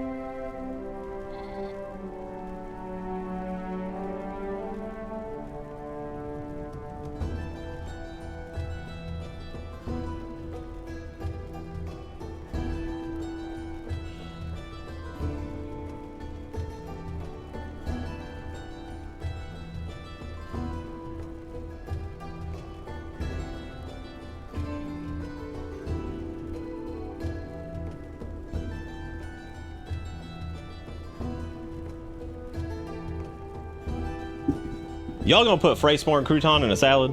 Y'all gonna do him like that? You're gonna walk up to this man and you're gonna put him in a salad. This guy right here, putting him in a salad? Damn. Sorry. Hello. Oh my god, look at this dog named Ginger. Look at this little dog, dude! Look at that cute ass model! Oh my god! Look at them! Dude, that's fantastic. Normally you can pet the dog. I don't know why you can't pet. Like normally, like there's been other dogs that you can like, there's like a little pet commander you can pet him. I don't know why you can't pet him. Her? Whatever. Why can't you pet? I don't remember if /pet actually works. I think it does. Let's find out. I think you can just emote it. Well, you can do the emote, like you can pet him that way, but the animation doesn't happen. That is weird that you can't pet, like all the dogs that have been like present, you can pet them normally. Weird. Very weird. Hope you guys have been enjoying this. Like I said, WoW streams not normally the biggest hit thing, whatever, but hopefully y'all have at least been having fun, the folks that are here.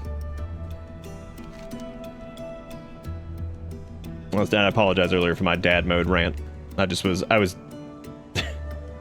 the first part of the stream, I felt like we were getting like teeny tiny like negative stuff just over and over. I'm like, what is going on? I was like, what's going on, man? But it's been fine, and that was just me expressing myself real quick because I didn't know. I didn't know. It just felt weird. I was like, what's going on here? Let's see. Before Dalaran crashed, I was a preeminent expert on gems, but I lost it all. Gems, books, scrolls, like everyone else. Imagine my surprise when I learned of a creature named Basaltius that possesses knowledge of gems stretching back before the Sundering. Oh, wow. I want that knowledge. I'll do anything for it. But the rock-skinned yokels here won't tell me any more about Basaltius. Can you... Have a good one.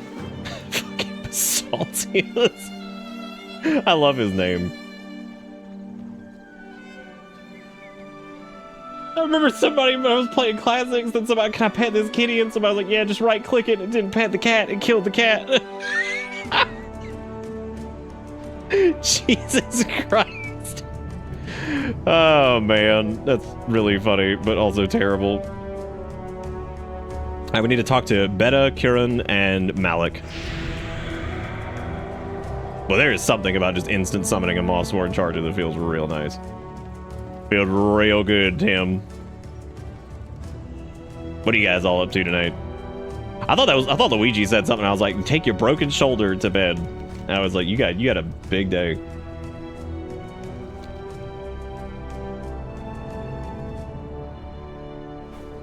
I just wanted to pet the kitty. I was denied and traumatized. That is pretty sad, actually. Just like, no, that's not pet the kitty. That's kill the cat. I just want this. I didn't want this.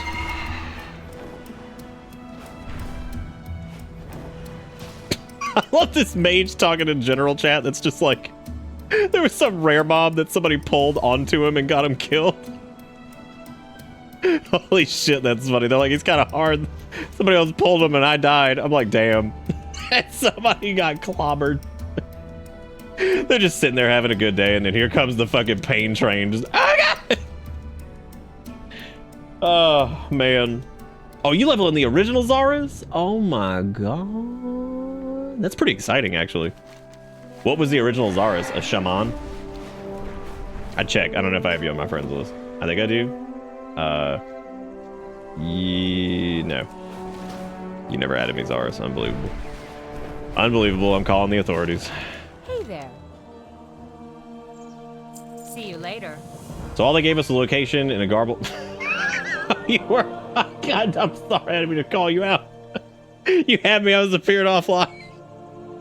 I'm sorry. It was just a joke. That makes sense. Yeah. I've seen Zaras' raw hatred. Yeah.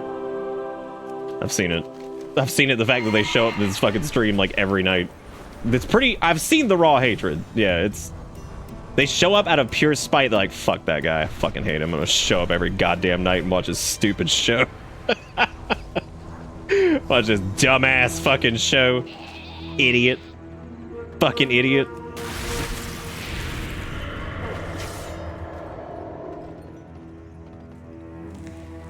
Oh, this probably isn't down here, is it? Oh, I gotta meet her outside the cave. Oops. Sorry, mushroom people. I must leave.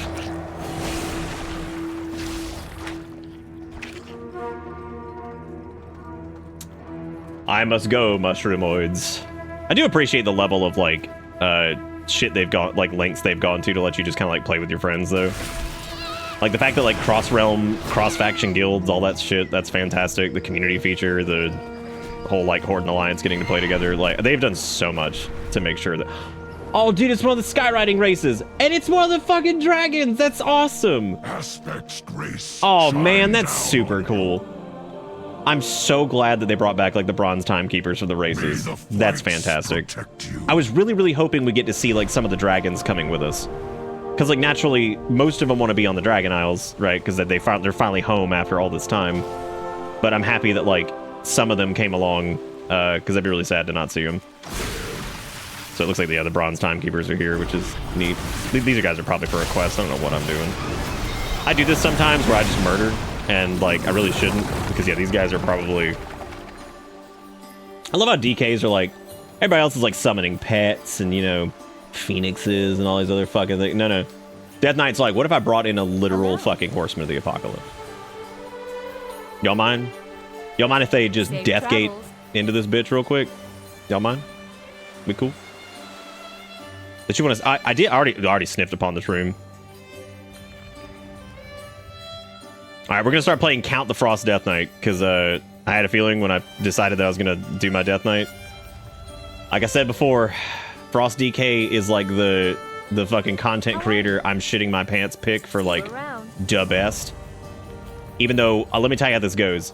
Every fucking time this happens, either something gets changed by the time the actual season starts, or one of the classes ends up being like a fucking sleeper and is an absolute monster once Mythic Plus rolls around. And, like, raid and shit.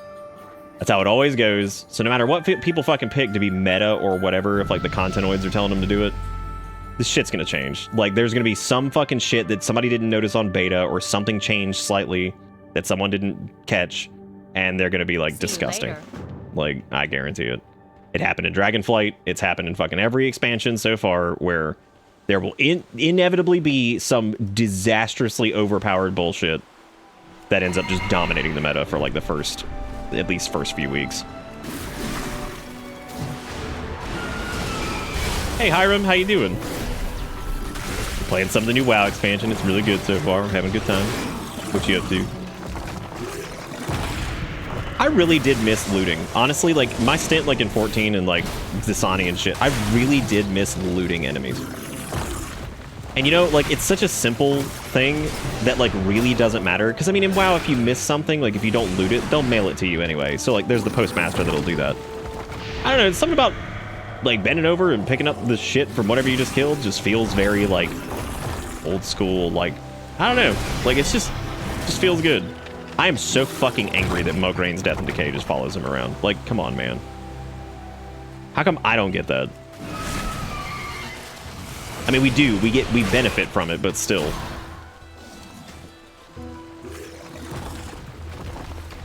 Playing Forza Horizon? Dude, I've never played a Forza game, but you know what? As far as racing games go, since that's not really my shtick, they seem really good. I would assume that they wouldn't be shit that they've been around for so long. You know what I mean? I feel like if they were crap, then yeah, they probably wouldn't be, wouldn't still be floating around, would they? The Whispering Stargazer. It looks like you can throw the Whispering Stargazers back in, and then they do something. Right now, we fishing. Because, dude, if I see a school of fish, I'm gonna be hitting that shit. I also got some Piz. We got Piz earlier, though. So now I'm pizzing all over myself. Dude, if I was racing, man, I'd definitely be playing, like, Forza and all that shit. The Forza team is the one that's actually working on the new Fable, right? I think. Which, like, at first that made me laugh, but at the same time, I was like, you know what? Like, that's actually pretty cool, because I bet that those people are going to be fired up to make something different. Which, that can be, like, a huge benefit sometimes. So... We managed to find the main profession quest line. I bum rushed the story. You bum rushed it? You bum rushed it? What are you getting to? There's nothing to do. There's fucking not even mythic zeros. What are you rushing? You can't do anything. Lunar gonna get in there and be like, here I come, normal dungeons. Enjoy the story? What kind of WoW player are you? You fucking changed, dude. Unbelievable. Enjoying the video game? You stupid bitch. How dare you, first off. First off, how dare you? Who does that?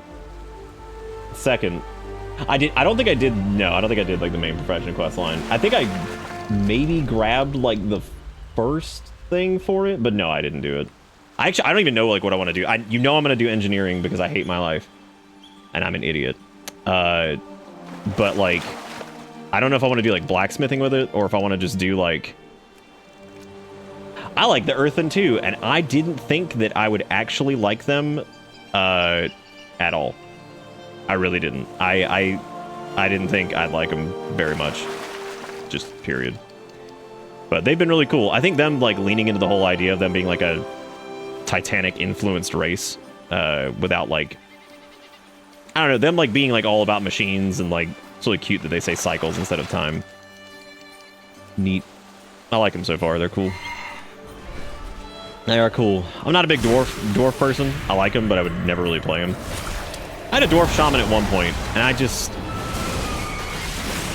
don't know. Like, there's something about like their animations and stuff just wasn't really my thing, so I just ended up not really playing them. Yeah, you finished Dragonflight's story around like 77 sometimes. If you weren't doing anything else, like if you weren't doing like any dungeons or the side quests and stuff like that, you'd probably be like, I'll probably be 80 when I hit, just because I'm probably gonna end up doing like all the side quests and junk. Cause I'm just taking my time. I got nothing to rush for. All right, time to place these cores down. We're gonna summon Basaltius. A king old, blinded by pride, he thought he could rule more than just his mortal subjects. It must be Basaltius. I hope Basaltius is like the tiniest little rock man ever. The curse of never-ending desire brings mortals and creators alike to their knees. The self-consumed love for one's appearance hides the inner gem from sight. Please be like the tiniest, teeniest, weeniest little person. Coveting others' natural talents leads to stagnancy and self-ruin. He's not! He's a big... Well, actually, he's pretty big. Never mind. I do not wish to fight you, mortal. I don't want to fight you either. Let's kiss. What? Really? That was easier than I thought. How are you? Designed for solid amber. Okay, it's a... Got it. That was almost effortless for me, at least. Can you imagine what I can do with this knowledge? Can you imagine my name spoken in Stormwind, Gilneas, maybe even Orgrimmar? I'll be able to do and achieve everything I wanted. Everyone will finally look up to me. I will have all the gold I can find and create. Travels. I'm ready, creature. Give me your knowledge. Basaltius is going to be like, pineapple does not belong on pizza. Oh, damn. To know the gem, one must learn humility, patience, and nurturing, like the high mountains and deep caves that harbor gems. Wow. You will remain in this form for many eons until your inner silent screams cease and the calmness of your mind guides your heart to the task. Only after thousands of years of the stillness will you learn the truth of the perfect gem as I do. You will wait patiently like the others before you. Oh.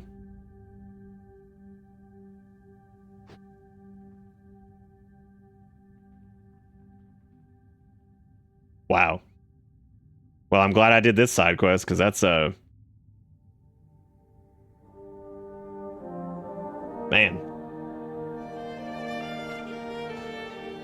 Well, that was, I guess I'll leave now.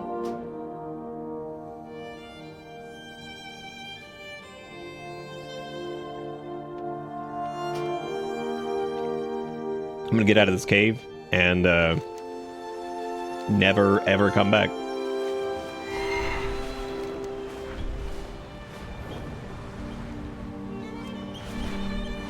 Never, ever, ever to come back. What a horrible... Dude, shout out to Blizzard for naming a quest in 2024, not enough minerals. Like, just keep it going, dude. Never let it die. Just keep going. Just keep doing it. Don't stop. Just fucking keep doing it. Stay back, small one. We'll do what we can. What do you mean fucking small one, man? We ain't that small. Look at you. Oh, wait. Maybe they mean Dagran.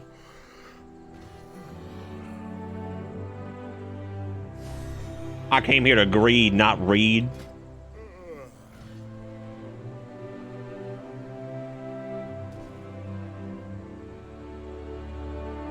Bro, you think I'd be reading? Shit's stupid. Also, the fact that Midnight can't fly either is dumb.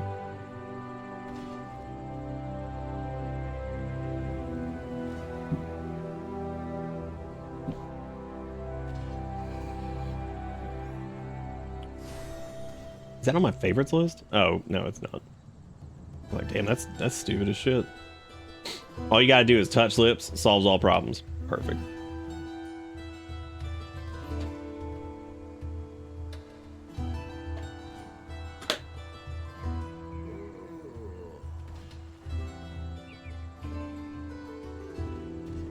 What would have happened, do you think, if she had kissed Basaltius? Do you think Basaltius would have gotten pregnant? And then he would have pregnified a little baby rock? Definitely, maybe, for sure. We are the Titan's bedrock and foundation.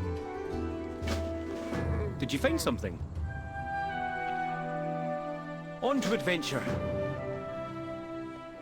Okay, I guess we're guess we need to go in here, just go beat up Nerubians and get like opals and shit.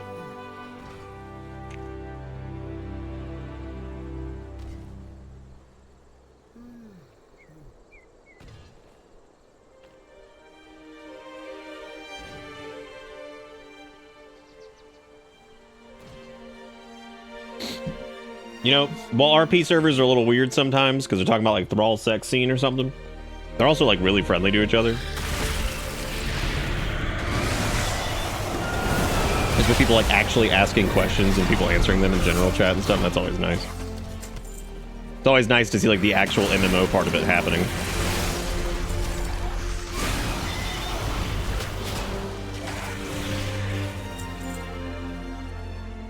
Don't mind if I dig through the ground.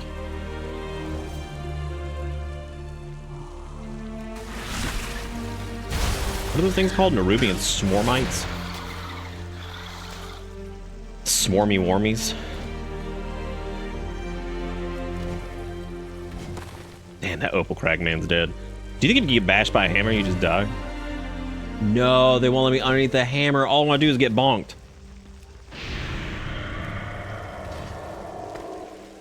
Gotta need that hammer for the people thirsting over Xalatath. That's what we need. Project Ascension? I don't even know what that is.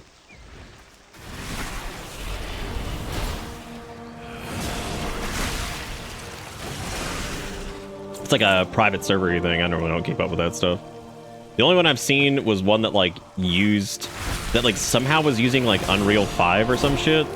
And like, I guess they got the game like working in UE5 with like the server, like some of the backend like server infrastructure. So like you can play WoW in UE5, which is just weird. I've seen some screenshots of it and it's mostly just like the lighting that's different, but it is still conceptually interesting. I'm shocked that Blizzard has not just completely and totally shut that shit down, but yeah. Oh, it's classless WoW. God, that is that's probably pretty crazy. I would imagine that that is damn near impossible to balance. I cannot imagine trying to do that. Guess we still need to kill some skirmies.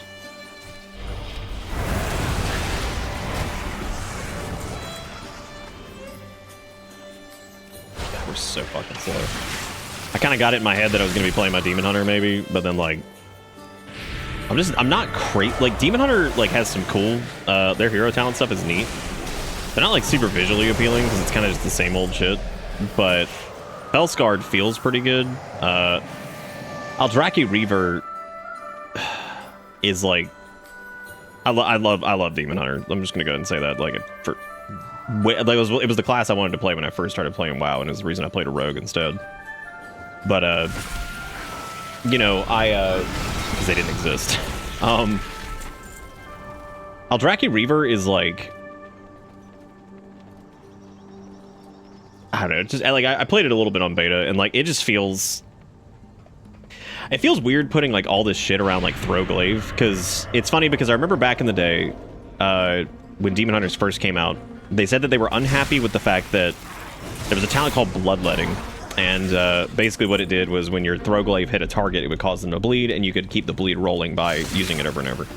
So it became like a reasonable persistence of using Throwglaive as like one of your rotational abilities, and kind of became pretty prominent alongside some of the other stuff. And I remember them talking about how they didn't like the fact that a bleed effect and Throwglaive were like so important to like the Demon Hunter thing, just because they just felt that that wasn't what they wanted it to be and all this other stuff. There's like a whole interview about it. So Bloodletting ended up going away. And they ended up changing some of the Throwglaive talents over the years. They got their big rework. I say big rework. Rework in any capacity in Dragonflight. And Demon Hunter has gotten like weirdly...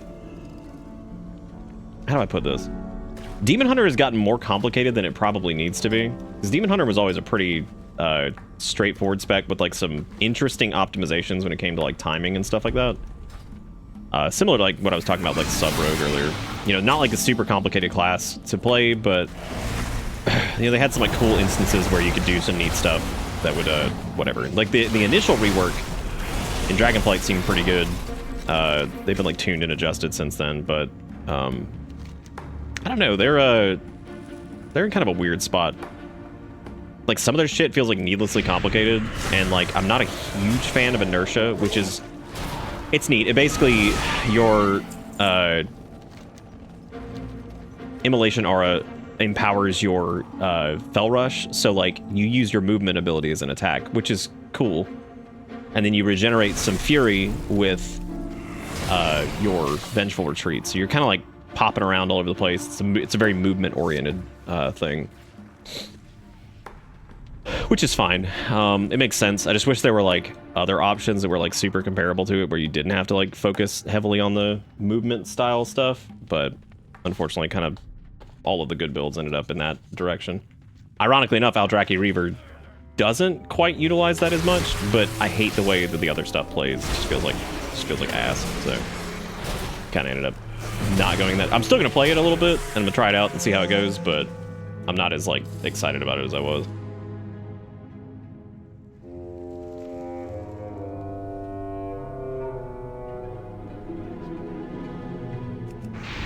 I like zipping around the field. I don't like using it as like using the movement as like an attack. I mean, it makes sense kind of, but at the same time, it also feels just weird. Not only I feel like it can put you in a really bad spot sometimes, especially with all the bullshit melee has to deal with. But at the same time, it's like, on top of all of that, you have like, oh, I spent my fucking Fel Rush doing this attack, and now I don't have it to like get me out of a bind or something. There's apparently a chest down here, but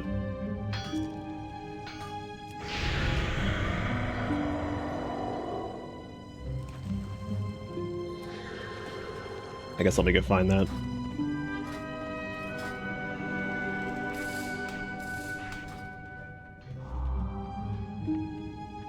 Forgot I'm leveling, so I'm gonna need Path of Frost here and there. Let me see what this shimmering flower over here wants, because it's probably some bullshit. It seems like all of the little environmental interactables so far have some kind of stipulation around them, as opposed to just being like a thing you grab. Oh, I lied. That one was straight up just a thing you grab. Make me look like a liar.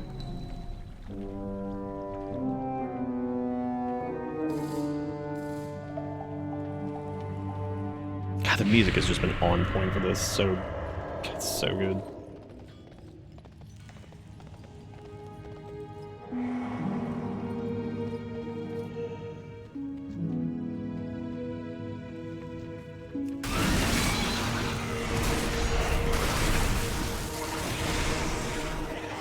Playing it one-handed, so I can eat my pills.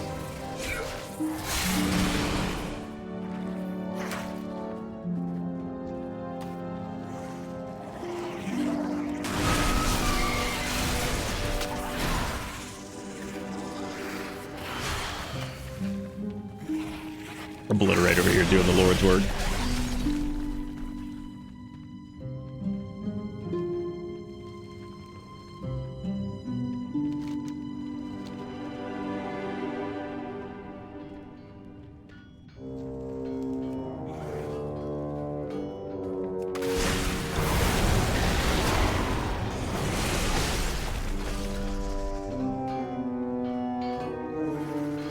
I still can't get over how insanely good Ret Paladin feels either, like, especially like the Templar hero talents for it. Holy shit. Like, watching them go off is like one of the funniest things I've seen in a while. It's just nothing but just holy bullshit, just blow up. I mean, it really is like holy bullshit go. Like, it's funny as shit. It's so good. I don't know what their damage is looking like, but like, I don't even fucking care. It looks so funny.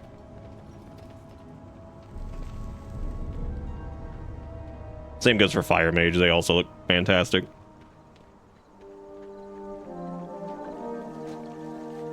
The hell's going on? Do you intend to idle all day?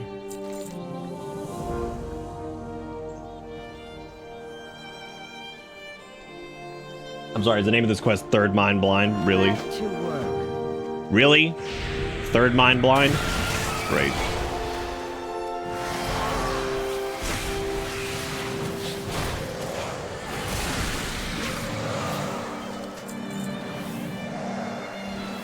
Sounds good, Sass.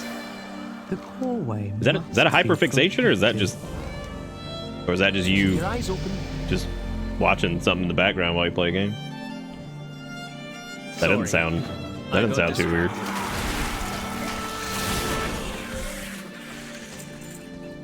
Oh hey, we got a new hero talent. Nice. Okay. Let's see what we got for old Riders of the Apocalypse now.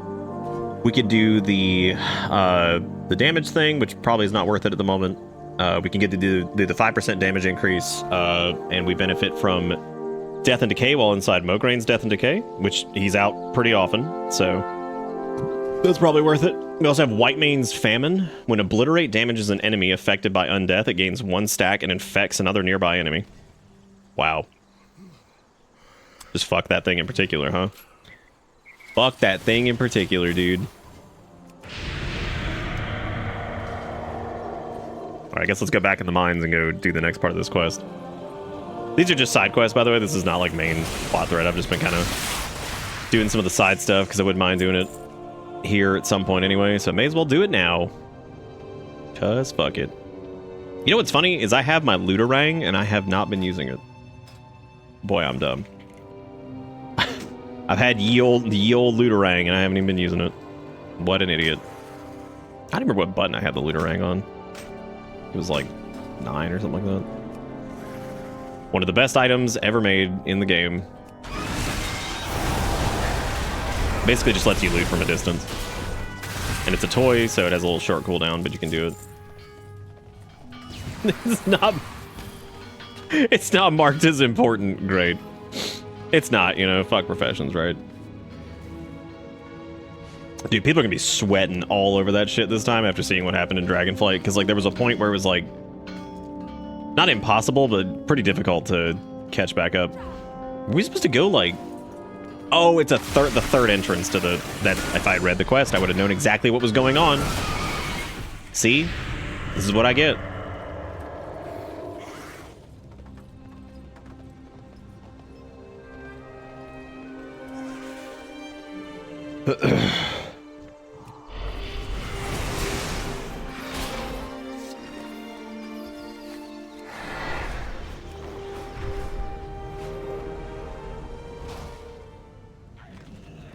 We're gonna parachute into this bitch. Something to do.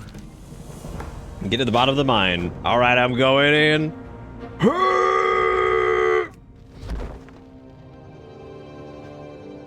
They say cogs bless you. Oh man, that's really funny.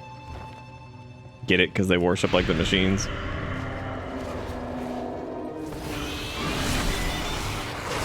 Well, this isn't where we're going. This isn't where we're going at all. Oh, it was in the same place we found that flower a minute ago. Wow.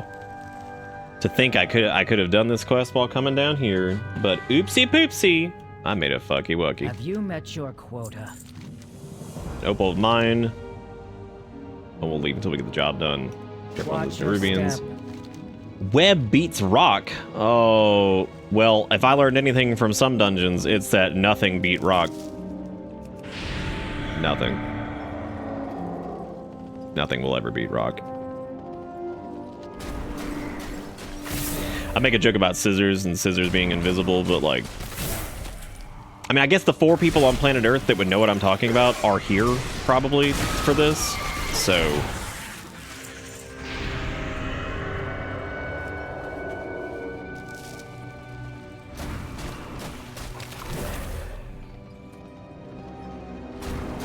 Oh, dude, another spec I'm gonna bitch about that's like weird. Fuck it, Dark Ranger? Like, I tried it out and I'm like, this, man. Like, from a visual standpoint, we've been waiting to actually play as a Dark Ranger forever. And I was like, damn, dude, I might actually have to play a Hunter a little bit. And then I played with Dark Ranger and I was like, wow. I was like, man, this is... I was like, this is underwhelming. I was like, man, that's, jeez. I just realized I took Whitemane's Famine, and that was really stupid because I don't really think I need that yet. I think I'm gonna go with Mograin's Might just so I can have the extra Obliterate Cleaves. I also really should just spec into Wraithwalk because that's gonna help us out a lot more than some of this other shit that I've got right now. So it help us out a lot more than like Blood Draw, but then I'd have to go over to the Runic Protection route. And I don't have enough points. Don't do this, Roto. Not everything can be Waka.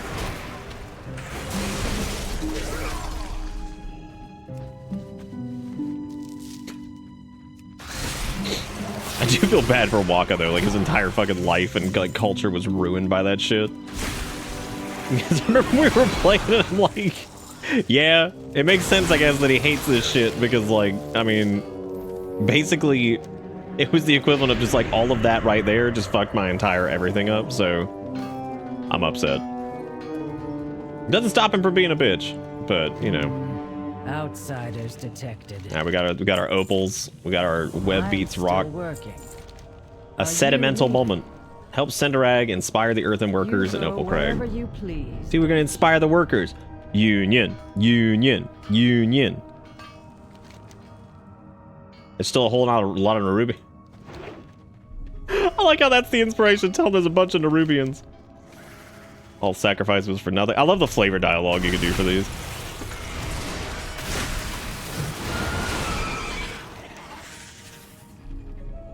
The Stormriders will be here at any moment. There's a arcane mage, I think. Probably doing arcane. No, he's fire. Arcane mage is the other one because fucking dude, the amount of like articles and shit like, oh my god, arcane's like easy to play now. It went from being impossible to easy. I'm like, first off, it was not impossible. It was just weird. Like, the main problem with arcane was like weird spell queuing nonsense. The part of the rotation just being asinine and just like crazy complicated, and then the rest of it was pretty straightforward. But I mean, in that window where it gets asinine, I mean, it got asinine. It was real fucking stupid. But, you know, we gotta go outside Opal Crag to go kill this asshole. Yeah, outside of that, I mean, it wasn't too bad. But I'm like, arcane might actually be a little, I'm not gonna say too simple now, like, but I mean, it's real straightforward. Like, it is probably like the best mage spec to start for like a new mage. Fire is also considerably, Fire just feels a lot better to play right now to me than when I was doing it a little bit back in Dragonflight. Procs seem to be a little bit more forgiving.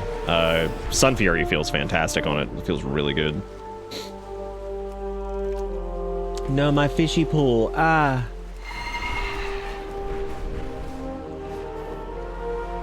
So I find it weird that you can't like cast your line into like the glimmer pools or whatever and like just get it. Like it just like casts your fishing line. That's really strange that it doesn't do that. I have wondered for many years.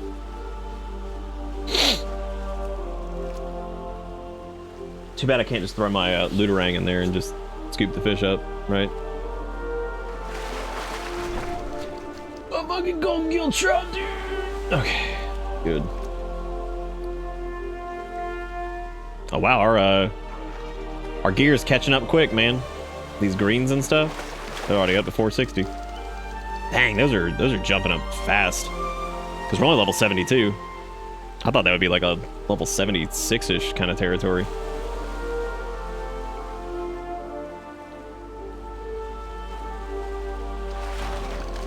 This is the content that people pay for. This is how you get the big bucks. Just start fishing. Which was proven. Several games that we fished in, I mean, we had some pretty big donation nights those nights. That's all I'm saying. Like, that's how you do it. You just pull up a game, don't say a goddamn word, and just start fishing. I should open up a fish shop. You know what? Honestly, I'm just gonna open up Hootie's Bait and Tackle. I'm just gonna steal it from whatchamacallit. What's the name of that damn game? I forgot the name of it. The one that's really good that I played a ton of. Zomboid. There you go. You don't look busy enough. Damn, the rep is actually. Oh, I guess it's not. I was thinking that the you may acquire a level 72 cloak from Auditor Balwars in Dornigal.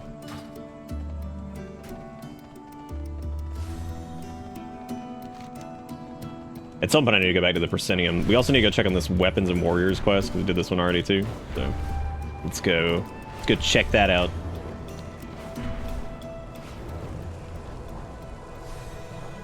Hope hunters are excited to get to tame all their new pets and stuff. That's always fun. What the hell? Oh, are these all the warriors? Are those eggs? Work cycle. Who are you? Interrupted. This is Agartha. I was once the commander of peacekeepers in Dornigal. The peacekeepers are not as well versed in warfare as the storm riders, but we are still trained and armed to protect the citizens of the city. So you were fucking cops. While the Oathsworn are well protected behind the walls of Dornigal, the Unbound were left to fend for themselves against Gorloks, Fungarians, Kobolds, even Nerubians. Over time, I realized that in order to carry out my charge of protecting the Earthen, I would have to leave the city. Since then, I have journeyed across the Isle of Dorn, helping any and all Earthen I come across. Such is my way. Somebody wrote that. What a neat little character backstory for this person. Somebody sat down and wrote that, and that's just the thing. Just this character, just here. Retrieve 8 pilfered pearls for the Gorloks, and what else we got? Distribute 3 weapon crates to the pearl farmers at the Glimmering Shore. Another hot take. After playing Blood DK a little bit, first off, it is criminal that Sand Lane feels like shit to play. I don't know what in the world is going on with those talents, but they suck. Like, Sand Lane has like no cool visual shit happening, and it just sucks.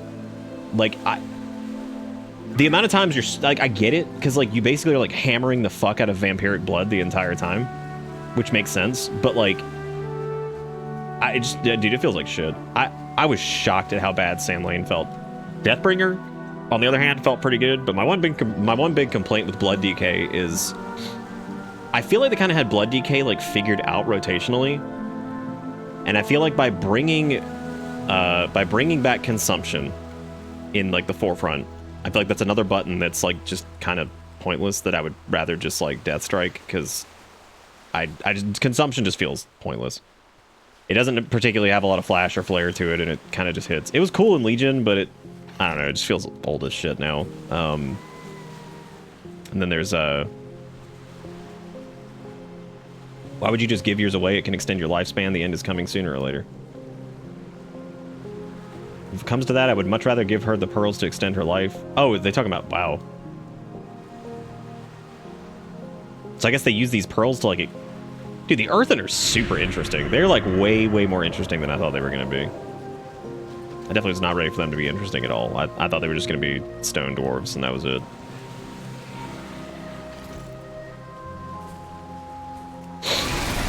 God, I love the Gorloks, dude. Oh my god, that auto-cleave with Mograine out is stupid. Holy shit. That's disgusting. Not even having to drop your cleave, not even having to drop your D&D. Feels great. Feels good.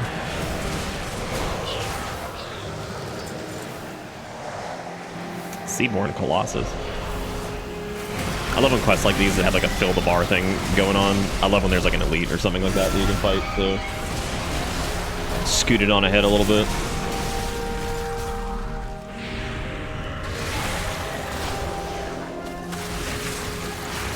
I might fuck around with Unholy.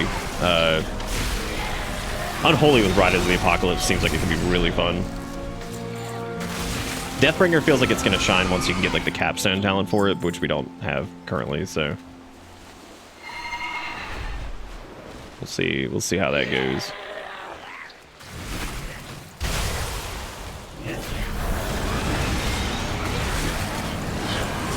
God, I love just single targeting this thing with Obliterate and just shitting in its face. And everything else just dies around it because of Obliterate. Oh, God.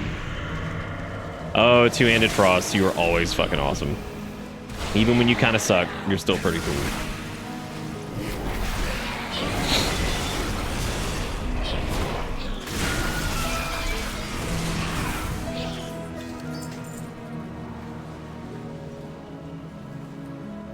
See, I actually thought I'd be like just straight up like playing Blood DK since I did a lot of that towards the end of Dragonflight, but I think the main reason I didn't was like I played around with it. I still like Blood DK a lot. I just feel like I don't know. I feel like they made them like more rotationally complex than they probably needed to be. I think like if Blood DK needed any more complexity, I think it should have been around like the timing of death strikes and like making sure that like your death strike heals were like a little bit more bound in the time frame that you did it in, rather than like adding these other things that probably just didn't need to be in there in the first place. I don't think we've fished from a calm surfacing ripple yet. I do not think we have.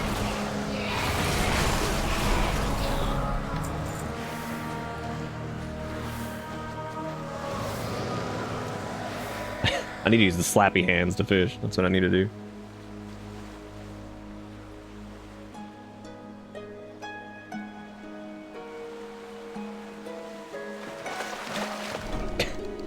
Ah, yes, the quiet river bass.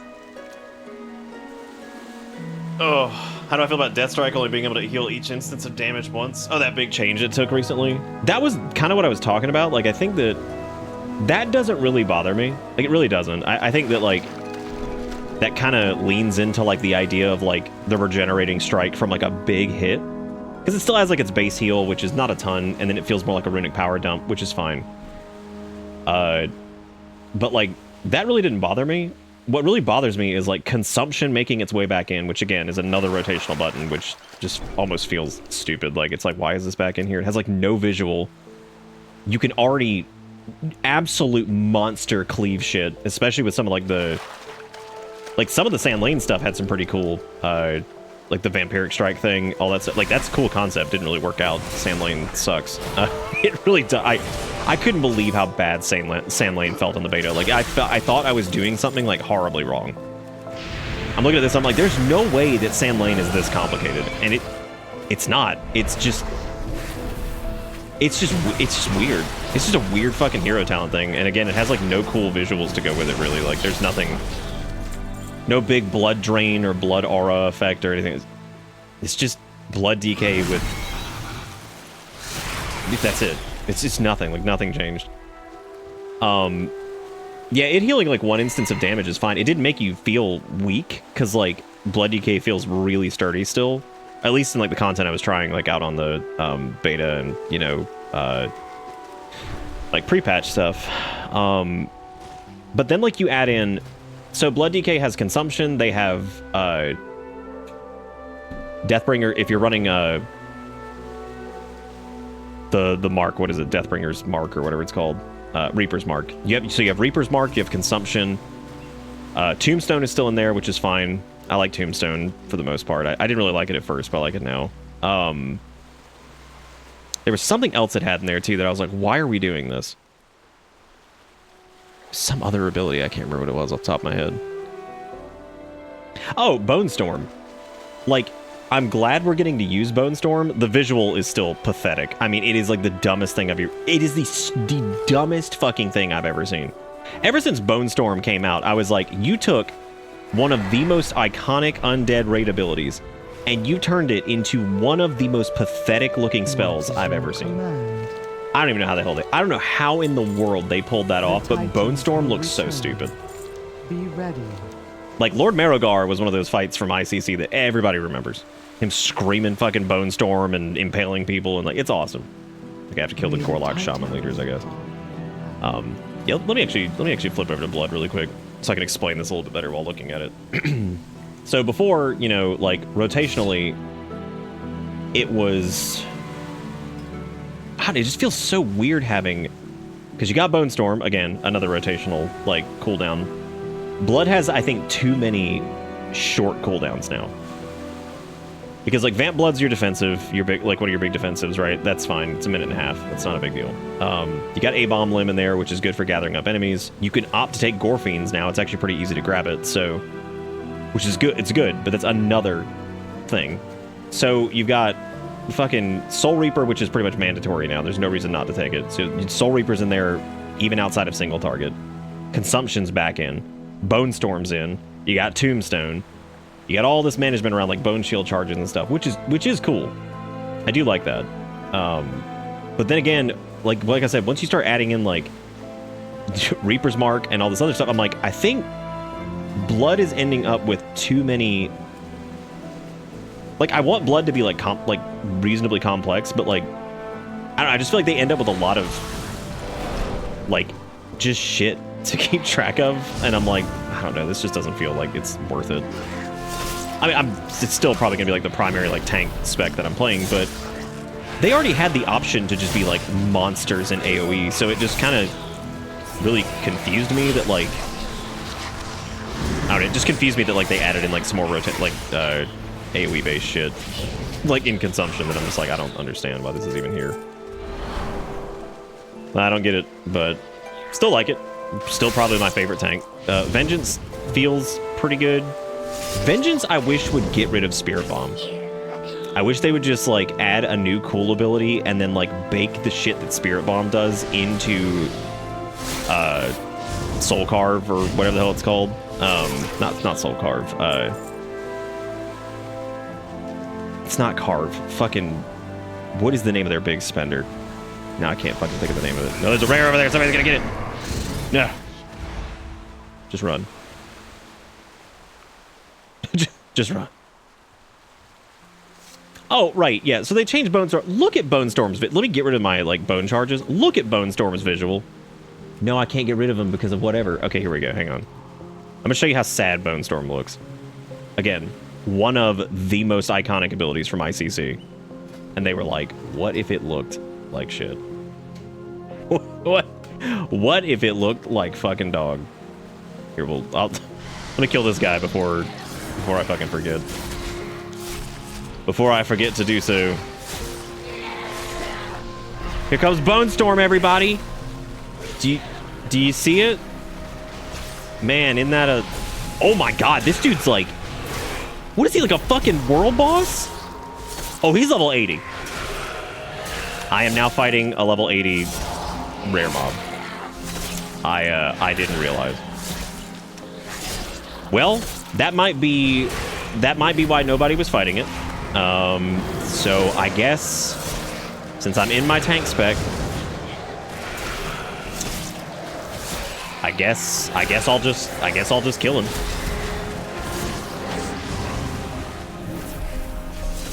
But man, oh, never mind. He heals himself.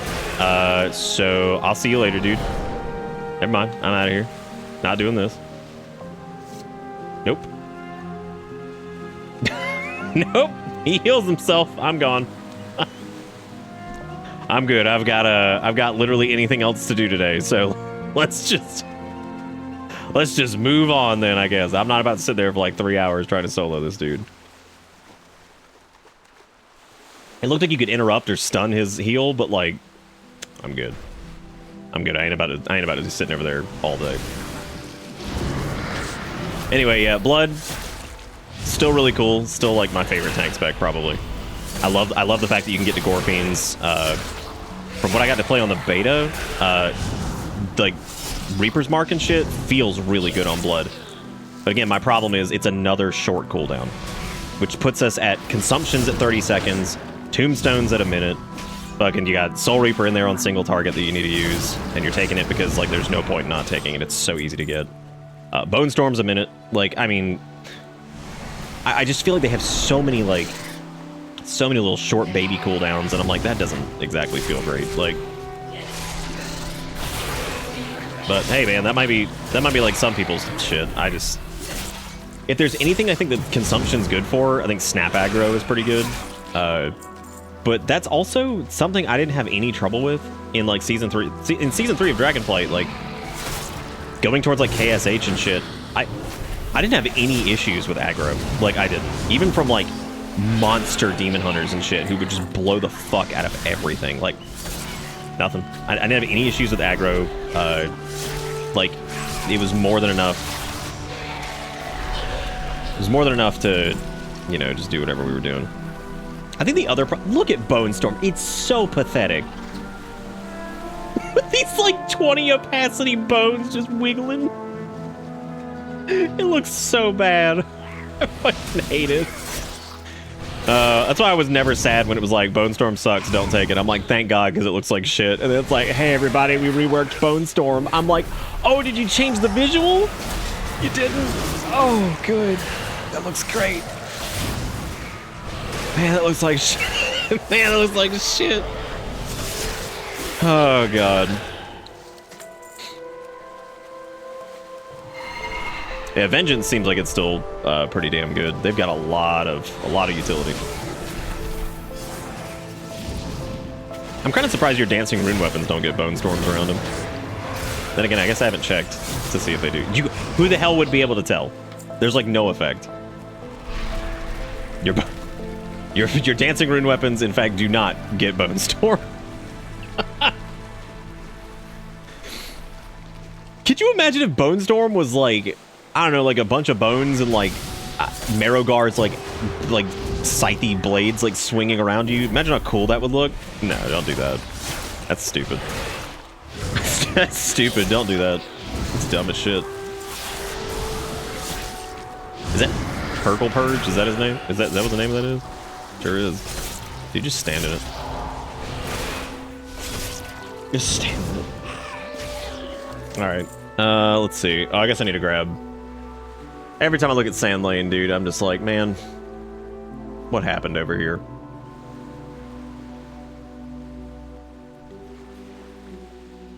I'm like, Vamp Strike just feels like it's just over. I don't get it, man. I do not understand it. Alright, so let's try out, we can try out Deathbringer a little bit over here since that's on Blood. Let's see. Shadowfrost damage applies 2 stacks to Reaper's Mark and 4 stacks when it critically strikes. Additionally, Blood Boil deals Shadowfrost damage. Okay, who's trying to kill me? I'm trying to read.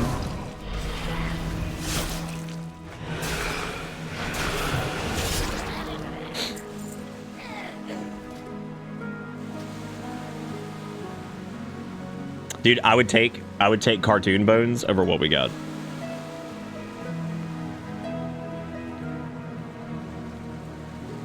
Wave of Souls actually looks pretty cool if that's the effect I'm thinking of.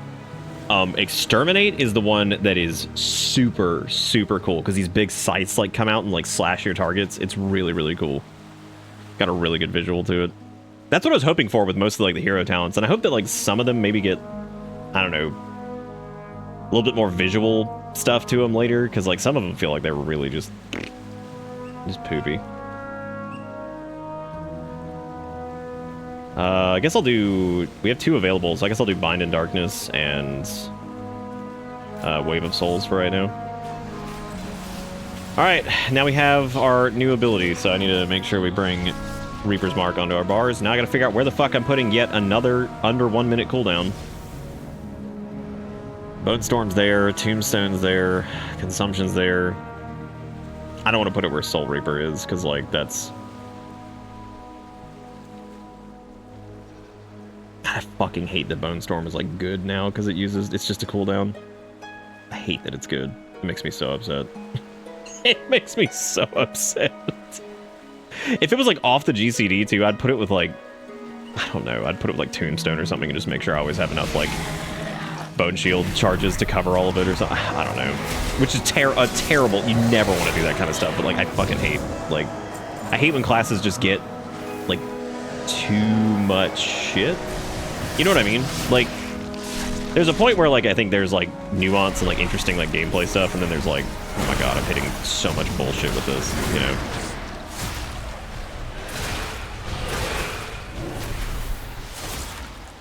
like Enhancement Shaman is that way. Like Enhancement is so fucking cool, but it is just a keybind nightmare. It's too much shit. Too much shit. You don't have to have that much crap going on to like make a spec interesting. Like there's been plenty of specs that had like relatively you know, low amount of like buttons as far as like the input goes, but just like the way they all kind of play together was pretty cool, or felt cool, which I mean, you know, and that's part of the thing too. Like if it feels good to do, I mean, that's a big win on its own, right? Because a lot of this is going to be the way it feels to kind of do shit. Devastation Evoker is one of those things that's like, they're not super complicated at all. They're actually a really simple spec, but all of their stuff feels like it's feeding into each other and like feels like it's doing something. Even with their little hero talent stuff too, it's pretty cool. And they gave them, they gave Preservation one of the best tier set bonuses that they had the entire expansion as a talent, which is the thing that makes gives you instant cast Living Flames, which is that's good shit. I still love Preservation. That's probably one of my favorite healer specs. I like the way Bone Storm plays. That's what I was saying a second ago. Like, I like what it does. I hate the way it looks, and I hate the fact that it's like yet another thing. I kind of feel like Tombstone should just do it too or something. Like if you consume like 10 bone shield charges, it just like, I don't know, Tombstone will like defend you, and then you get like Bone Storm pops off of that too or something. I don't know, like Bacon, those two feel like it's just one too many in the loop. I do have to figure out where the fuck I'm gonna put Reaper's Mark. I have no idea. I guess I could do, no, I don't want to. I like where Death's Caress is. I like where Tombstone is. Yeah, I don't know what the fuck. I don't know what the fuck's going on with the consumption. You know what I might do?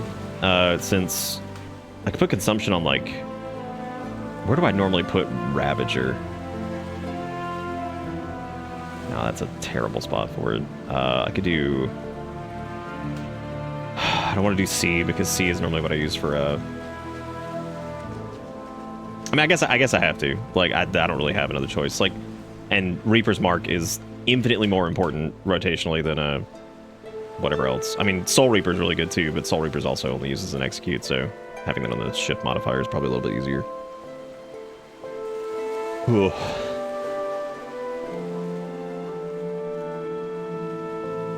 I think Soul Reaper becomes a little bit redundant too with some of the Deathbringer stuff.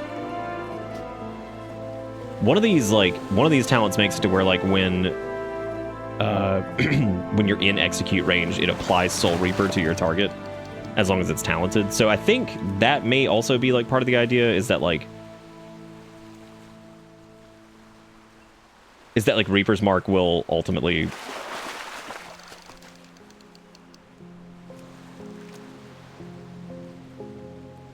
Oh, okay, I'll look. Hang on. Oh, it's the little fresh filter. That's fine. Here, I got it.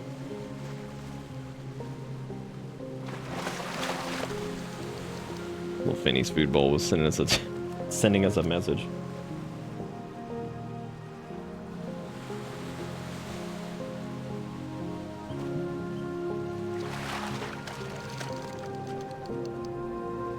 Yeah, let me double check that really quick. Actually, let's see. So, yeah, I think one of these applies like it makes. I think Reaper's Mark or Exterminator, something like that, applied Soul Reaper. Yeah, here we go. Okay, so Grim Reaper is Reaper's Mark explosions deal up to 30% increased damage based on your target's missing health and applies Soul Reaper to targets 35% below or below 35% health. But that's just the Reaper's Mark explosion though. So that's not going to be applying it all the time. So poop.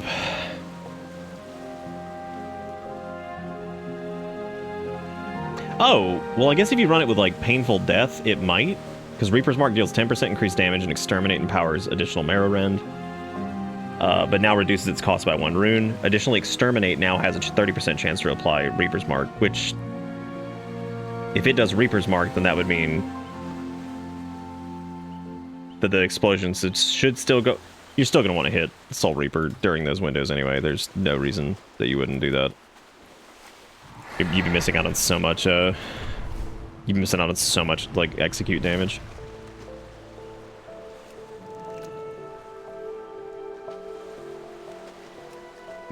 Why am I fishing? Oh, right, I'm doing it for that, doing it for that one little...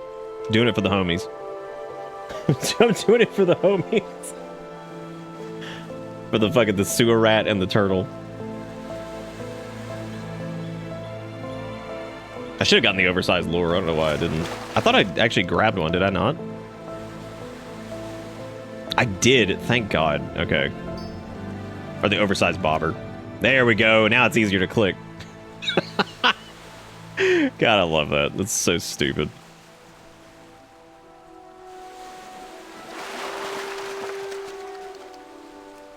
Oh God, I'm so glad I managed to get the Elite PvP set in Season 3. That was like one of the few things I wanted to do. So I could have the fancy red version of that. I did laugh though that like most of the Elite PvP sets in... this is like the most ironic thing ever. And I don't know if they did this on purpose, but it's really, really funny. Most of the Elite PvP sets, which are timed sets that you can only get during the current PvP season if you get to a certain rating. So this is the first expansion that they've had solo queue rated battlegrounds. They had arenas, they did that last time, and this time it's solo queue rated battlegrounds, which is really, really awesome. Super cool. So a lot of people are probably going to be able to actually grind out their elite sets pretty easily. And here's the funny thing. The elite set colors are like kind of dog shit this time for like everybody. There's a couple that are nice, but for the most part, they all just kind of look like dog. So here's the gladiator version of this is the obtainable one for just conquests. It's just like green and red, you know, makes sense. The elite is like this PP green color, which is good for Death Knights. That one's fine. Not anything to write home about by any means. I mean, it's not like some... I don't really like the set to begin with very much, but, you know, not super impressive. I noticed one of them was like this gross yellow color, and I'm like, God. I'm like, damn, it looks like butt. And I'm like, I wonder if they just got tired of people bitching, so they just made the elite sets just look like shit. Be like, just make the gladiator set the cool one, and then let people get the little glowy effect from like Mythic Plus or something. There you go. I don't know. I just thought it was really funny to see that. I was like, wow. That just kind of looks like butt. Sorry. This is not the basin, not the way not as the basin should be. We have much work to do. Collect 30 Bossgroot spores from the Fungarians in Bossgroot Basin. Boss these nuts.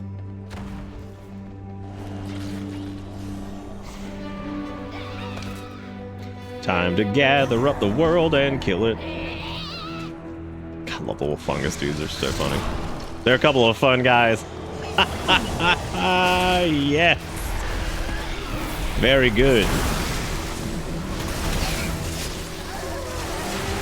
Very good. Dude, my brain is like so scrambled on like these different abilities. I'm so used to like the flow of blood DK, and like the extra shit has definitely like thrown me off the rhythm.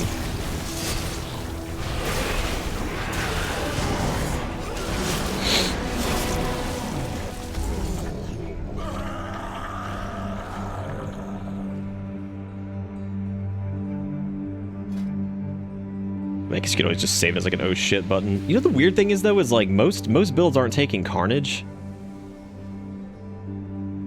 which is weird because it feels like Carnage would actually be nice. I guess it's because Bloodshot and like Purgatory and Bone Storm are all just like super good comparatively. I could also just not take Consumption. I could just not take it. I could take like Bloody Blade or something.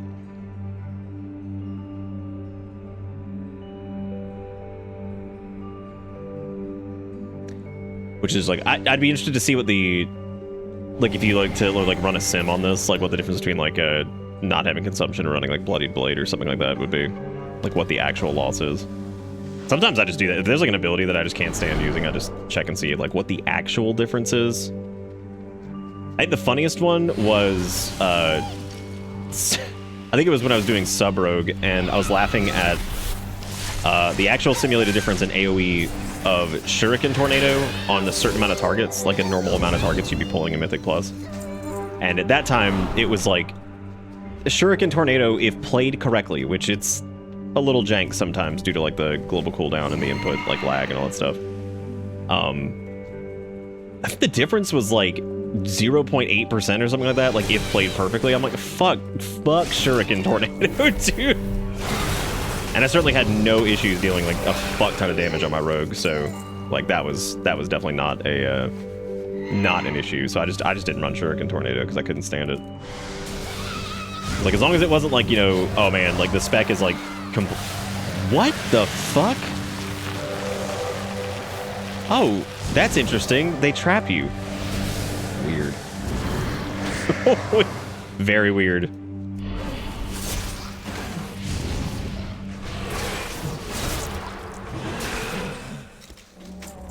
That's fine. Some of these shorter cooldown things that I've been ranting about for Blood are gonna be fine once I get like my weak auras set up and stuff, so I can actually like track things. It only feels like shit when you like really can't track stuff, and because you don't have like your thing up or whatever. But I tend to not build like my weak aura kits because I used to download and use other people's weak auras, and I sat down at one point and learned how to do like a lot of development for it. I even know how to do like nowadays I know how to do like custom code and shit for them too.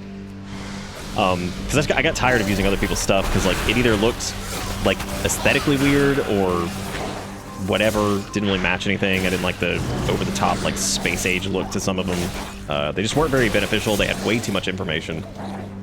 Because one of the worst things when it comes to like weak aura development for a lot of people is that like people will go download these packs from other like content creators and stuff that make them. And man, they have so much information in them that like nobody outside of like the top like 1% of fucking players is ever going to be able to parse all that shit that's happening all at once. And frankly, it probably works to their detriment because like it's just so much bullshit. And I'm like, what is all of this? Like, you know, you're tracking some fucking proc from some thing that doesn't even matter, that like you don't play around because it's completely random. Like, don't do that. Don't fucking track that. There's no point. Like I forgot which tier set bonus it was in season 3. It wasn't Warlock. I think it was actually it might have been one of the Warlock ones for destruction that somebody was tracking, and I'm like, why? I'm like, you literally have no control over this. Like you have nothing. Like there's nothing. You can't even really play around it because like you're not gonna like fire off your Infernal or some shit when they're like max stacks. You're gonna fire it off when like you're loaded to do like your damage, like your big damage rotation. You know what I mean? Like, it was so stupid that it was even, and it's this big ass fucking like icon that was in the pack. I'm like, why are we tracking that? Like, what is the point of tracking this tier set bonus when you don't even play around it? The whole point of it is just to increase your damage overall. You can clearly tell it was built around like whatever. Like, it was pointless. It just happened or it didn't. So like, okay, cool. Let's put that in the weak aura and let's track it for no reason. Honestly, ish. First off, pretty cute emote. I don't know what the point of it is, but pretty cute. Second, that's basically what it was like. That icon of the little salad thing, that would have been more useful than that tier set tracker. That's all I'm saying. That's all I'm saying, dude. I'm so pissed that I don't have Bitter Woe up on the emote thing right now for since we finally have Invisible.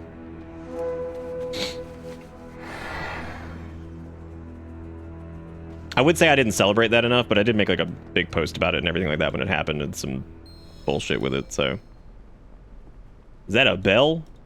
Look at these little plushies. The fine craftsmanship in this clay pot is betrayed by the odor of rotting tree bark stored in it. You guys ever smelled rotting tree bark? I'm glad you appreciate my bisexual dog food bowl with salad.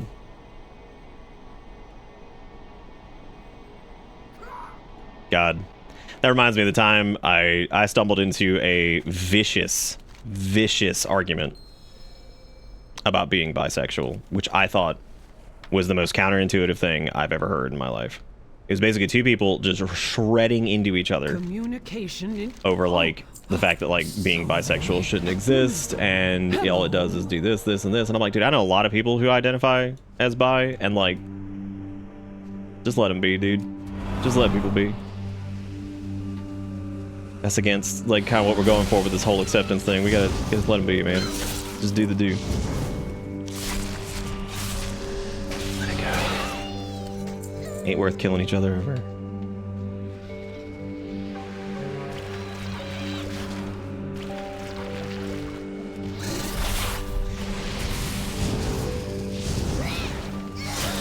To be clear, by the way, since I wasn't clear, it was 2 like LGBTQ people arguing over this that I was like, why are y'all like trying to kill each other over this, man? I was like, this is, it's like y'all both want the same thing. Like you want to, you know, be accepted and love who you're gonna love and all that stuff. I'm like, just gotta chill, man. It'll be okay.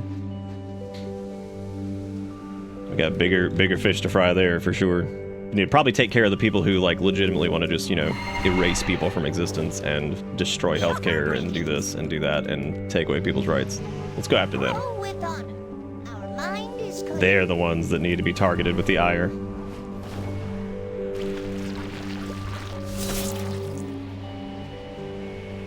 Little Troggle Frog, what's he doing? Oh, he's just hopping. Good for him. Troggle Frog. What's the check mark mean? What's the check mark mean? I don't know what this means. What does that mean? Verified?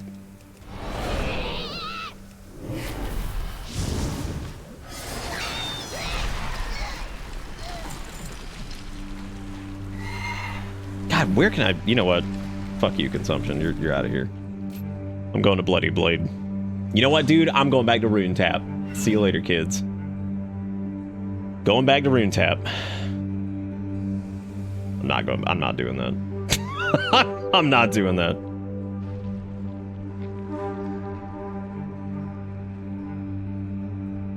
I kind of love bloodworms. I hate that, I've always loved Umbilicus Eternus too, just because it's a sick name.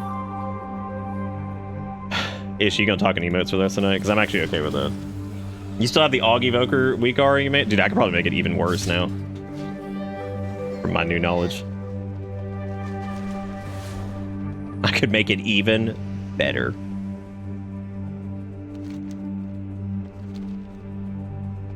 Gorefiend should just be at the top of the tree.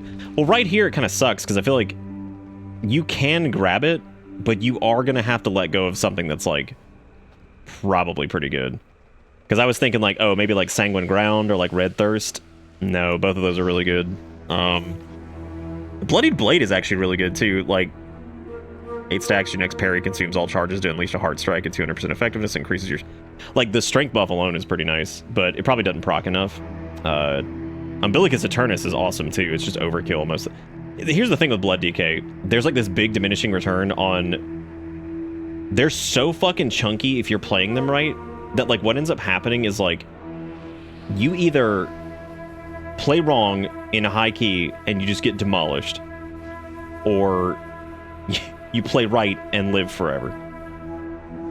So like some of these things that like increase your defensiveness don't really help you past a certain point, because like unless it's like Purgatory and it's gonna save you from like a misstep where you fucked up and you didn't cap Bone Shield charges and then this mob in Mythic Plus just breaks your face open. Unless it's that, like there's like a weird diminishing return on them as like tanks, and they're really strange about that. Prot Warrior does not have that problem. Prot Warrior, by the way, I think they're gonna be the slept on tank. Man, after fucking with Mountain Thane, holy shit, dude. They're like butter. They take like no damage, and they just slap. Mountain Thane just fucking slaps. Not the coolest of the hero talents, but it does look really cool. Like for the most part, all the lightning shit clapping around everywhere. I think people are gonna be sleeping on Prot Warrior. I think they're still gonna be caught up on Vengeance from the last like season or whatever, and then I think that yeah, I think the Prot Warrior is gonna get slept on. I actually think Guardian Druid might get slept on too, because their arcane hero talent thing, I think that one's pretty good too. I've just been killing these things. I didn't realize I was supposed to be stabbing them with some injector to make them not hostile anymore, which means I basically just completely yeah, fucked it. Can I do the mushroom man? Nope, they're beyond saving, I guess. It's like, no, you can't save the mushroom people. They're huge assholes. They're always dicks. You can't save them. Music here is sick. I cannot get over how good the music is in general in this expansion so far. It's great.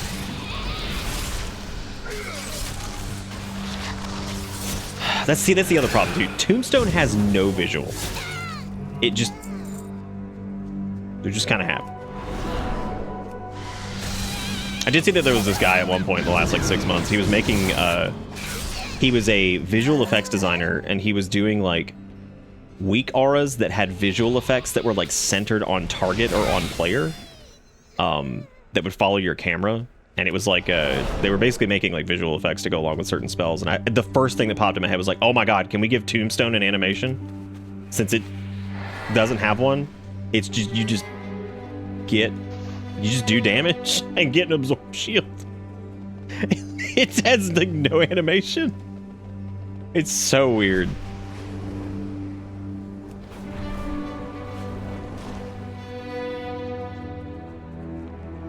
Yeah, sometimes Blood, as much as I love it, feels like this weird, like, school project where, like, it was supposed to be worked on by, like, 4 people, but it was one dude who did, like, all the work, and everybody else was just kind of there. And whoever the hell was there that day, they're the ones that made, they're the ones that gave Tombstone no animation. So good for them. Thank you so much. Thank you so much for your contribution.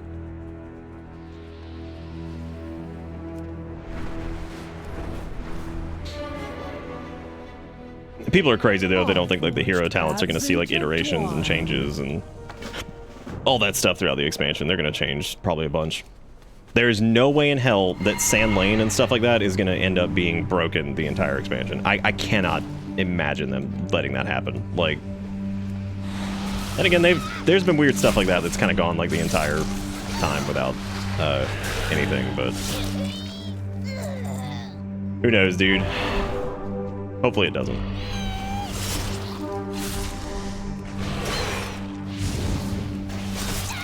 Dude, Blood Boil doing Shadow Frost damage looks really cool too. That like big Shadow Frosty explosion thing that happened.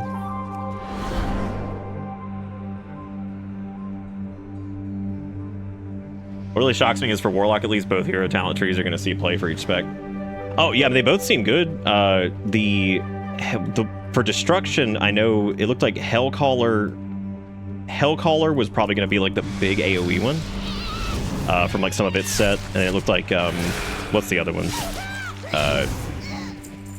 Diabolist or whatever the fuck it was. That one's probably gonna end up being better for like single target. Both of them are really cool though. Like the Warlock hero trees are cool. Mages are great. Death Knights are great, except for Sand Lane. Yeah, some specs are doing really, really good with their choices. Where the hell is this asshole? Already killed him like 5. Thank you. Thank you so much.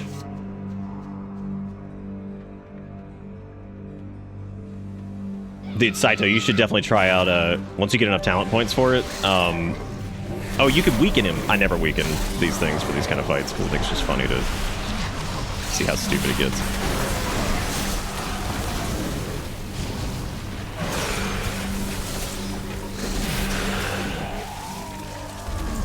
You know what's really weird is, like, so Deathbringer Saurfang could summon like a little blood beast thing. And so he's notable as one of the Deathbringers in lore of like Death Knights. So he's a Deathbringer. He summons a blood beast. They gave blood beast to Sand Lane. Sand Lane doesn't summon blood beast. They're like vampire people. I don't know why in the world Sand Lane has a fucking blood beast. Like, I saw this and I was like, why? Like, I know we get bloodworms, but like, why not give the weird blood beast to Deathbringer? The only person who's ever summoned a fucking blood beast was Deathbringer Saurfang. So like, I don't know, give that to them. I mean, I get it, it fits in like the bloody suck theme, but like, I don't know, it just seems strange. All right, here's another like puzzle dude up here. We got Ulort the Self-Exiled, who says, story long, have you Boss Groot cap? I might have Boss Groot cap, as a matter of fact. I don't know. I'll have to search for Boss Groot cap. Me no have Boss Groot cap. Me come back at some point to, I guess. Oh shit. There's another delve over here. It's Fungal Folly. Should we do Fungal Folly?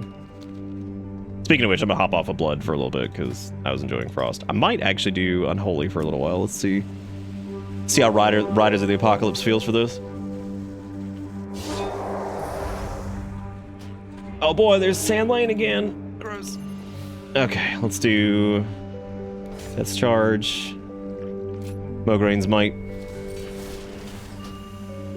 I think I'm all set up here. I don't think I need to do anything else.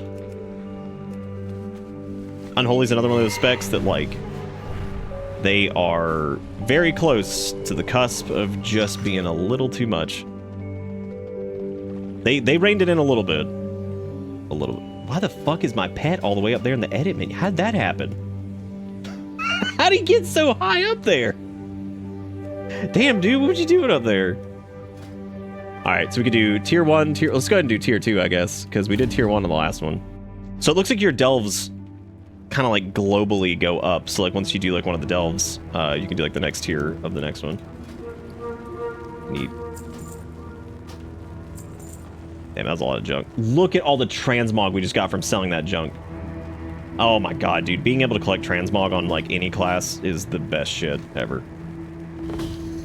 I'm going in. Yee! Oh my god. I feel like I'm gonna hit something. Nah, we're good. Dude, what am I looking at in here? Is that a jump shroom? Oh hey, a hook. No, I don't want to go by the entrance. That big mushroom could launch a striker.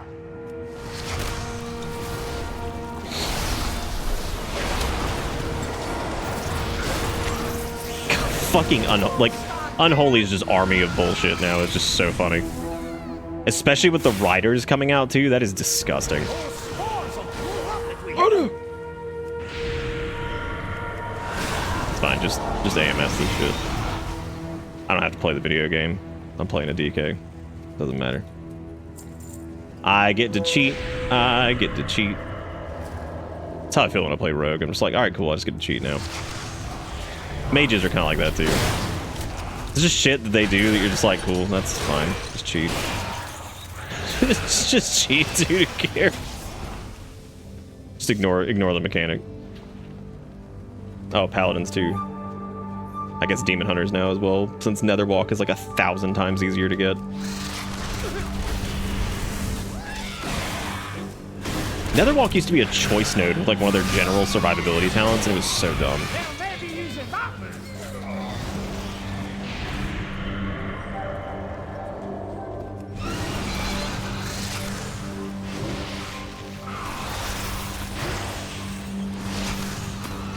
Oh, Unholy. What a trip. Oh, good. They knocked me down here. Perfect. Well, at least I can continue to flare my diseases from down here, I guess. This bitch came down here. He's like, you ain't gonna kill me with the flu. Oh, I should probably grab Path of Frost out of the spellbook, because for some reason. I think they were on like a separate bar before I redid my shit, and that's why it's not here now.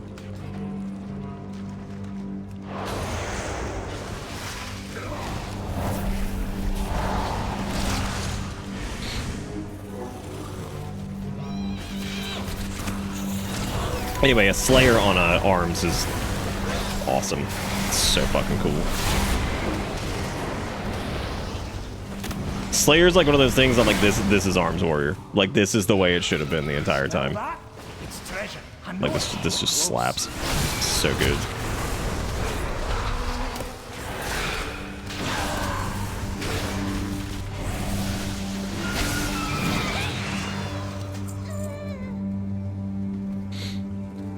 Gotta save all the scouts from certain death. Oh yeah.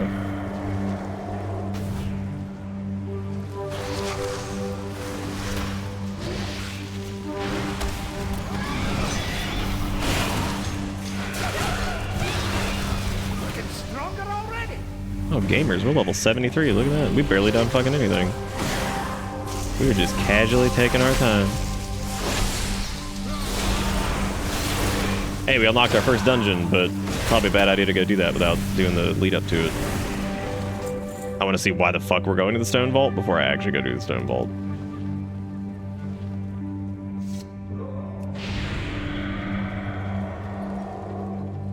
Oh yeah, Slayer arms. It's like a Slayer arms warrior is disgusting.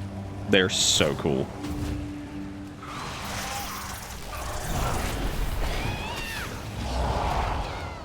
No, all I needed to do was cheat. So far, as predicted, low-level delves appear to be a cakewalk, which is fine. These do not need to be difficult.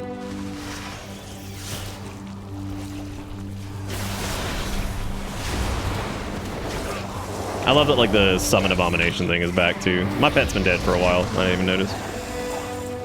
I guess it got stuck somewhere. Look at all this rotting, gross bullshit just everywhere. The gang's all here. And now we summon the riders too, because that's reasonable. Because that's just so reasonable. I'm just waiting to see how many skips Demon Hunters can pull in this. I'm sure they'll find ways to speedrun delves. There were people that found strats during Mop Remix for Demon Hunters where like they could clear certain things in like 15 seconds. By just like clipping out of bounds and doing all kinds of crazy bullshit. I'm just like, this is insanity. Good old Demon Hunters.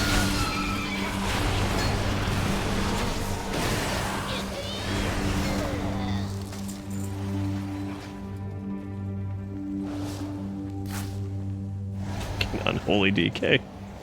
The epitome of the gang's all here. Oh, speaking of which, I need to do a new Ride of the Apocalypse talent. Nazgrim's Conquest. If an enemy dies while Nazgrim is active, the strength at Apocalyptic Conquest is increased by 3%. Additionally, each rune you spend increases its value by 1%. There's the Horseman's Aid too, which is that whole thing over there. There's I guess we'll do White-Mane's Famine now, because that'll spread. When Scourge Strike damages an enemy affected by undeath, it gains 1 stack and affects another enemy nearby. Okay, yeah, that works. That works. Look at Spin Shroom. He'll be dead in like 2 seconds.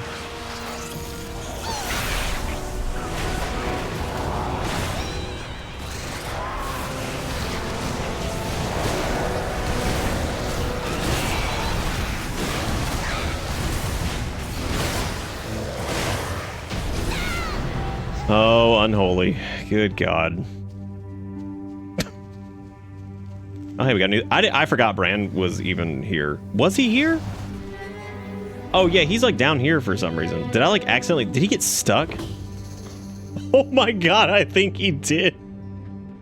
I think Bran got stuck down there. I'm so sorry, Bran. I didn't mean to leave you. I thought it felt a little lonely down here. Damn, we're already, like, the gear's already 489. Jeez. That's crazy. Didn't expect them to be that high so soon. What does that say? That's more like it. I don't think I even got, like, any little experience items and stuff for Bran either. Must have missed most of them. Unless no. Yeah, damn, those pants are 489. Holy shit. Not quite in upgrade territory yet, but we're getting there. That's more like it. Thank you, Bran. Keep saying that, please. Branule.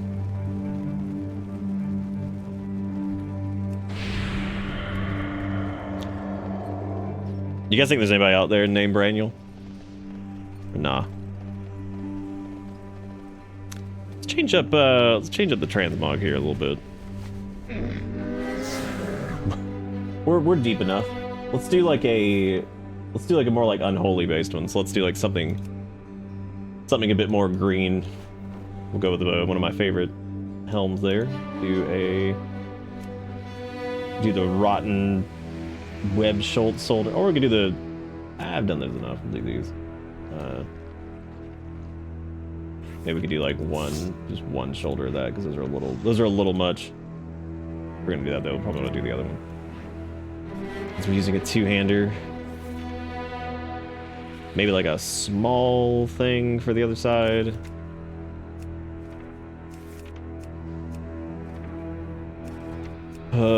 Maybe not. Damn, dude, I cannot get over this music.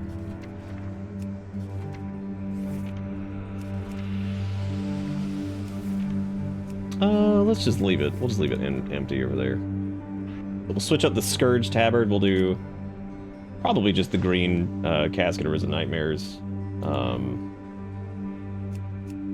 Don't have any good, like, outside of like the Scourge Tabard, which is purple. Don't really have any good like green, like tabards that would be good for like undead stuff or like anything, you know, unholy.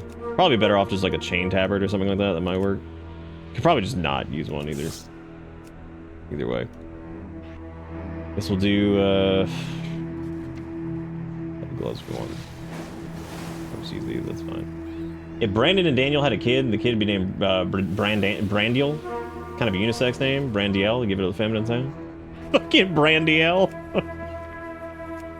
God, Brandiel. Jesus Christ. Brandiel. Do I use monitor arms in my setup? I do, yeah. I use just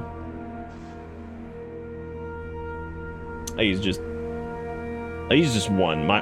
This one I'd leave the stand on, my main one, because my main one's an OLED. So at first I really didn't trust putting it on a monitor stand because, you know, stuff.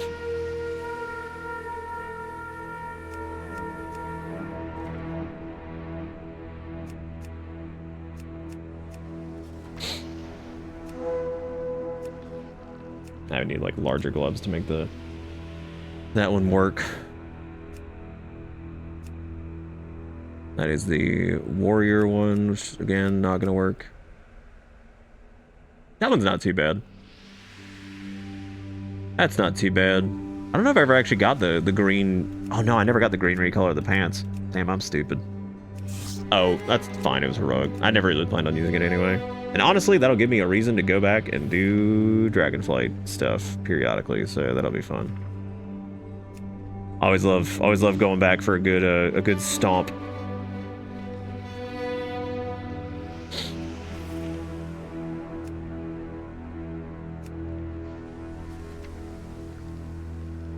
Try to keep like the slimmer boot look for Unholy, because they just always struck me as a little bit more of the mobile thing. I just need to find something that works color-wise.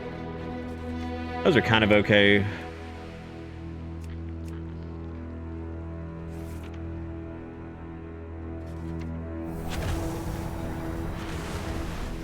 Yeah.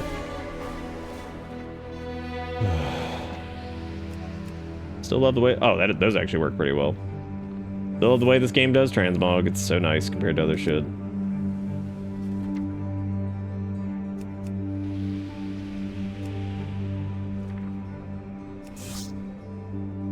Doesn't really match either, the little out.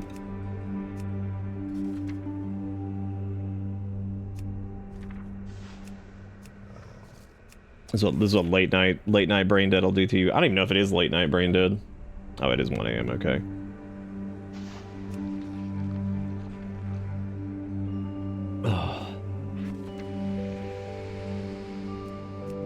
What do I want to do for a Weapon? Could always go with the Legion artifact stuff, which is always easy.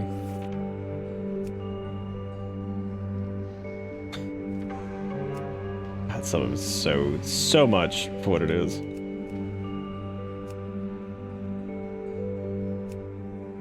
Oh, I forgot about the Soulforged Great Axe. That came with the little armor thing they did. Sword from the Emerald Dream works pretty well. It's also the Tormented Mossworn Greatsword. And the Unholy Greatsword of the Ebon Blade. Lots of good whack sticks out there. Please stop punching me. I'm trying to play dress up. Thank you very much. I guess we'll roll with this for a little bit. This is fine.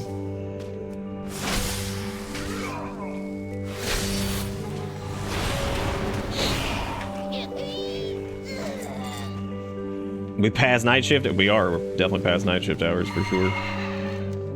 We are indeed.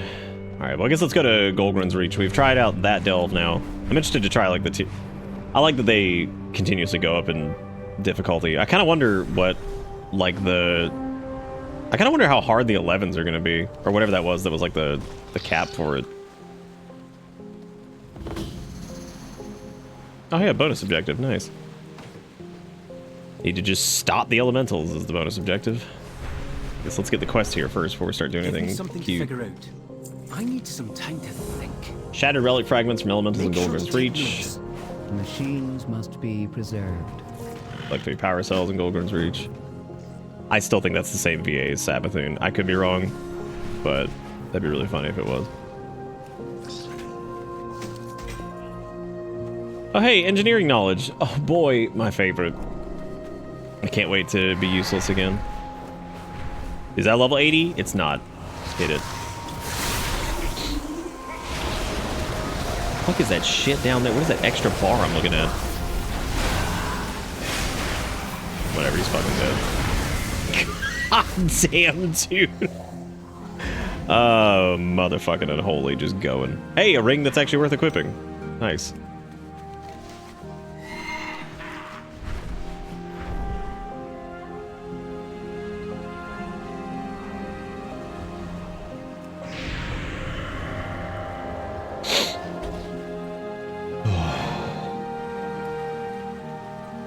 You know, the whole, like, it's elementary, stop the elementals. Where? Who? I was about to say, where are they? There's, like, one.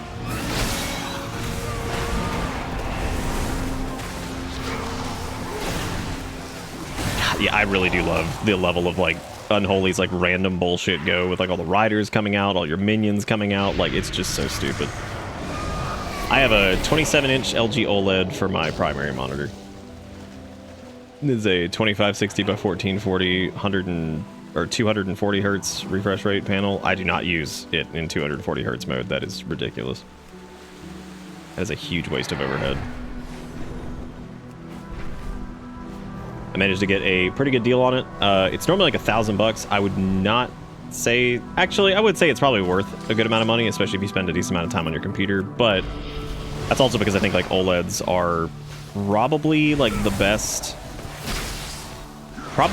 upgrade I've seen like in visual tech stuff and since like HD in general. So a good OLED with like HDR and all that stuff is really, really cool. Super impressive. Yeah, I managed to get mine for like several $100s off. Like I said, I don't know if I'd pay. I'm not gonna say it's not worth like $1,000 because it's really, really good. Would I pay $1,000 for it? No, probably not. Because that's just a lot of money for a monitor. I mean, it's probably one of the best decisions I've made as far as like I said, display stuff has gone in a long time. But yeah, I don't know if I'd be like, yeah, definitely go pay all this money for it. Oh, that little indicator is showing. What is that? Oh, it's the encounter bar. Right, I need to put that up here anyway. That was stupid. Yeah, that needs to be up here.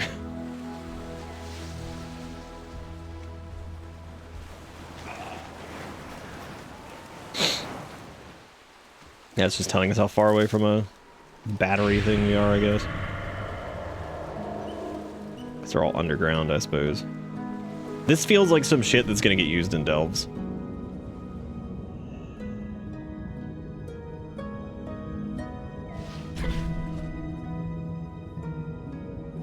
Oh, that's cute. It shoots out a little thingy at it. It's funny.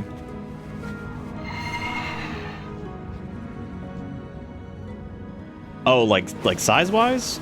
I wouldn't mind like having like a 32, but 32's starting to get like a little cumbersome when it comes to like multi-monitor stuff, because if you want to do it in landscape orientation, you're basically putting two 32-inch displays right next to each other, which takes up a ton of desk space. And I have a pretty big desk, but still, that's a ton of space just for your monitors. Unless you decide to turn one on its side, which I'm not a big fan of, like vertical displays. That's not really. I'm not a big fan of that. I mean, I know other people are. I'm not a big fan of that. I don't normally like the vertical display thing. I like it if I was doing like coding and stuff like that, I'd do it. But since I'm not doing that stuff, doesn't really seem worth it.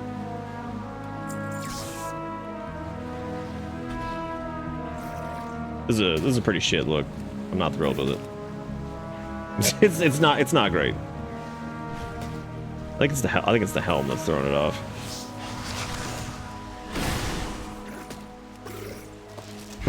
It's so funny seeing people with these extremely rare mounts running around because of Remix. Doesn't bother me though, because I don't care. The only thing I wish they had done with Remix is I wish they had done like a your cloak is disabled and your power is normalized. Do the challenge mode again shit. I think I know why they're not bringing back mob challenge modes. And I think it's because people are gonna realize that like the mob challenge modes were never that hard to begin with. And the game has gotten substantially harder since then. And I think it's going to be like this realization that those people who got the challenge mode mop stuff, it isn't nearly as like impressive as it probably seems, because the game was definitely easier back then.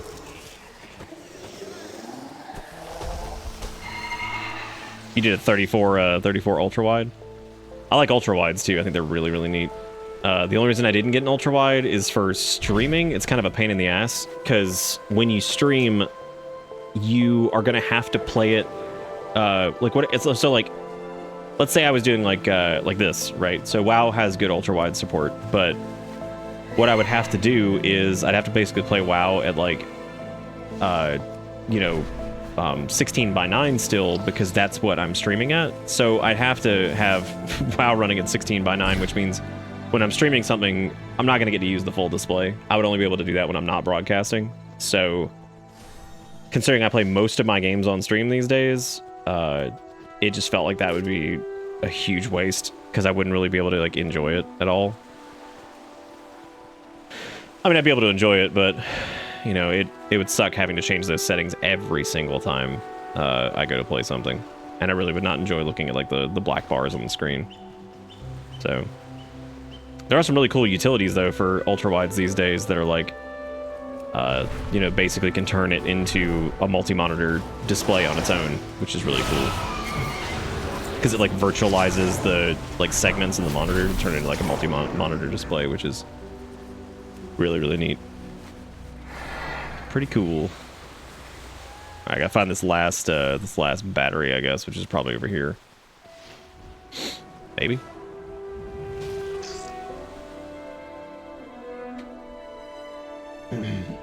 Friend of mine uses partitions to still stream at regular, and then chat fits on the side. Yep, you could do that too. That's what I was saying a second ago about. You could do like the virtualized screens effectively, which is cool, but I don't know. When it comes to streaming from like a job standpoint, there's some things like I'm less willing to try to do, because like I don't want anything that's gonna like fuck up the show more than I already fuck it up enough. So like having like additional like weird technological things that can just kind of break like that always is kind of tricky, because I don't want to have like some weird thing that would just not function one night and I'd be like, great, now I gotta fix this or do whatever. Where the hell is this battery? Oh my god. Okay, it's over this way, it looks like. Okay, here we go. Oh, wait. Up. Nope, shrinking again. Shrinky dinking. Oh, here it goes. There it goes. Nice. We found it.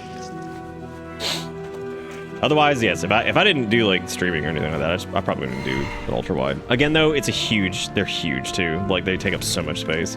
So much to discuss. I don't know. I like just having a separate display. It's always been nice to like just kind of have like a separate monitor that's like used for everything else.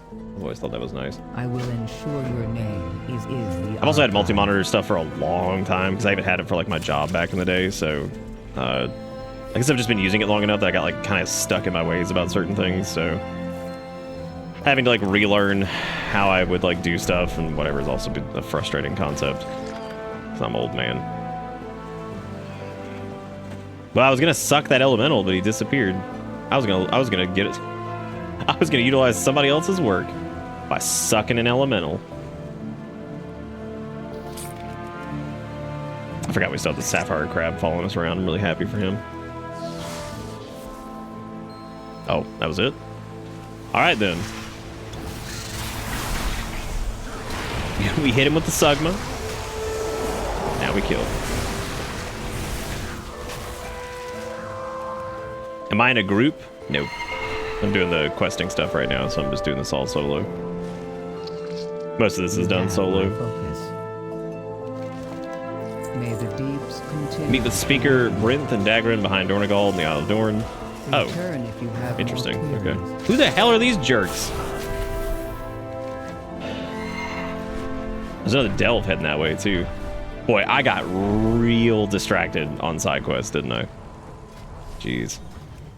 Kind of ended up just going off there for a little bit. What's over here? What is this? Infused cinder brew. Oh. Do I have to like stand in the... Okay. I don't know what the fuck just happened.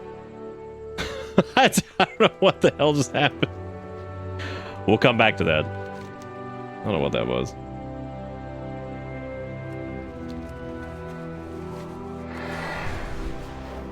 Oh, hey. Rare mob. Oh god, it's another level 80. No, it's not. Now I'm paranoid that these are all gonna be like high level bullshit. And then I'm just gonna die.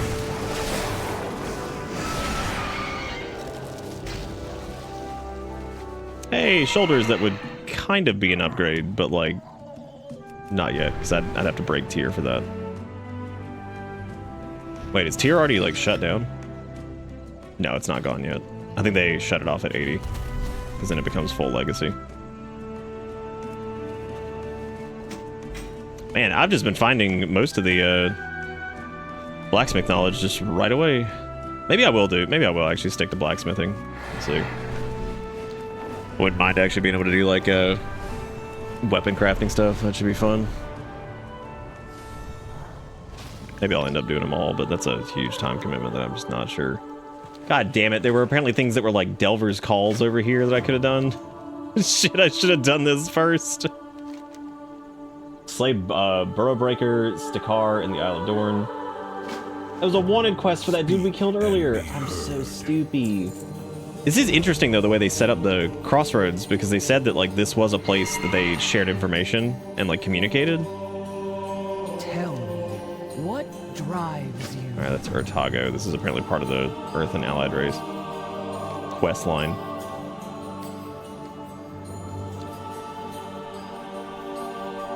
What is this sack? What's in here? Open with care. Contains volatile elemental materials. Deliver the abandoned package to Harvester Farney at Durgaz's cabin. Okay. I'm surprised it didn't just blow us up or something. Tending cycle interrupted. Acquire the broken stone heart from Roth, the earth wound in the Isle of Dorn. Damn, dude. All kinds of fucking quests over here. So we could redo that delve, or we could wait to do that, I guess.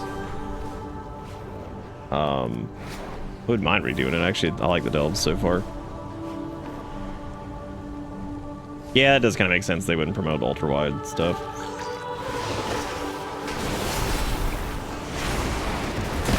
Fuck it, stand in the poop. Who cares? Damn, already dead. Damn, already dead. Okay, and that one's for the delve. This is to go do, what's it called? Broken Stone Heart.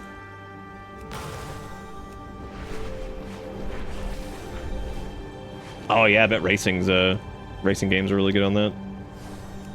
Anything that benefits from a huge FOV like that, I can imagine being really cool. I think WoW on like an ultra wide would be really nice too. Again, I wouldn't really be able to enjoy it while streaming because I'd have to change the aspect ratio to work for you guys, but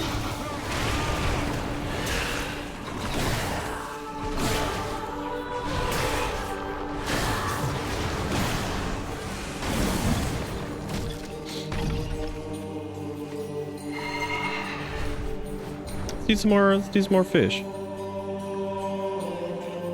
Hit him up with the fish.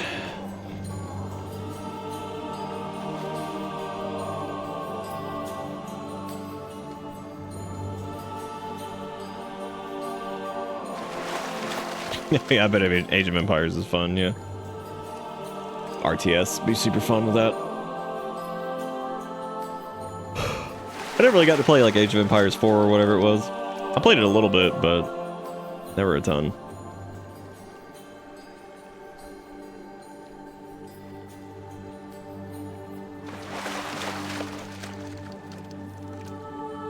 kind of like the point where you start replacing your gear at the end, like the in a new expansion. There's always something nice about it.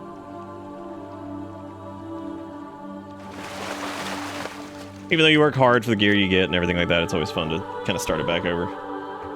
You messed up and found the cookie dough ice cream in the fridge? Oh, what a mistake you've made. You're gonna get to enjoy something now. Or it'll kill you. From ice creamness. From the creamination. Guess I can go do fungal folly again. And go knock that out, or... Oh my god, there's a kobold delve. That's hilarious. That right there is hilarious. I'll flip back over to Frost for a little bit, I think.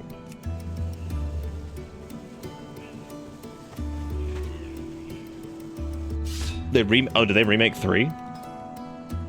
Oh, they remade 3, and in it you can play as them. That's interesting. I wonder how that works.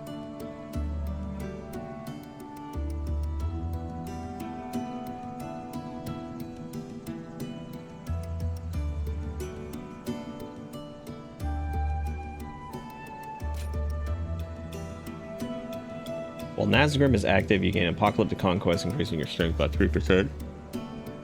Oh, okay, I get it. Oh, I get it. Okay. So, I mean, you'll eventually get all these hero talents, so...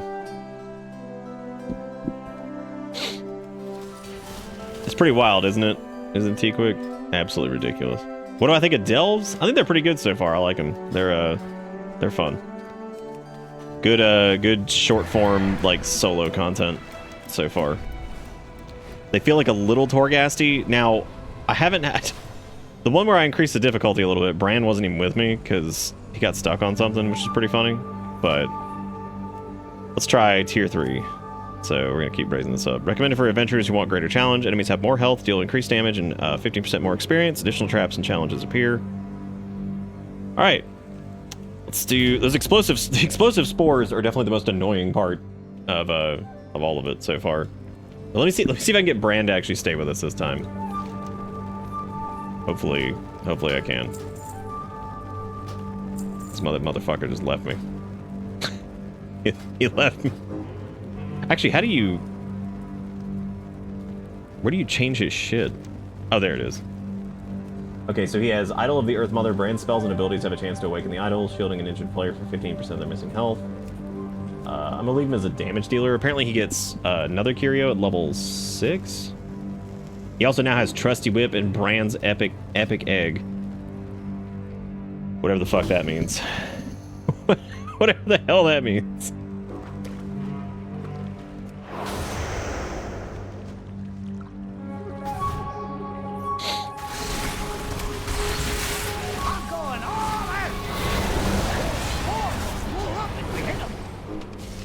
Are we still doing Riders, or did I do Deathbringers for those?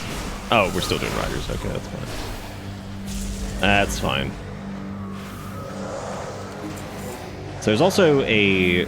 There appears to be like a rare dude, like over here. Oh, good. Quick sit down to recover. That's cool. That was my fault. The only thing that's almost killed me in a thing has been a... Whatever this is. Whatever the deal. Whatever the deal, dude. The Pophia sends our regards. Still wondering what the Pophia truly is. Welcome to this, everybody. Thank you, Nox, for the raid. Hope you're doing good. We're playing a little bit of the Warcraft thing, so we're big sleepy hangout time tonight. So, welcome to this. Now make sure you go check out Nox doing the thing sometime. I'm not sure what they were doing this time. I'm not sure. Both of these things used to tell me, but they don't anymore. They don't anymore. But welcome all the same. Hopefully you guys are all doing good. And yeah, you guys had a good night. Good stream. The Pophia is a similar vehicle to the bus in a metaphoric sense. Like on a metaphysical level. Anyway, yeah, hopefully you guys had fun doing the do. Jesus Christ, those hurt a lot more on this difficulty than they did before. Damn, dude. That chunked the fuck out of us. It hurt. You went with Mountain Thane on your Fury Warrior? Oh, dude. Mountain Thane on Prot is awesome. Hey, what's up, Audix? How you doing? You're Fortnutting and getting some hard-fought wins. Nice. Nice. Doing the nutting. Yeah, those things are... God, those are gonna be disgusting on the higher like difficulty levels. What a disaster those are gonna be. Big poop. Did we fight the rare mob over here? I don't think I did. But yes, thank you again. Thank you again for the raid, and I hope you guys had a good time. Doing the do. We've been kind of sleepy hours in here, just because the WoW streams are normally a little bit more low key. We're just hanging out and enjoying this. It's been a lot of fun so far. Having a really good time with it.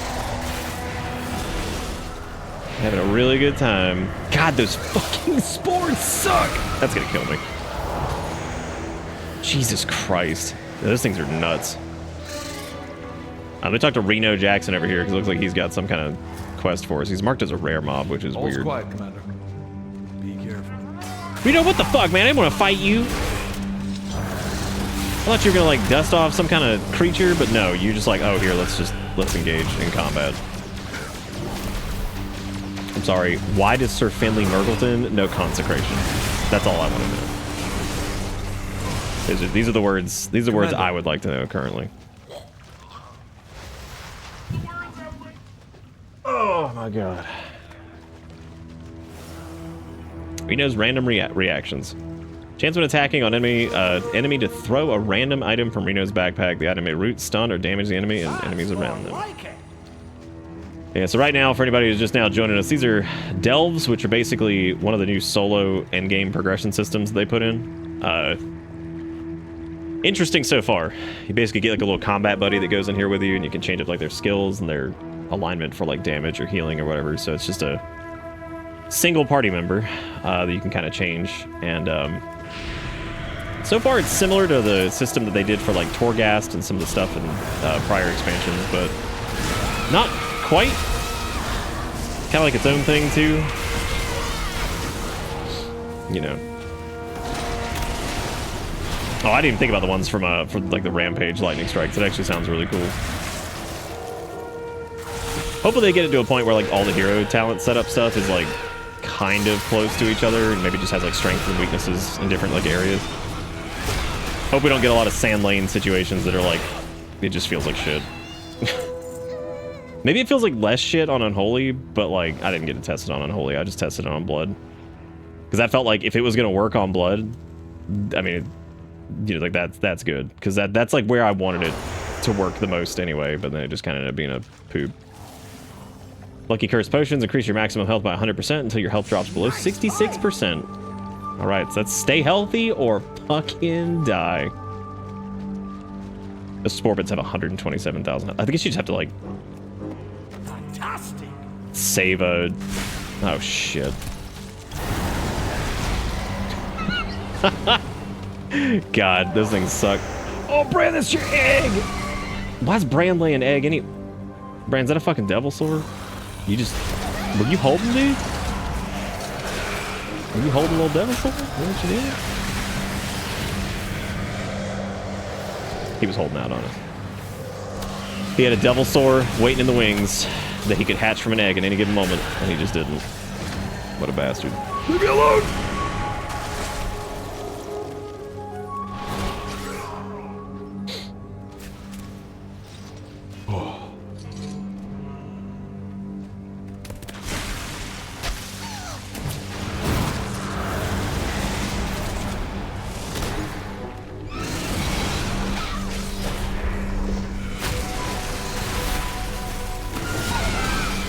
Yeah, things are getting chunkier, dude. I actually feel like I'm having to, you know, hit buttons to kill stuff now instead of just watching it fall over. Because tier 1 and 2 were definitely a complete joke. It's starting to feel like these are not difficult, but they're definitely like requiring you to actually hit things to kill. They go all the way to like a level 11, I think, is what it was. Also, it does look like Death's Advance completely... Oh, I'm sorry, the Rider's ability completely prevents the knockback on that, which is nice. I was hoping that would work, and I'm glad it does, because I couldn't imagine why it wouldn't, but yeah, I was worried that like something would happen to where it wouldn't work. But I think the trick to that is like the explosion seems to do more damage, I think, when they're like still alive. No! Jesus. It's another glimmer pool over there. I don't know if like delves can have like different fish in them or something like that. I might want to go check.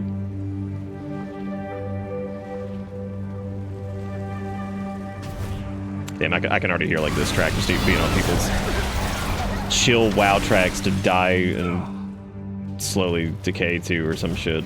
Whatever the kids are listening to these days. Chill WoW tracks to devour your parents' skull to. Why are you invading, dude? What is going on?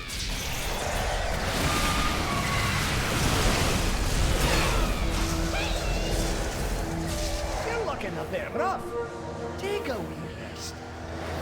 Brand just slaps down the fire. That's pretty cool though. You can heal after combat. That's neat. Oh. Oh man. I'm getting tired too. Jeez. Oh. I didn't realize that sport thing was just standing there. Okay. Everything's cool. That's more like it. We left Bran on like damage dealer, didn't we? Honestly, with how little damage it seems like he does, which I don't know how much he's actually done at all. It might be worth it to just leave him as healer, just for the extra like oopsie poopsie I made a fucky wucky.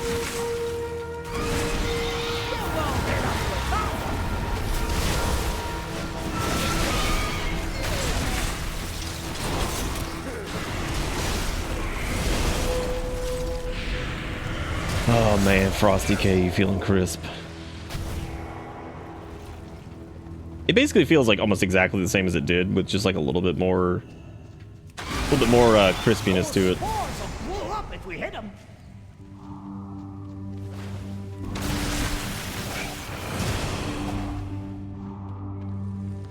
I don't know where this other scout is. Oh shoot, they were down there. That's gonna kill me if I jump down this.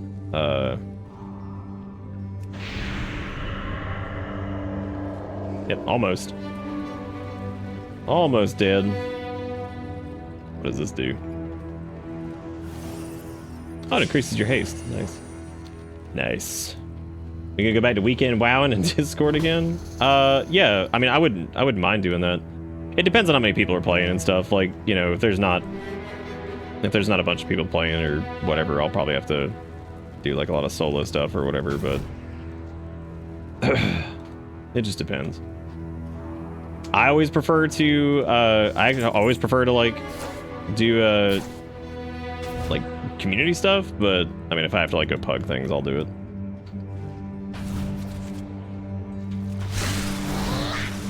But no, this has been awesome. I still cannot believe how this expansion started off. Like that shit was legitimately surprising. Like I kind of had an idea what happened because, you know, it's spoiler city or whatever, but like I was definitely shocked at what they did. But like so far it's been really, really nice to know that like I don't have to like redo a bunch of shit on alts. Like the fact that like everything, all the like the warbound shit and all that stuff is really, it's just neat. Just a really cool feeling. It's been a lot of fun so far. The Earthen are super neat. The environments are cool. Everything just feels good. Yeah, this dude's definitely a lot chunkier than he was on the last difficulty. Oh boy. These delves have been really fun so far, and they're a little bit more engaging than I thought they'd be. Nice. Right, we got a tier 3 delve done. Stand back. All right. Hooray, Bran, we did it. Yeah, I probably will put him as healer next time. After doing that. Yeah, delves have been really cool. I like these a lot. These really do have a ton of potential. Like as long as they just like kind of keep these going the way they are and they keep getting more difficult, like as long as like the reward goes up for it and you know whatever else, like yeah, it feels good.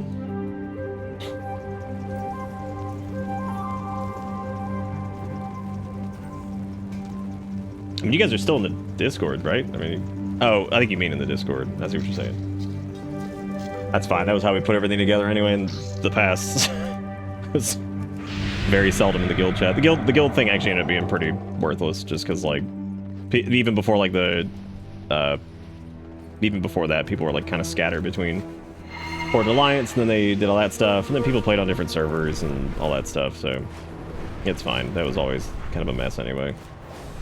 Discord's the easiest way to do it. I actually decided I'm not gonna play. Oh, I didn't think you were playing anyway. Didn't you say the other day you were gonna play? Work cycle interrupted. All right, what all we got now? We got all this stuff over here. The Titan. God, I fucking love the Earth. Like, I really did not expect to like the Earthen, but they're really, really interesting.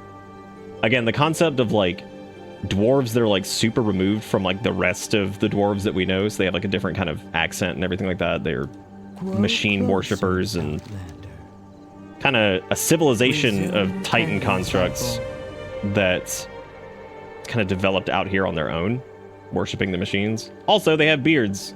All of them do, which is great. Yeah, no, it's been great. Like, this so far, and I didn't really expect it to do this kind of like right away, is I didn't expect it to have, or to feel like, I don't know. I guess I had like this weird feeling that they were gonna like take a back step from Dragonflight, like they were just gonna oopsie poopsie some of the really like good decisions they made, but it seems like they kind of doubled down on the shit that worked so far, and they're just kind of rolling with it, and it's good. A lot of fun.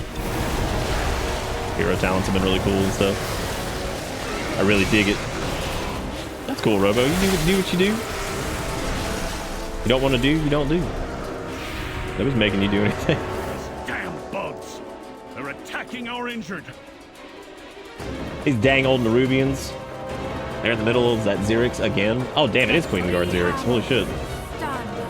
God, the music's been slapping. I must defend my people.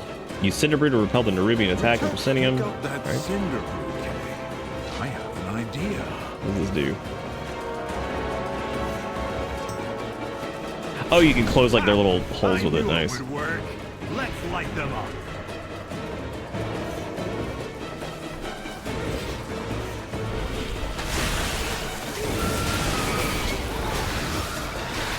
Oh man, I don't know what they were thinking, giving DKs the ability to mount in combat and just ride around and just smack face. But our Death's Advance was already super good in PvP for just like, nah, you're never gonna kite me, because between Death's Advance and like Chains of Ice, like shit just could not get away from you normally.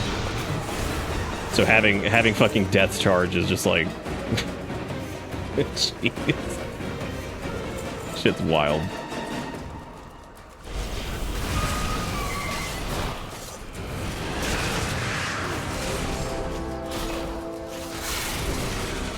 All right.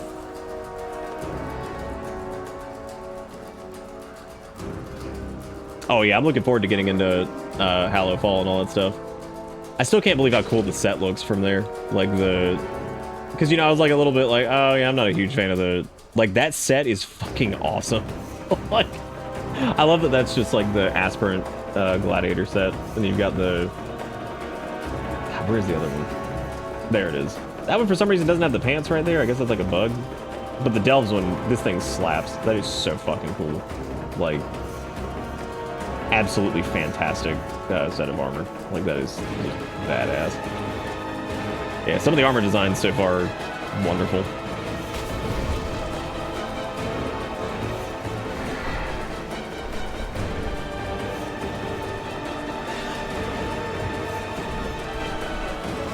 They've also done a really good job with like the sense of urgency with like the Nerubians and shit. Like the areas where they're attacking actually feels like really, really sweaty.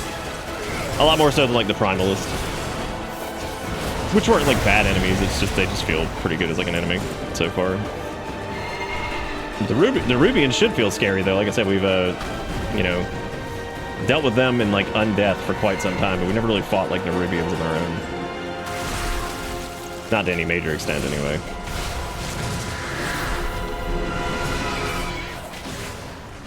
It's max level in WoW. For this expansion, it is level 80.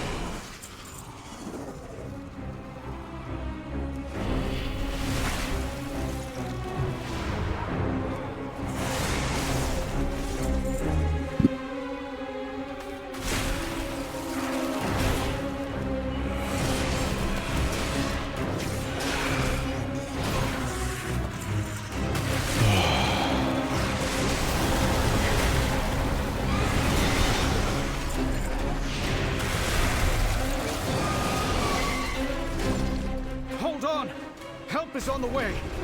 Find Alright, cover. we closed quickly. up all the Nerubian orifices. I guess now we're going after Xerix. Throw the bomb at him.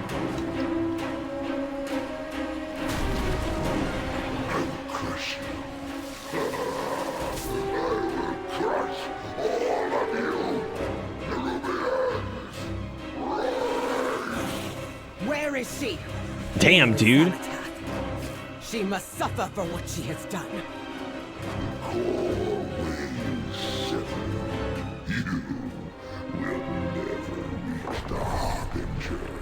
Oh, there he goes. What an asshole. Okay, Illyria, you could wait for us, I guess. Thanks.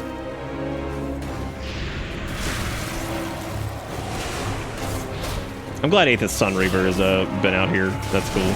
I like how you also help him in the zone after Dalaran gets destroyed. Still fucking can't believe that shit, dude. Like, they actually... Like, I knew that, like, Dalaran was gonna get sieged. I had no clue that Xal'atath was just gonna destroy Dalaran. Like, it's just gone. What path brought you Fucking... And the fact that, like, there's been scattered remnants of Dalaran, like, throughout this entire area so far, like, between, like, little critters and people and, like, pieces of, like, arcane magic. Like, it's fucking crazy. Because they're like, alright, cool, let's get Dalaran ready. We're going to Khaz-Algar. Oops. And then Xal'atath just fucking destroys it. I'm like, wow. Let's get down to Cool. business then. Let's see, is it because the core ways and the key to destroying it? Or is it no? Back to Dorangol and try to piece this together. Alright, Moira. Going back. Makes for quite the weapon, Windbrand. Fucking what? Yeah.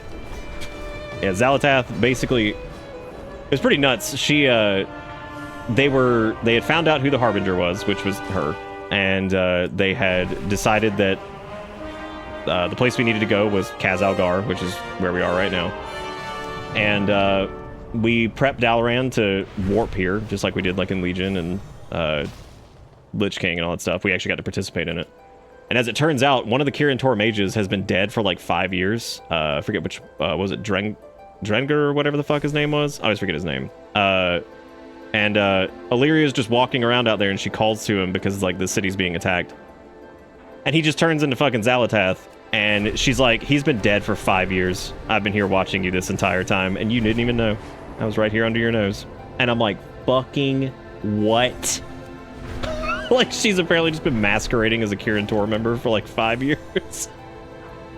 Yeah, and then she does this gigantic void explosion and literally destroys all of Dalaran. And presumably killed Khadgar. But we're not sure on that one yet. But it definitely seemed like it seemed like he died, but I don't know if they're gonna kill Khadgar off like that.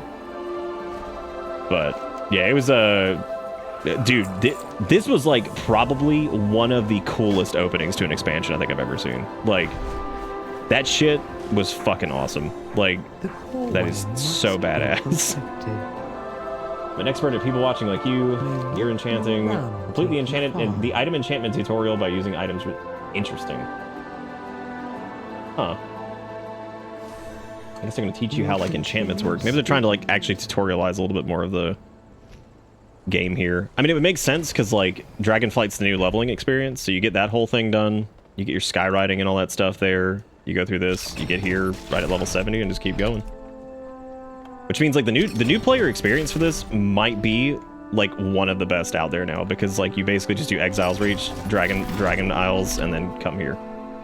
Which is perfect because all of that stuff is like brand new. Like that's all like new shit and it all flows together pretty well. So there's no like worried about like starting in Legion or doing this or doing that, which there will be, like you can do that, but for new players it's really good that I think you'll just be able to go and do like Exile's Reach and then Dragonflight in this. I feel like that's a really, really good combo for like introduction to the game.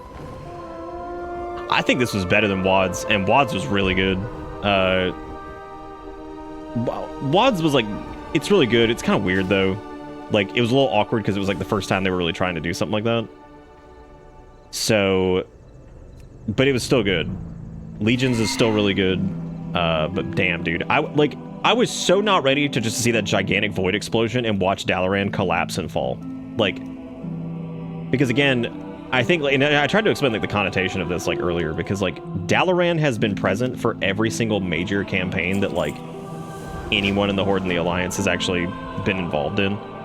So like the Northrend campaign, it was there. The Legion, like the assault from the Legion and the Broken Shore, it was there. Like, so the idea of like going back and, you know, seeing Dalaran basically just destroyed as we're going to like handle another threat, that's fucking sick. Like that's just great because it really like it does some good job of like pushing the weight of it. I also cannot get over the hero talents. Being able to summon the fucking 4 horsemen as a DK is still the sickest thing ever. Like, here they come. Here they come. Yeah, Dalaran was like the place you could like always like count on. These are like little side quests over here that I'm doing right now, so I'm just kind of zipping through these and getting some of these done.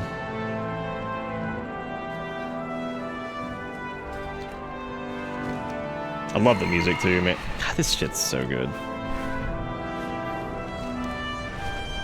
Like, I really was concerned. I'm like, I don't know if they're gonna be able to one-up. Like, Dragonflight like had such good production value, and they were so like laser focused on doing like the right shit to keep like players happy and stuff after like kind of fumbling it a little bit with Shadowlands and some of the other shit. And like, not that Shadowlands didn't have a bunch of quality of life changes in it, they did, but they definitely kind of screwed it up with a bunch of other crap. But I thought that dude's name was Steelvin, and I was like, come on, man, don't name your child that. Don't do this. Can we watch the cinematic again? I don't know if we could replay it. I wonder, there's an add-on I have that actually lets you rewatch some of these things. Hang on a second. I might be able to. I can't remember if you can search the media stuff here. No, they don't have the... No, it looks like they haven't added a... whatchamacallit to it yet. Dang. Yeah, normally Leatrix can actually like play back like some of the cinematics and stuff. I'd have to go through the quest line again at the beginning, which isn't long. I mean, we could do it again on like another character. Really good though. Like, again, I was very shocked. And it's pretty rare these days that like I get like surprised by WoW's story. That one actually made me stop for a second and go, wow, what the fuck, dude? I was like, god damn. I was like, they just fucking destroyed Dalaran. Like fucking straight up dead. Oh, cool. You're actually going to get all of these sets. Oh, that's really nice. Right? Oh, wow. Yeah, you do. So this is like one of the little pre-ordery sets you got, and it looks like if you do this quest chain here, you actually get different recolors of it. So you had like the original one. Looks like you can get this one here too. There's this one. This. That's cool, man. That's always nice. It's always super nice to see like a set come in like a bunch of different colors. It's always really good. Because then, like, I feel like it works a little bit better with certain transmogs and stuff. Because, like, that one on its own is cool. It's fine. Not really my thing, but, like, that's neat. But I think, like, getting, yeah. My brain just, like, stopped. I can't wait for this to come to the trading post, the Harvest Golem set. That's super fucking cool. I'm so glad they're doing that. Like, that's gonna be really neat. I can't wait for that. What else we got? The Delver armor is really cool. It's like got a nice like low fantasy feel to it. I love these too. They're doing like this thing where when you get to like a certain level of renown with certain factions, you get like a tabard and some shoulders to like go along with like whatever their look is. That's the one for like the Arathi stuff. There's like this finery shit over here. I think this is kobolds. This is hilarious to me that the pants aren't on that, but that looks really fucking sick. Can't wait to get that. There is the Council Members Mandate, which looks to be like some... I really like that too, the Cartographer set. Oh, look, it comes in different colors too. Nice. Oh, cool. God, there's some really good low fantasy sets this time. Really cool. Yeah, like this right here. So they're doing like the shoulders and then like the tabard and the cape and stuff like that. So you can kind of mix that into sets you've already got. That looks ridiculous. Also looks ridiculous. But again, those are tons of like miscellaneous pieces, like belts and stuff that could work really well in certain sets, so purple one's really nice. Super duper cool, man. God, that shit that is awesome. I think the only thing, DK has one of the few tier sets I'm not a huge fan of. Again, I think it's just the helmet. The rest of it's pretty fucking cool, but the helmet just doesn't do it for me. That's okay though, man. They had, like I said, one of the best tier sets of Dragonflight last round, so I can't really complain too much. Can't really complain too much. I also saw that I guess they, I think they data mined, because this showed up in one of the things here. I think we're gonna get Sylvanas' attire at some point in the... I don't know if it's gone. It might be gone. But it showed up in here, I think. It looked to be like, I think Sylvanas' set was going to show up in like her old set before Shadowlands. I think is going to show up in the trading post at some point. It's not in here.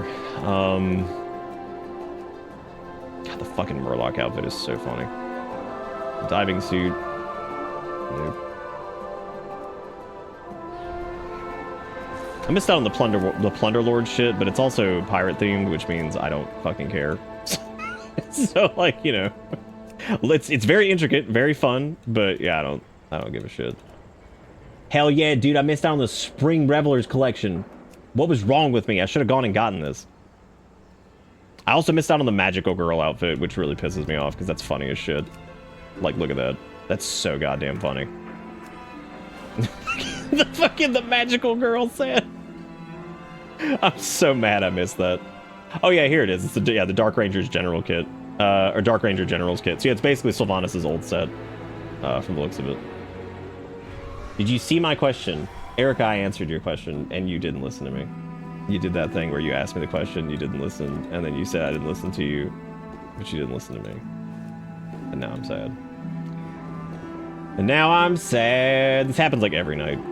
It's because Erica's phone sucks ass, and we have to get her a new one, but like, we've been slapped in the dick the last few years with so many different like unexpected expenses that like every time we're like, all right, let's go get you a new phone, and she's like, well, that's like $600, $700. I'm like, we can do it. Let's go ahead and do it. She's like, no, let's not fucking do it. It'll work. And I'm like, no, we need to do it. And we go back and forth like 5 times, and then we just kind of forget. We really do need to get her a new phone though. More than ever. Really fucking do. Her fucking phone is like falling apart. And she uses it all the time too. That's the other thing. Dude, this Night Elf out here killing it with like the heritage armor with like the white recolor. That's cool. You need a hammer? Earth and Council's reunited. Hopefully they can put past aside and get the coreway repaired. I'm so thrilled, dude. This really has been great. I'm very, very happy that this isn't like some dumpster fire rushed piece of trash. Now it's time for me to exercise my directive. I've devised a plan for how to organize our workers most efficiently and have also allocated supplies to welcome them. Take these orders to Aldegon's workers so that they can begin in earnest. I need to fucking get on my paladin. To like, Rhett is so, and it's so funny because like I was sitting here and I'm like, because I can show you like the warband screen really quick. So I'm sitting here and I narrowed it down. I'm like, okay, I'm gonna do Death Knight or Paladin or Mage or Demon Hunter, right? And I'm shit, I didn't mean to do that. And I was like, let me go actually try out like the Templar hero talents on on beta. Holy shit. Like Rhett was already super fun and flowed together really well. And then they were like, all right, what if like laser beam hammer bullshit is like falling from the sky and like explodes, and then more laser beam hammers fall and blow up your targets, and like fucking Wake of Ashes turns into another like 5-point spender that just deletes. Like, what if? I also added these cool little shoulder cape thingies, which you can actually see here. They have like physics and stuff. You can do them on each shoulder, and they can match like the capes that you're actually wearing. So you can actually have like weird cloaky looking things now, which took them long enough. My god. This is how you swap character? Yeah, this is the warband thing. The warband shit's been popping. You basically put like 4 favorites up here, but the warband counts for like your all of your alts. So like the way it works now is like renown, warbound items, like, which there are tons of them now, like pretty much fucking anything that's like BOE or whatever ends up being warbound. You have like, it has like its own bank that's shared between your characters, so you can put all this stuff in there. It's basically their way of solving the alt dilemma but not like letting it be where you can just like change your class on a character or whatever. So like, all this shit I'm doing on my Death Knight right now, all of that renown is gonna carry over to everybody else. So everybody's gonna be like matched with that. They're gonna have like access to any of their stuff. You can put crafting ingredients in your Warbound bank from like your Gatherer. Your other crafter can craft from it. It's really cool. Yeah, it's super nice. Definitely has fixed my problem with alts where like I would get like overwhelmed having multiple because I'm just like, I really don't feel like doing all this bullshit. Like, I just like really don't feel like doing all this. So staying on track with all of it. They're gonna try. They're working on making renown like backwards compatible so that like all of the renown in the game is shared across everything. But that'll probably be a little while because, you know, spaghetti code and all that shit. What are these people doing? This little Volpera and their friend over here. What are they doing? They're having a good time. They're having a good time.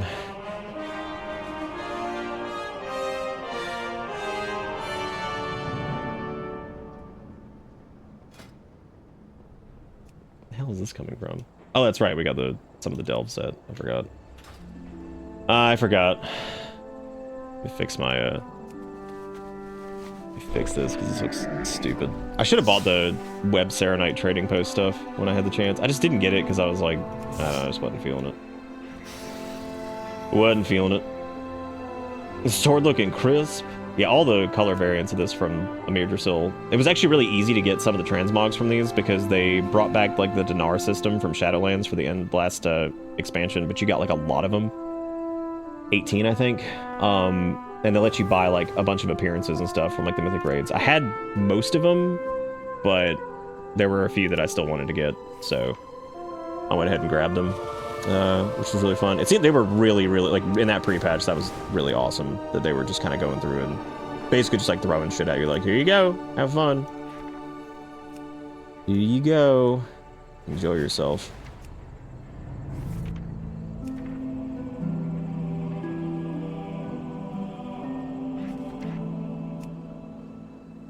Not a big fan of the shoulder cloak thing. I need to get the black one, but I missed that on the trading post. It'll come back, but missed it for now to get it later. Which is fine.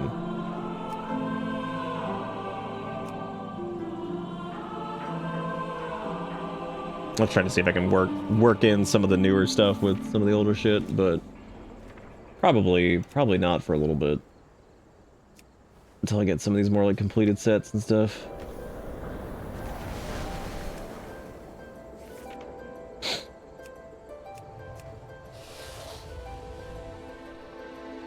That might work.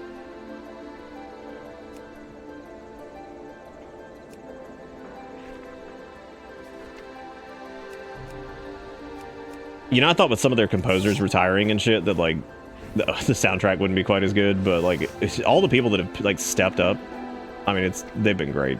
Like they've just been doing such a good job. 'Cause all of this stuff has felt pretty damn good so far. Pretty dang good, dude.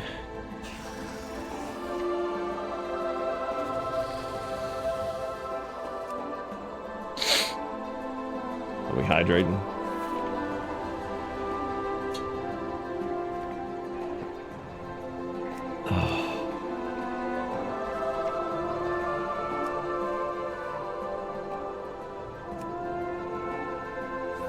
I like some of these like slimmer boot designs they actually brought in from like Mr. Pandaria. A few of them were like actually not new, but they were like things that were like unreleased before or something like that.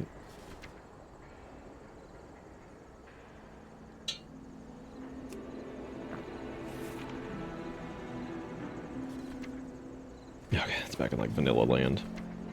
Definitely do not want vanilla land.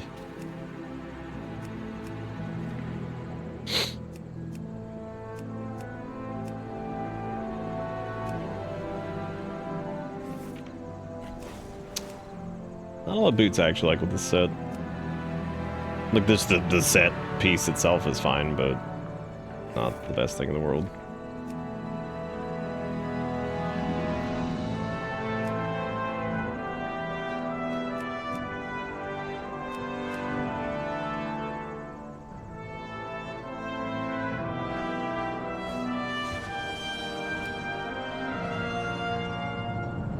was wondering why it was letting me... I forgot I was on Frost. I was like, why can I do the one-handed sword transmogs?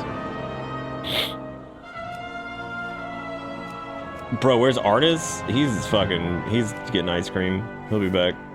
He's having a good day. We're not bothering him right now. He's having a good day.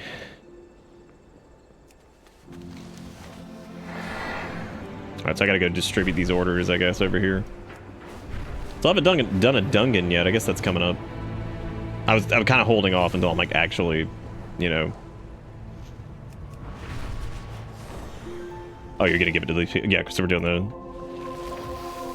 There you go, guys. Enjoy your orders.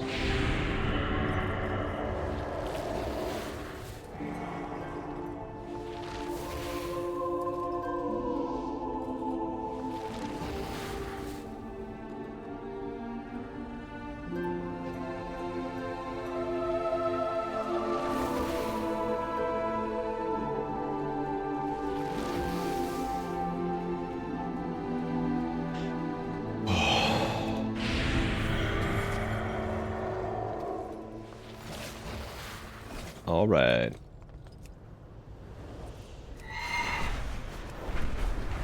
think we're almost level 74, I think. These repairs will be wasted if we're attacked again. We need to bolster our defenses. Conversation initiated.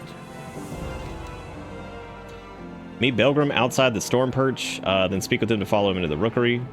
This challenge may be completed solo or with up to 3 party members. Carve your path. Meet me outside the Storm Perch. We will rally the Storm Riders. Interesting. What is this, like a... Unbound. Over here. We will fly to the Rookery together. Oh. So it can do the... It'll do a follower dungeon, or can you just do like a regular dungeon? I have work. Or do you have to do...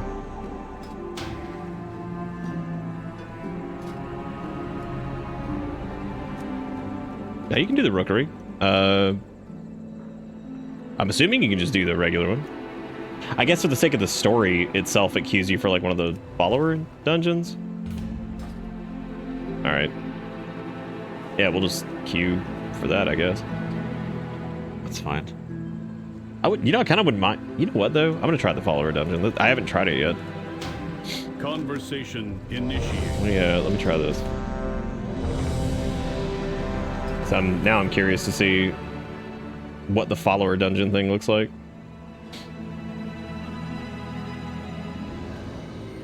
See if they're just as dumb as regular players. So we've got Belgrim, Frey, whatever the fuck her name is. This is neat. Dungeon assistants toggle to allow follower to lead the way. Oh, that's right. You can like tell them to like lead the path through the dungeon. That's so cool. It is the command center and Rookery for all Storm Riders. This is highly irregular. Why are these Storm Rooks tethered here? I don't know. Who's the tank? Pull. Thank the Titans you are here. Belgrim, shut up and pull. And the Storm Riders corrupted. Shut up. Hurry. If we free these Storm Okay, cool. Now he's going. Fly there and try to end this madness. Belgrim, you get... Belgrim, what is this pole, dude? Oh my god. What is this, a pull for babies? I'm going in. What are you doing? Stop this! That's a big... The pull for big old babies? God. You know, though, I'm really glad the follower dungeons exist. This is super cool. This is fantastic for people getting back in the game that want to, like, learn the routes in the dungeons, at least, like, see it once before they get into stuff, blah, blah, blah. It's gonna be great. I should have just queued his blood so the game would just let me think. I mean, I could just run.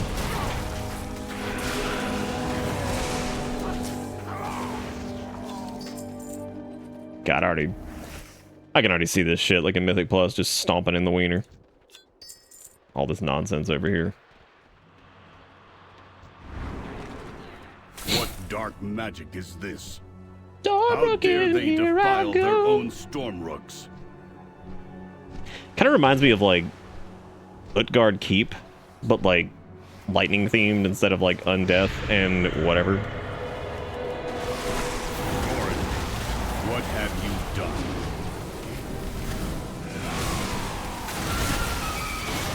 Larry, what are you doing? The title, the glory, it should have been mine, Veilgrim. You never deserved to be Stormward! I left Goran, my second, in charge of the Storm Perch when I left to investigate your Dalaran's crash. What has that traitor allowed to happen in my absence? This dude was gone for like 20 minutes, and they're just like, what if I fucked all this shit up?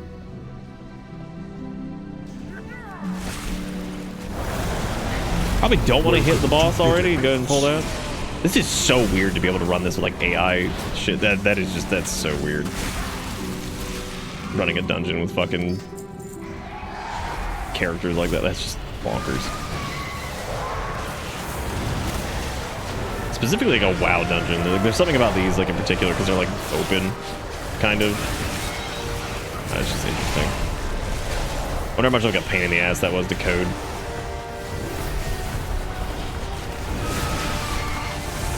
Hey, I'm aware, almost at the triple digits. It's good to see you. Hope you're doing good. Welcome back aboard the bus. Hope you enjoy the ride, because the ride never ends until maybe it does. Hopefully it doesn't. Oh my god. Okay. Easy there, killer. What could be like? Dude. You gotta be fucking kidding me. Can you? I hope to god you can run out on that as melee. Can you run out on that? The storm cloud thing? That is gonna suck ass. You can't even reach him from there. Let me find out. Oh my god, they used the pings. Goran myself with his sacrifice. Man, how cool is that? Too much quality of life. What is this? This is stupid. I hate video games. Suck. Oh, can already see this too. I can see people just in Mythic Plus just crashing into these orbs and just dying on the way down. I can already see it happen. Yeah, we're wooing. The new expansion came out. We're out here. We're having a good time wooing.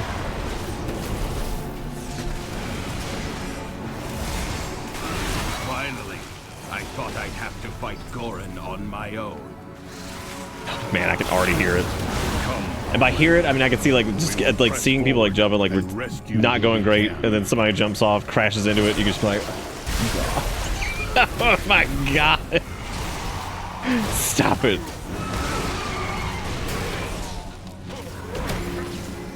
Fucking dude, yeah. Frosty K slaps right now. Dark influence. I mean, Unholy does too. They both feel really good. This is like a little awkward because, like, yeah, the NPCs don't move super. I mean, they do move quickly, but like, I guess if you're like experienced, you just kind of feel like they're moving slow. I get it. It's not a big deal. Take you to safety. Cool dungeon so far though. I really like these creatures. Void Curse Crusher.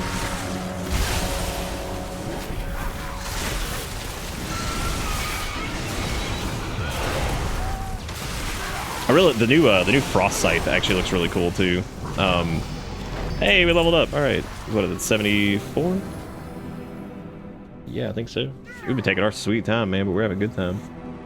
So for our new hero talent things, we're doing Riders of the Apocalypse, which the whole point of Riders of the Apocalypse is it basically just summons some of the 4 horsemen, and they have like their own unique abilities and stuff like that. It's got a couple other tweaks and changes here. Every 50 runic power you spend expends the duration of the horseman's aid in combat by 1 second up to 5 seconds. It also has a Feast of Souls. While you have 2 or more horsemen aiding you, your runic power spending abilities deal 20% increased damage.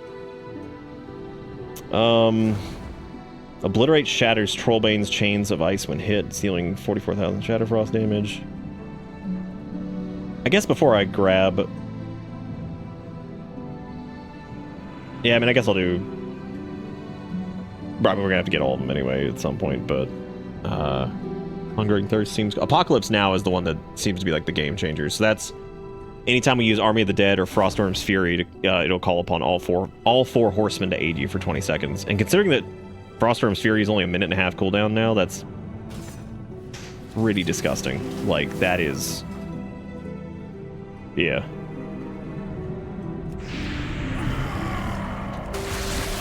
It's gonna be disgusting.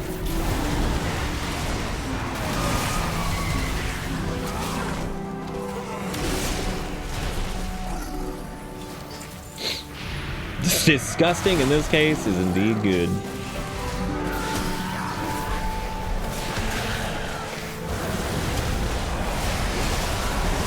God, look at those fucking obliterate crits! Oh man, that shit's nuts. Holy cannoli ravioli.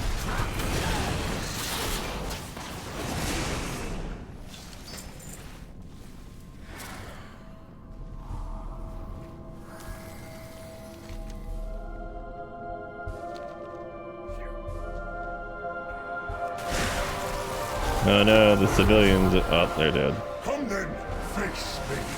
I will stand proud on the debris of your corpse. Stormguard Gorin. Alright. The void, I command this rookery by right.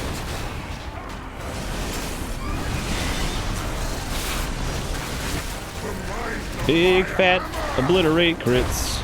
I was gonna see if Crush Reality would stop that, but it doesn't look like, or if AMS would stop that, but it doesn't. What about Dark Gravity? Does it do anything about that?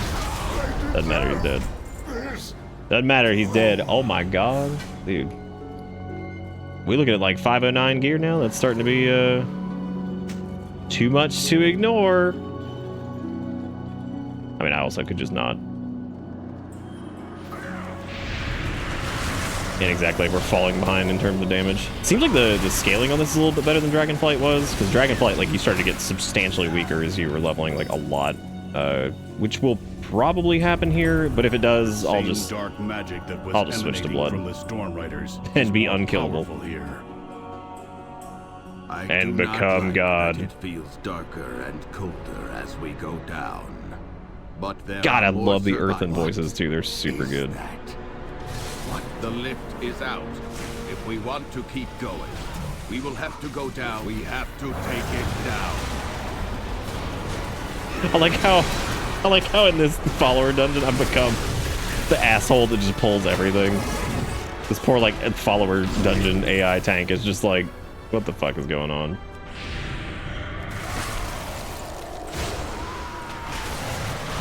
What if they could vote kick you? Wouldn't that be funny as shit?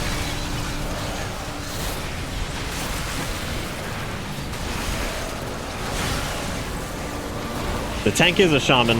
I didn't even notice that. That's, wow. He sure is a shaman. How about that? Dude, I love that interview Chris Metzen had talking about, like, creative direction and shit. And it was, like, it was super nice to hear him talk about that whole thing in the first place. Him talking about that, like, because he was just being funny, but he was like, because the guy asked about the sword, and he's like, well, what are we going to do about that at some point? He's like, we'll probably be dealing with the sword in the Last Titan, which is the third expansion of this, like, saga. And he's like, let me just say that it's going to take somebody, like, crazy to pull that sword out of the planet, and I'm just going to say you are not prepared. And I'm like, oh my god, they're going to bring him back. They're going to bring him back, dude. I was like, Illidan's gonna steal Sargeras' power or some shit and just fucking rip the sword out. And he gonna get into a fist fight with the Void Lords, and then they kiss and have 5 babies. And I'm like, all right, good. Especially the part where they kiss and have 5 babies. Metzen's just awesome. Like, he's just a man. He's so fucking down to earth.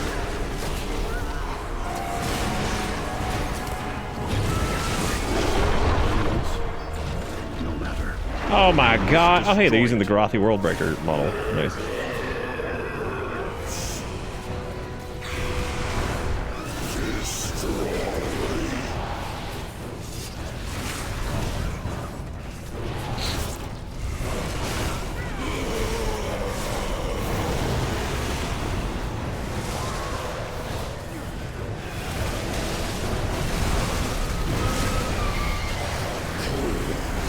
He's got like a... Okay. you get stacked with that. Do you have to like stack with people for that? It doesn't matter now. He's dead. Cool dungeon. I dig it.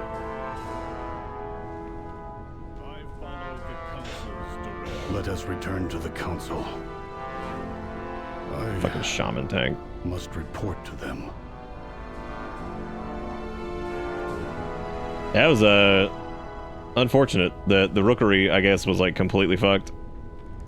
There really was no saving this. It was more just clearing it out. What's been new in my life? Well, Erica's parents have been on the decline since the beginning of the year, so we've been having to do like, you know, caretaker stuff for them and try to stay on top of them and doing all kinds of shit that's taking up a lot of time. Not much really. It's just been crazy. I forgot you hadn't been around a lot lately. Yeah, it's been pretty crazy. Kind of in like can't catch a break territory. I would say the closest thing to things not being complete poop is like the internet's been really good, so at least like Lumos has been much better than Spectrum. But that's about it. Near the meadery. They must be after the Cinder Brew. Oh yeah, no, it makes sense. I'm glad you're working, getting that money. Disgusting is running a Blue Eyes deck. I wouldn't really know exactly what that looks like, but to protect the core. Yeah, the Spectrum bullshit's over, thankfully, so. Discuss the plan to attack the Nerubians. With my Storm Riders inactive, Dornogal is undefended. Save a handful of late peacekeepers. If the Nerubians attack us here again, Dornogal will fall, and all of us with it. It is imperative that we draw them away from the city and take out their commander. We can and will make use of our own web to capture Xerix in it. Terminated. Oh my god. Alright, so we're going into some bullshit with that. Oh, this might be the last Damn, we're almost done with the Isle of Dorn, I think. This is the last chapter. Do you require aid? What's the plan? They want the Cinder Brew? I propose we let them have it, and then ignite it. Good plan. Now hold on. That will reduce my meadery to rubble. I will see to its repair. Is his mace a fucking honeycomb with honey on it that he's beating the shit out of people with? Fine. But if my stock is involved, then so am I. Excellent. Then we are aligned.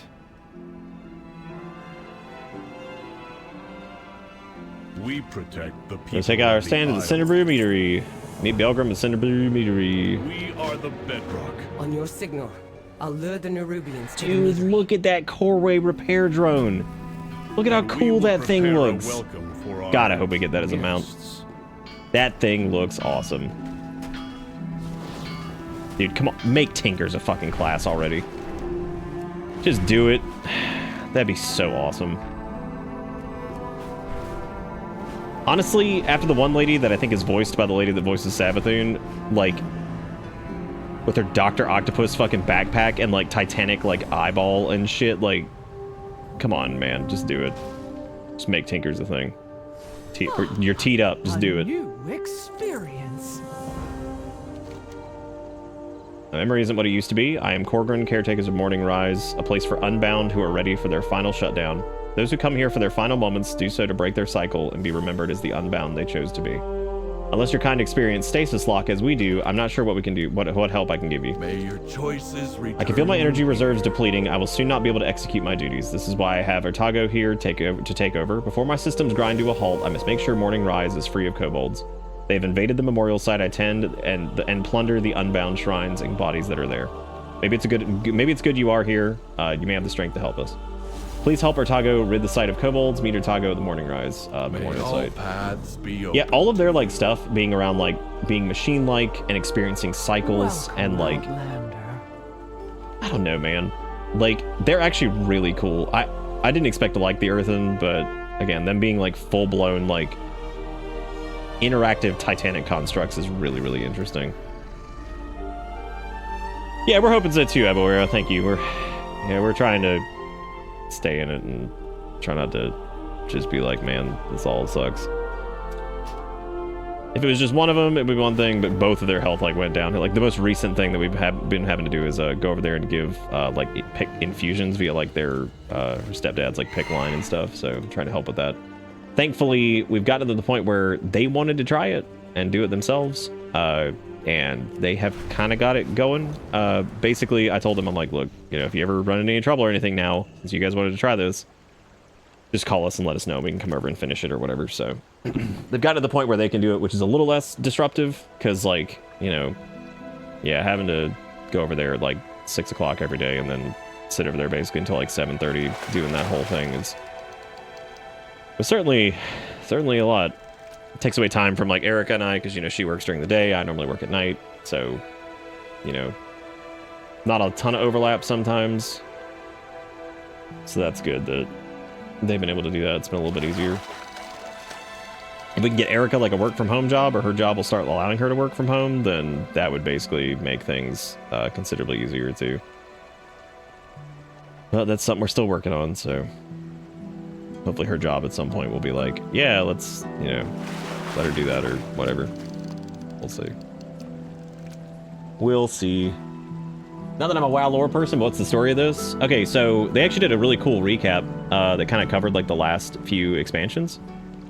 And kind of what happened and like where we're at.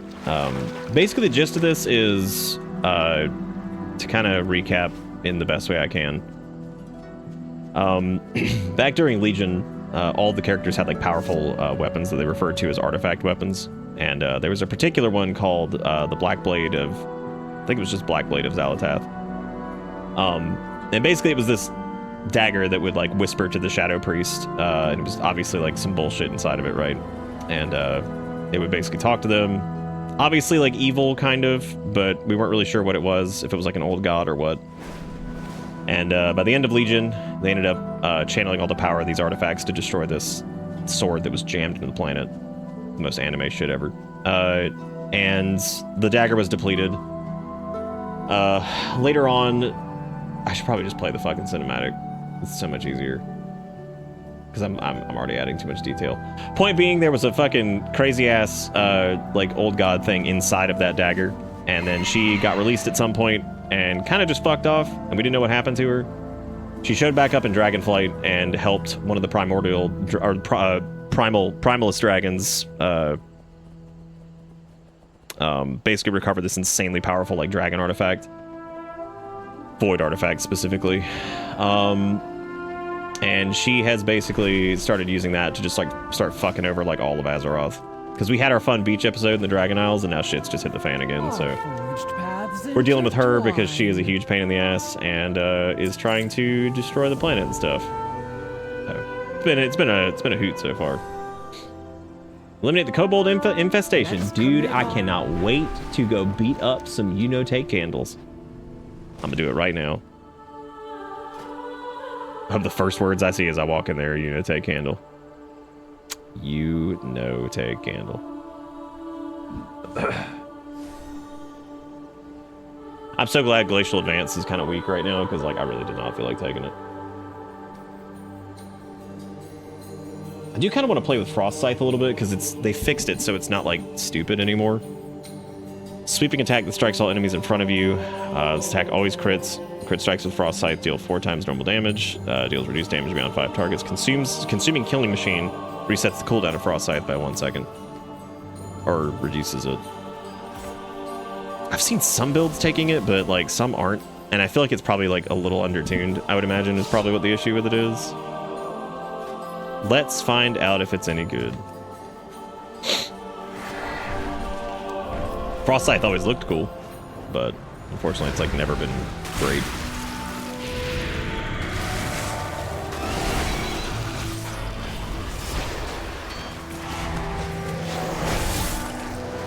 I mean, that thumped right there. That was pretty good. Seems like the cooldown on it resets pretty quickly too, if it's reducing every time you do that. You take, you die! Oh my god, easy there, Pebble Maker. He's double level 80. He is. Yeah, he is. Okay. Yep, that ain't happening.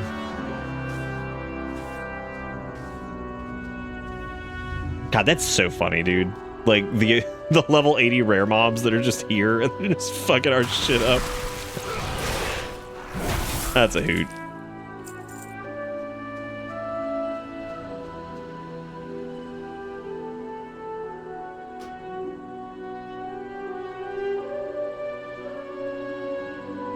Shut down Earthen has noticeable damage all over his body. There's new damage on his left arm where the gems are missing from the bracer. In remembrance of Caretaker Oakton, known by his unit of friends for striking a victorious pose when he won an argument. Rest victoriously as well.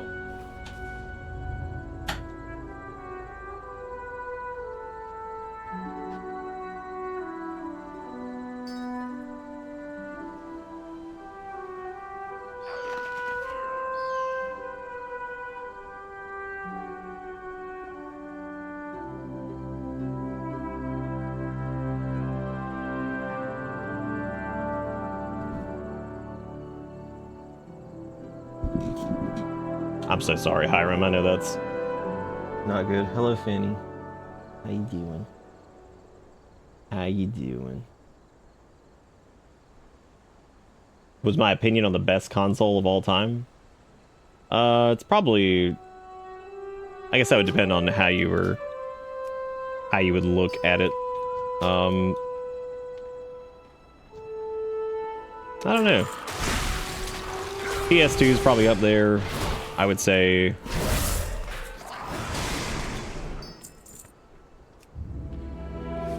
Alright, buddy, come on. You never jump up here when I'm not doing something. You always do that. Him and Kale are they're so funny about that. It's like, oh, you doing something? Here I am. I'm like, man.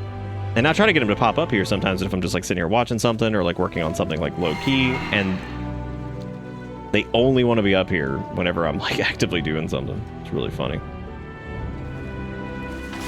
They are the definition of gremlins.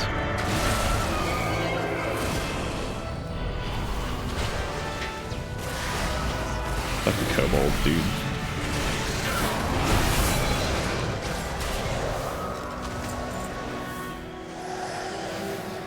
Yeah, Frostside feels fine.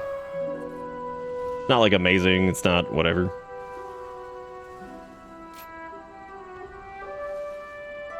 It is okay. I might be able to get away with am I still in... Oh, Frostsight's still in cooldown. I wonder if I could switch over to Deathbringer now. I really like Riders, though. The cat... Dude, I wish Fanny could stream. Get up here and make a little money.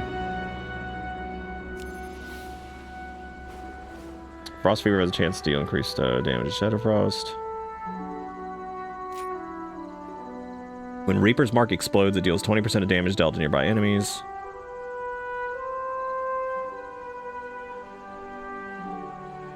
Oh, Rhyme-empowered Howling Blast does Shadowfrost damage. That's nice. What else do we have?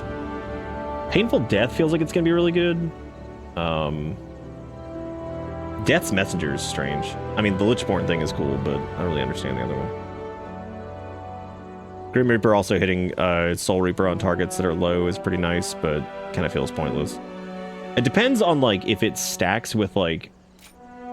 I don't know. Because Painful Death is Reaper's Mark deals 10% increased damage and Exterminate empowers an additional Obliterate, but now reduces its cost by 1 rune. Additionally, Exterminate now has a 30% chance to apply Reaper's Mark. So now anytime Exterminate goes off... Oh, there's Swift End puts it 15 seconds reduced cooldown. That's interesting. There's also Dark Talons, which is Icy Talons focused. Exterminate is the last one here. After Reaper's Mark explodes, your Obliterate costs no runes and summons 2 sides to strike your enemy. That dude, I saw that shit on beta, and god damn, it looks awesome. And the sights not only look cool, they hit like a fucking truck.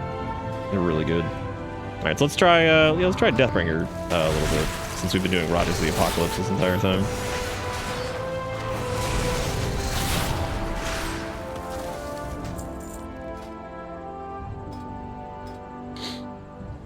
What was I doing? Oh, yeah.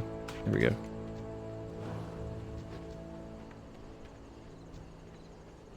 Did we kill all these kobolds yet? Or...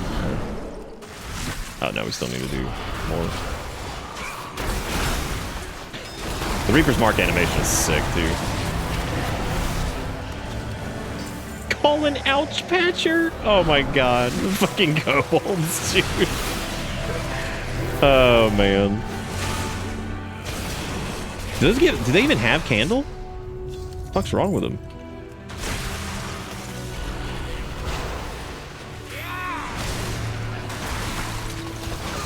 Excuse me, sir. I believe your kobolds are broken. Pardon me, sir. There's also that delve over there, too, but I think... Oh, that is a quest that we have to do. Never mind.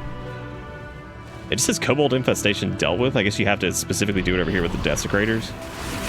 Yeah, it looks like it.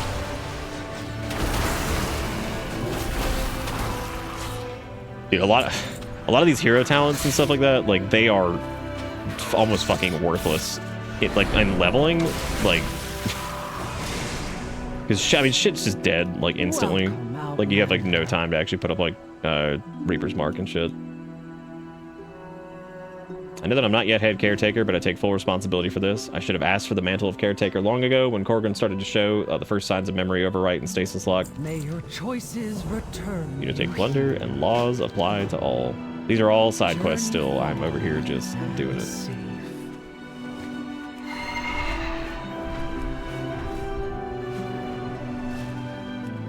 I do kind of want to see if I can solo that level 80.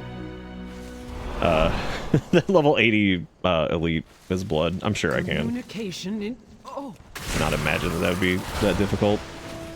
I mean, the other dude was not hard. He was just he just kept healing himself. So.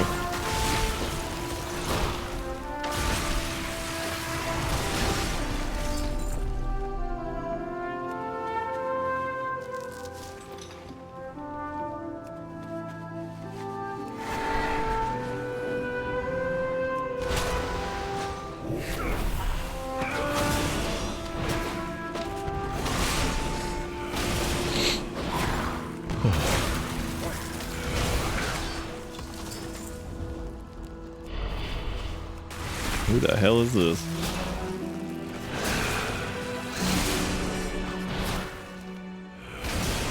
That's a Workmaster Nast. Probably have to kill him here in a minute. I need to go back down. I've advanced a little bit too far forward for this. Do you use Stream Elements plugins for OBS? I did a long time ago, then I didn't for the longest time, and then I recently started doing it again, but they're not really like super necessary. I feel like they're kind of pointless. It's okay for like some integration stuff, but it doesn't really do, they don't really do enough to really warrant it most of the time, I don't think. I thought about actually removing mine because I just feel like it's superfluous.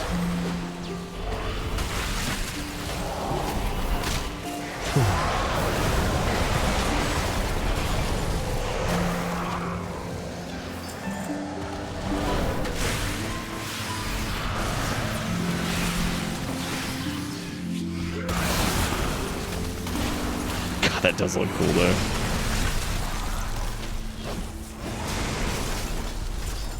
Seeing like the Reaper's Mark animation, and then I look at like the animation for Glacial Advance, and I'm like, man, rough. One looking like 1995, and then the other one looking like it's from current era.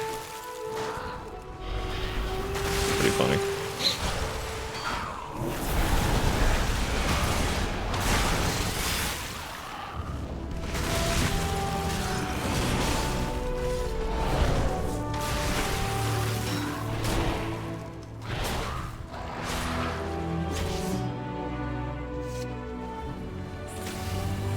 I didn't actually think I did that. Shit.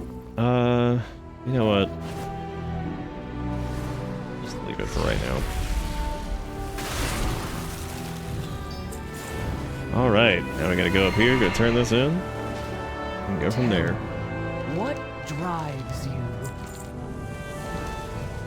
Follow no directives. Great Collapse. Use the explosive sticks to destroy kobold tunnels, and find and slay the kobold workmasters.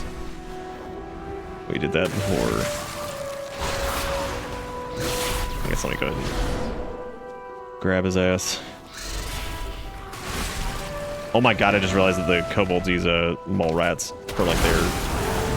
It's really funny.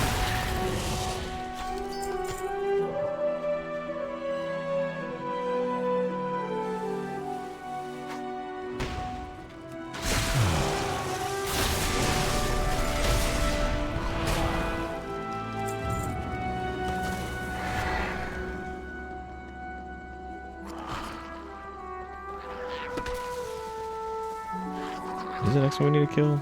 Oh, it's in the tunnel over here.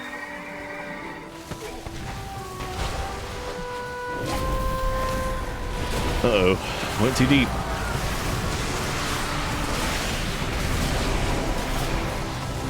Look, when they die, they say, I see tunnel.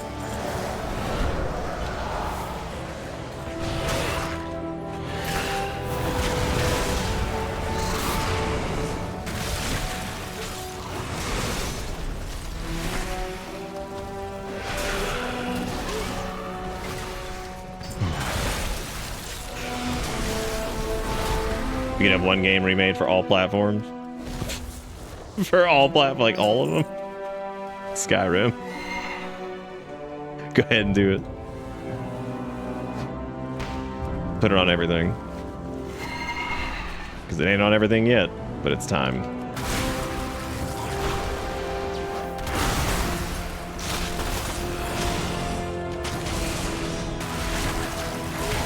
I'm all out of candles, oh no.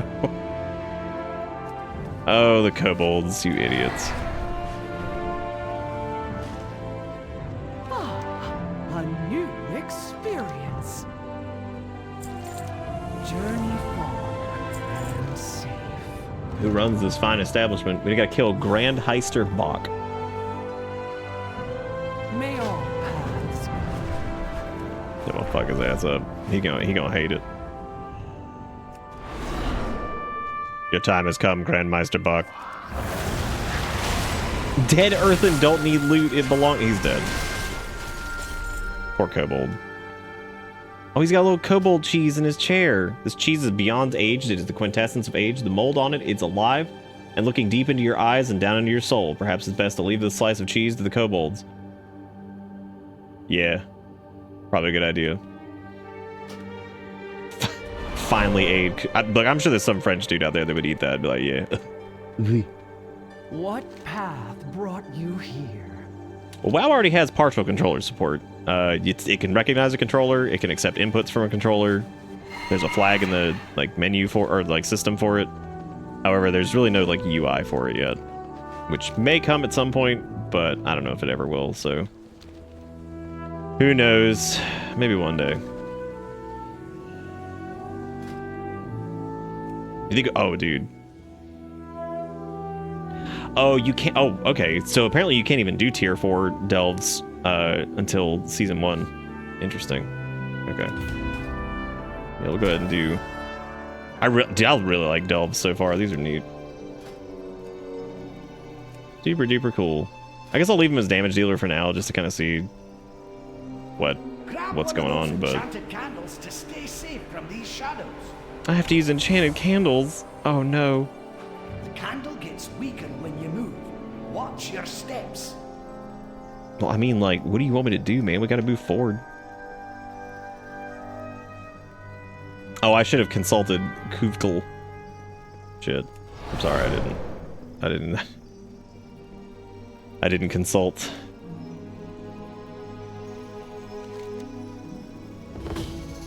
There we go. Not getting another candle, though. That's more like it. There you go, Bran. Enjoy your delicious whatever that was. No, my candle's so small. Oh, no. Oh, God. Let me go ahead and pull all these assholes, I guess. Oh, hey, maybe I can actually use, like, Reaper's Mark now.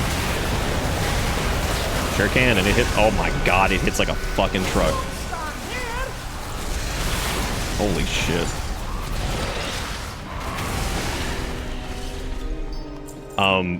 Was that explosion? Was that 1.7 million? Wow. That's reasonable. What does the darkness do here? Consumed by the darkness, restricting your vision and reducing max health. Good. Great. Awesome. 10. Oh, cool. You can stand in the candle, but, like, not move. Neat. Dude, that is gonna be such a fucking pain. Why is that thing evading? What is going on? What is this, 1998? What decade is it? Hang on a second. Here's your take of the spoils!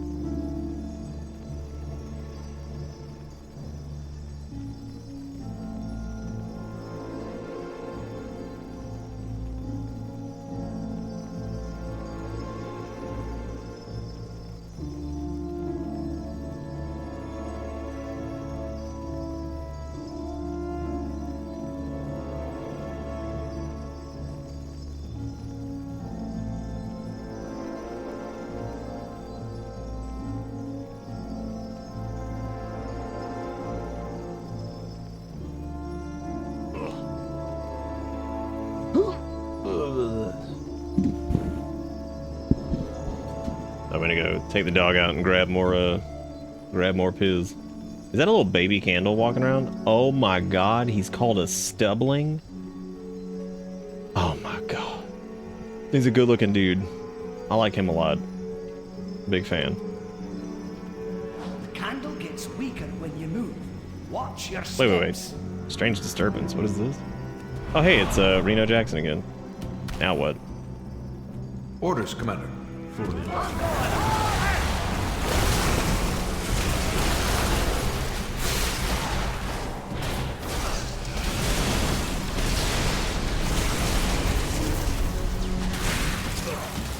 Good to see you, Commander. Damn, dude. Oh, okay, you get Reno's thing. So I guess that's like relatively consistent. They'll maybe use it that way.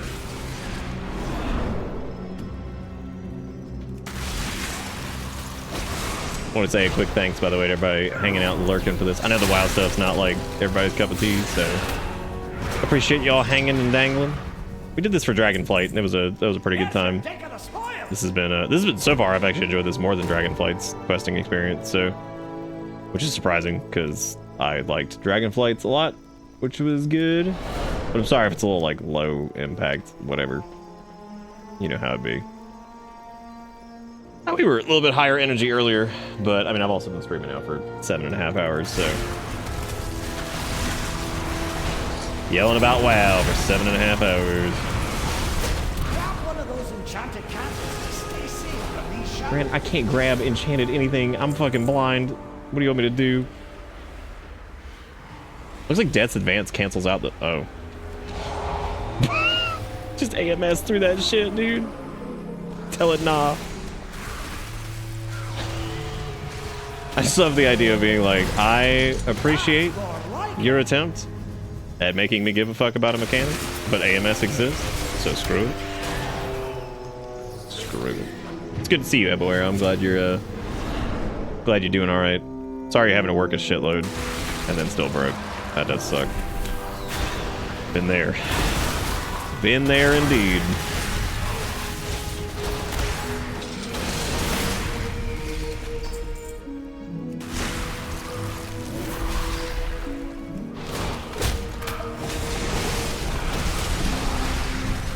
Still, like, as much as I like D&D feels a lot better to use now because of the whole like you can leave it for like 4 seconds and still get your cleave off. I still think they should have tied Obliterate Cleaves to Remorseless Winter. I don't understand why they had to keep Death and Decay for Frost. It just feels weird. If they had stuck with like the Ardenweald one and they made like a frosted version of like Death and Decay or something, that would have made sense, but it just feels a little weirdly out of place.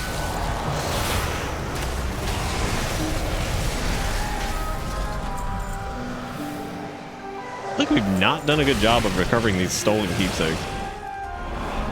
The candle over there. I don't know if it's like strictly from the kobolds that we're getting them, or... That's more like it. The last stream you caught was the Elden Ring base game playthrough before the DLC. Oh yeah. That was a fun run. That was a lot of streams. That ended up probably being too much, but I really enjoyed the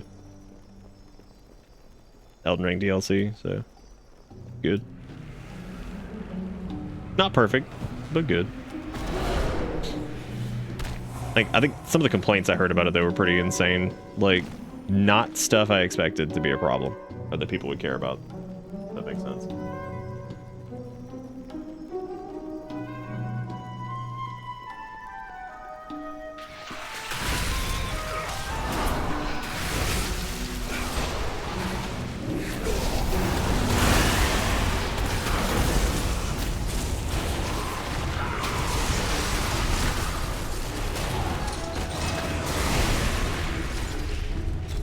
I'll take your time with it. It's a good game. Old Smelden Ring. I have heard some hot takes that I'm just like, I don't even understand. Like, what the fuck? Like, what the fuck? People are talking about sometimes with that one. My main complaint with Elden Ring in general is like the quest structure. I don't think it's very great. And what I mean by that is like I don't think that the Dark Souls quest system works perfectly in Elden Ring. And I kind of hope for whatever they end up doing next, they kind of switch it up a little bit, maybe make it a little bit more user-friendly. Because, like, having to go, like, consult external resources or use external stuff to try to get through some of them sometimes sucks. It's okay every now and again, but it feels like almost every fucking quest you have to do that. So. It is a big game, that is true. Oh, dude, secret treasure, alright. That's not secret treasure, that's a fucking wraith. That's not treasure at all, is it, Steve? That's not treasure at all. That's just a fucking wraith.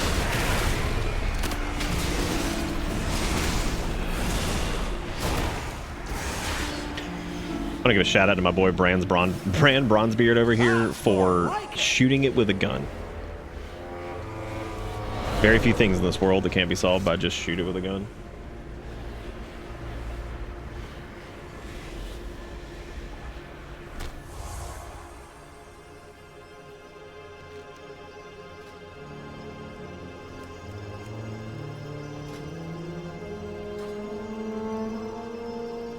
Well, that's neat. I actually didn't realize that these were set as respawn points. Oh yeah, that's cool. Yeah, the Paper Mario thing. I actually thought that might be a good chance for me to finally play Paper Mario in any capacity, because I've never played it before. And they seem like cute games. So.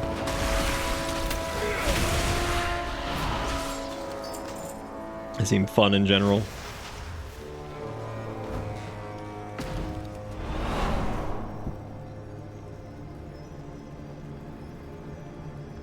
Hey, at some point play Mario Wonder too. Erica actually played through that. She really enjoyed it.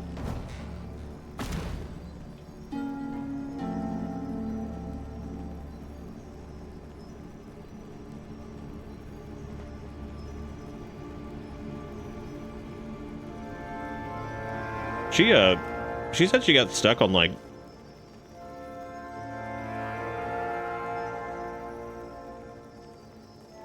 she was saying that she got stuck on like some like super hard challenge levels that she said were like needed to progress. And I was like, God, that's really, I was like, that doesn't sound right. I was like, normally they don't make you do those super hard like challenge levels to progress. I was like, no, I'm pretty sure I have to. And I never got a chance to like look at it and see if there was like other places to go that like maybe were easy to miss or something. Because yeah, it didn't sound like, I'm not saying like she was wrong. It's just for a Mario game that sounded like really fucking difficult. And I saw like the challenge levels she was doing. They are pretty deep. I was like, damn, dude. I was like, these are pretty hardcore. I'm like, I'd be surprised if they required you to do these to finish the game, but I don't know. Maybe they do. Yeah, I think that's almost all the keepsakes.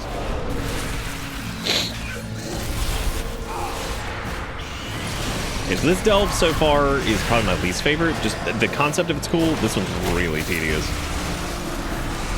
If they end up doing like you have to clear this many delves to like do X, Y, or Z, I can totally see people skipping this one. This is a pain in the butt. It's not bad, it's just long. I guess also we were, you know, fucking around a little bit and trying to mess around with the mechanics or whatever. So far though, these do kind of feel like they have a little bit of like Torghast going on. A little bit of like scenarios. But they also kind of feel like their own thing too. It's good so far. I like delves. I think these are going to be really cool for solo players as like a means to get like their own vault gear and stuff like that. I don't know if I care about playing the first one. It depends on like how much people think that it's like necessary.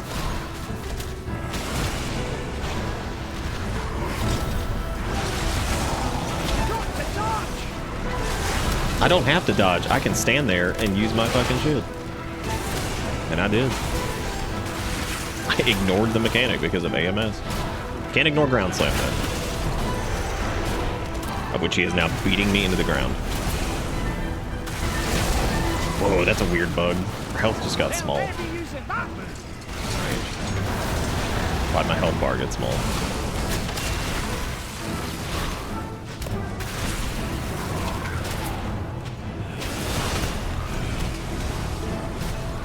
Oh, can't do anything about that.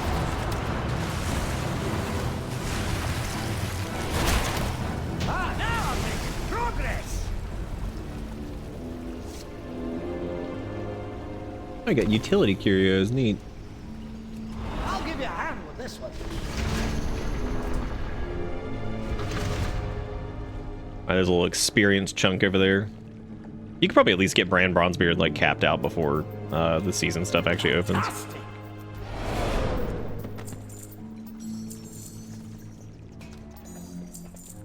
Like all of his like little abilities and stuff.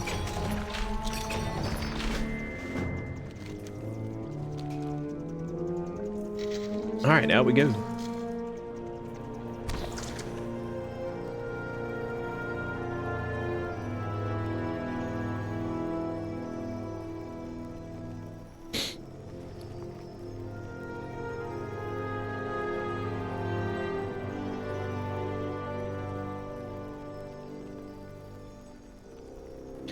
I was trying to see what we ended up getting there.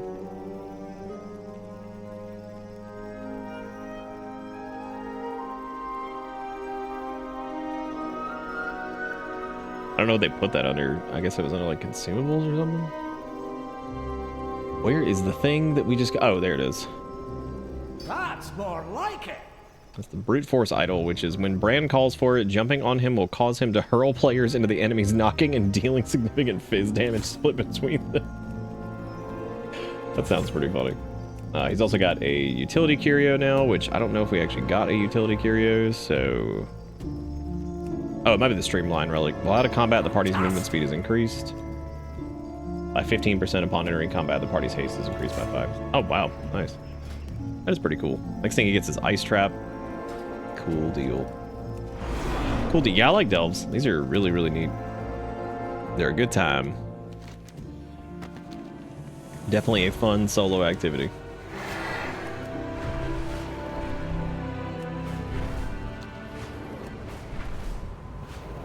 Muriel Murder Mittens. Man, that is certainly a name. That is certainly a name. Do you have a query? Do you have a query? Yes. Yes, I do. What the fuck?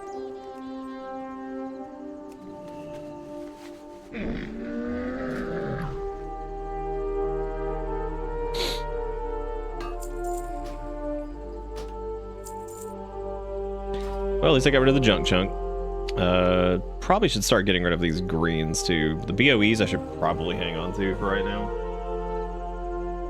I think you get more out of the 1,000-Year Door if you play Paper Mario 1, but you can jumpstart. I wonder why they didn't remake both of them.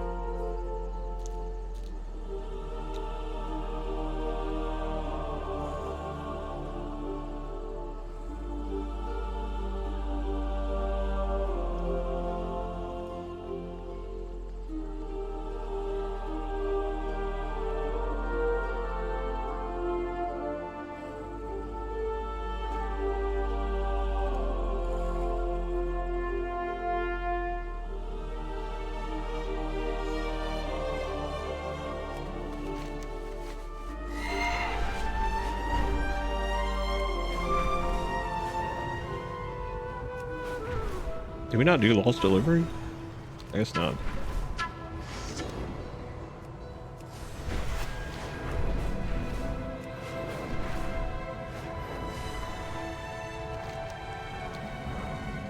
Or turn it in, rather. I'm kind of glad I'm not doing a gathering profession, because I feel like if I was, I'd be in huge trouble. Okay, I gotta make a salve there. We'll do that here in a minute. I'd be in huge trouble because I'm already getting like distracted enough. So, yeah.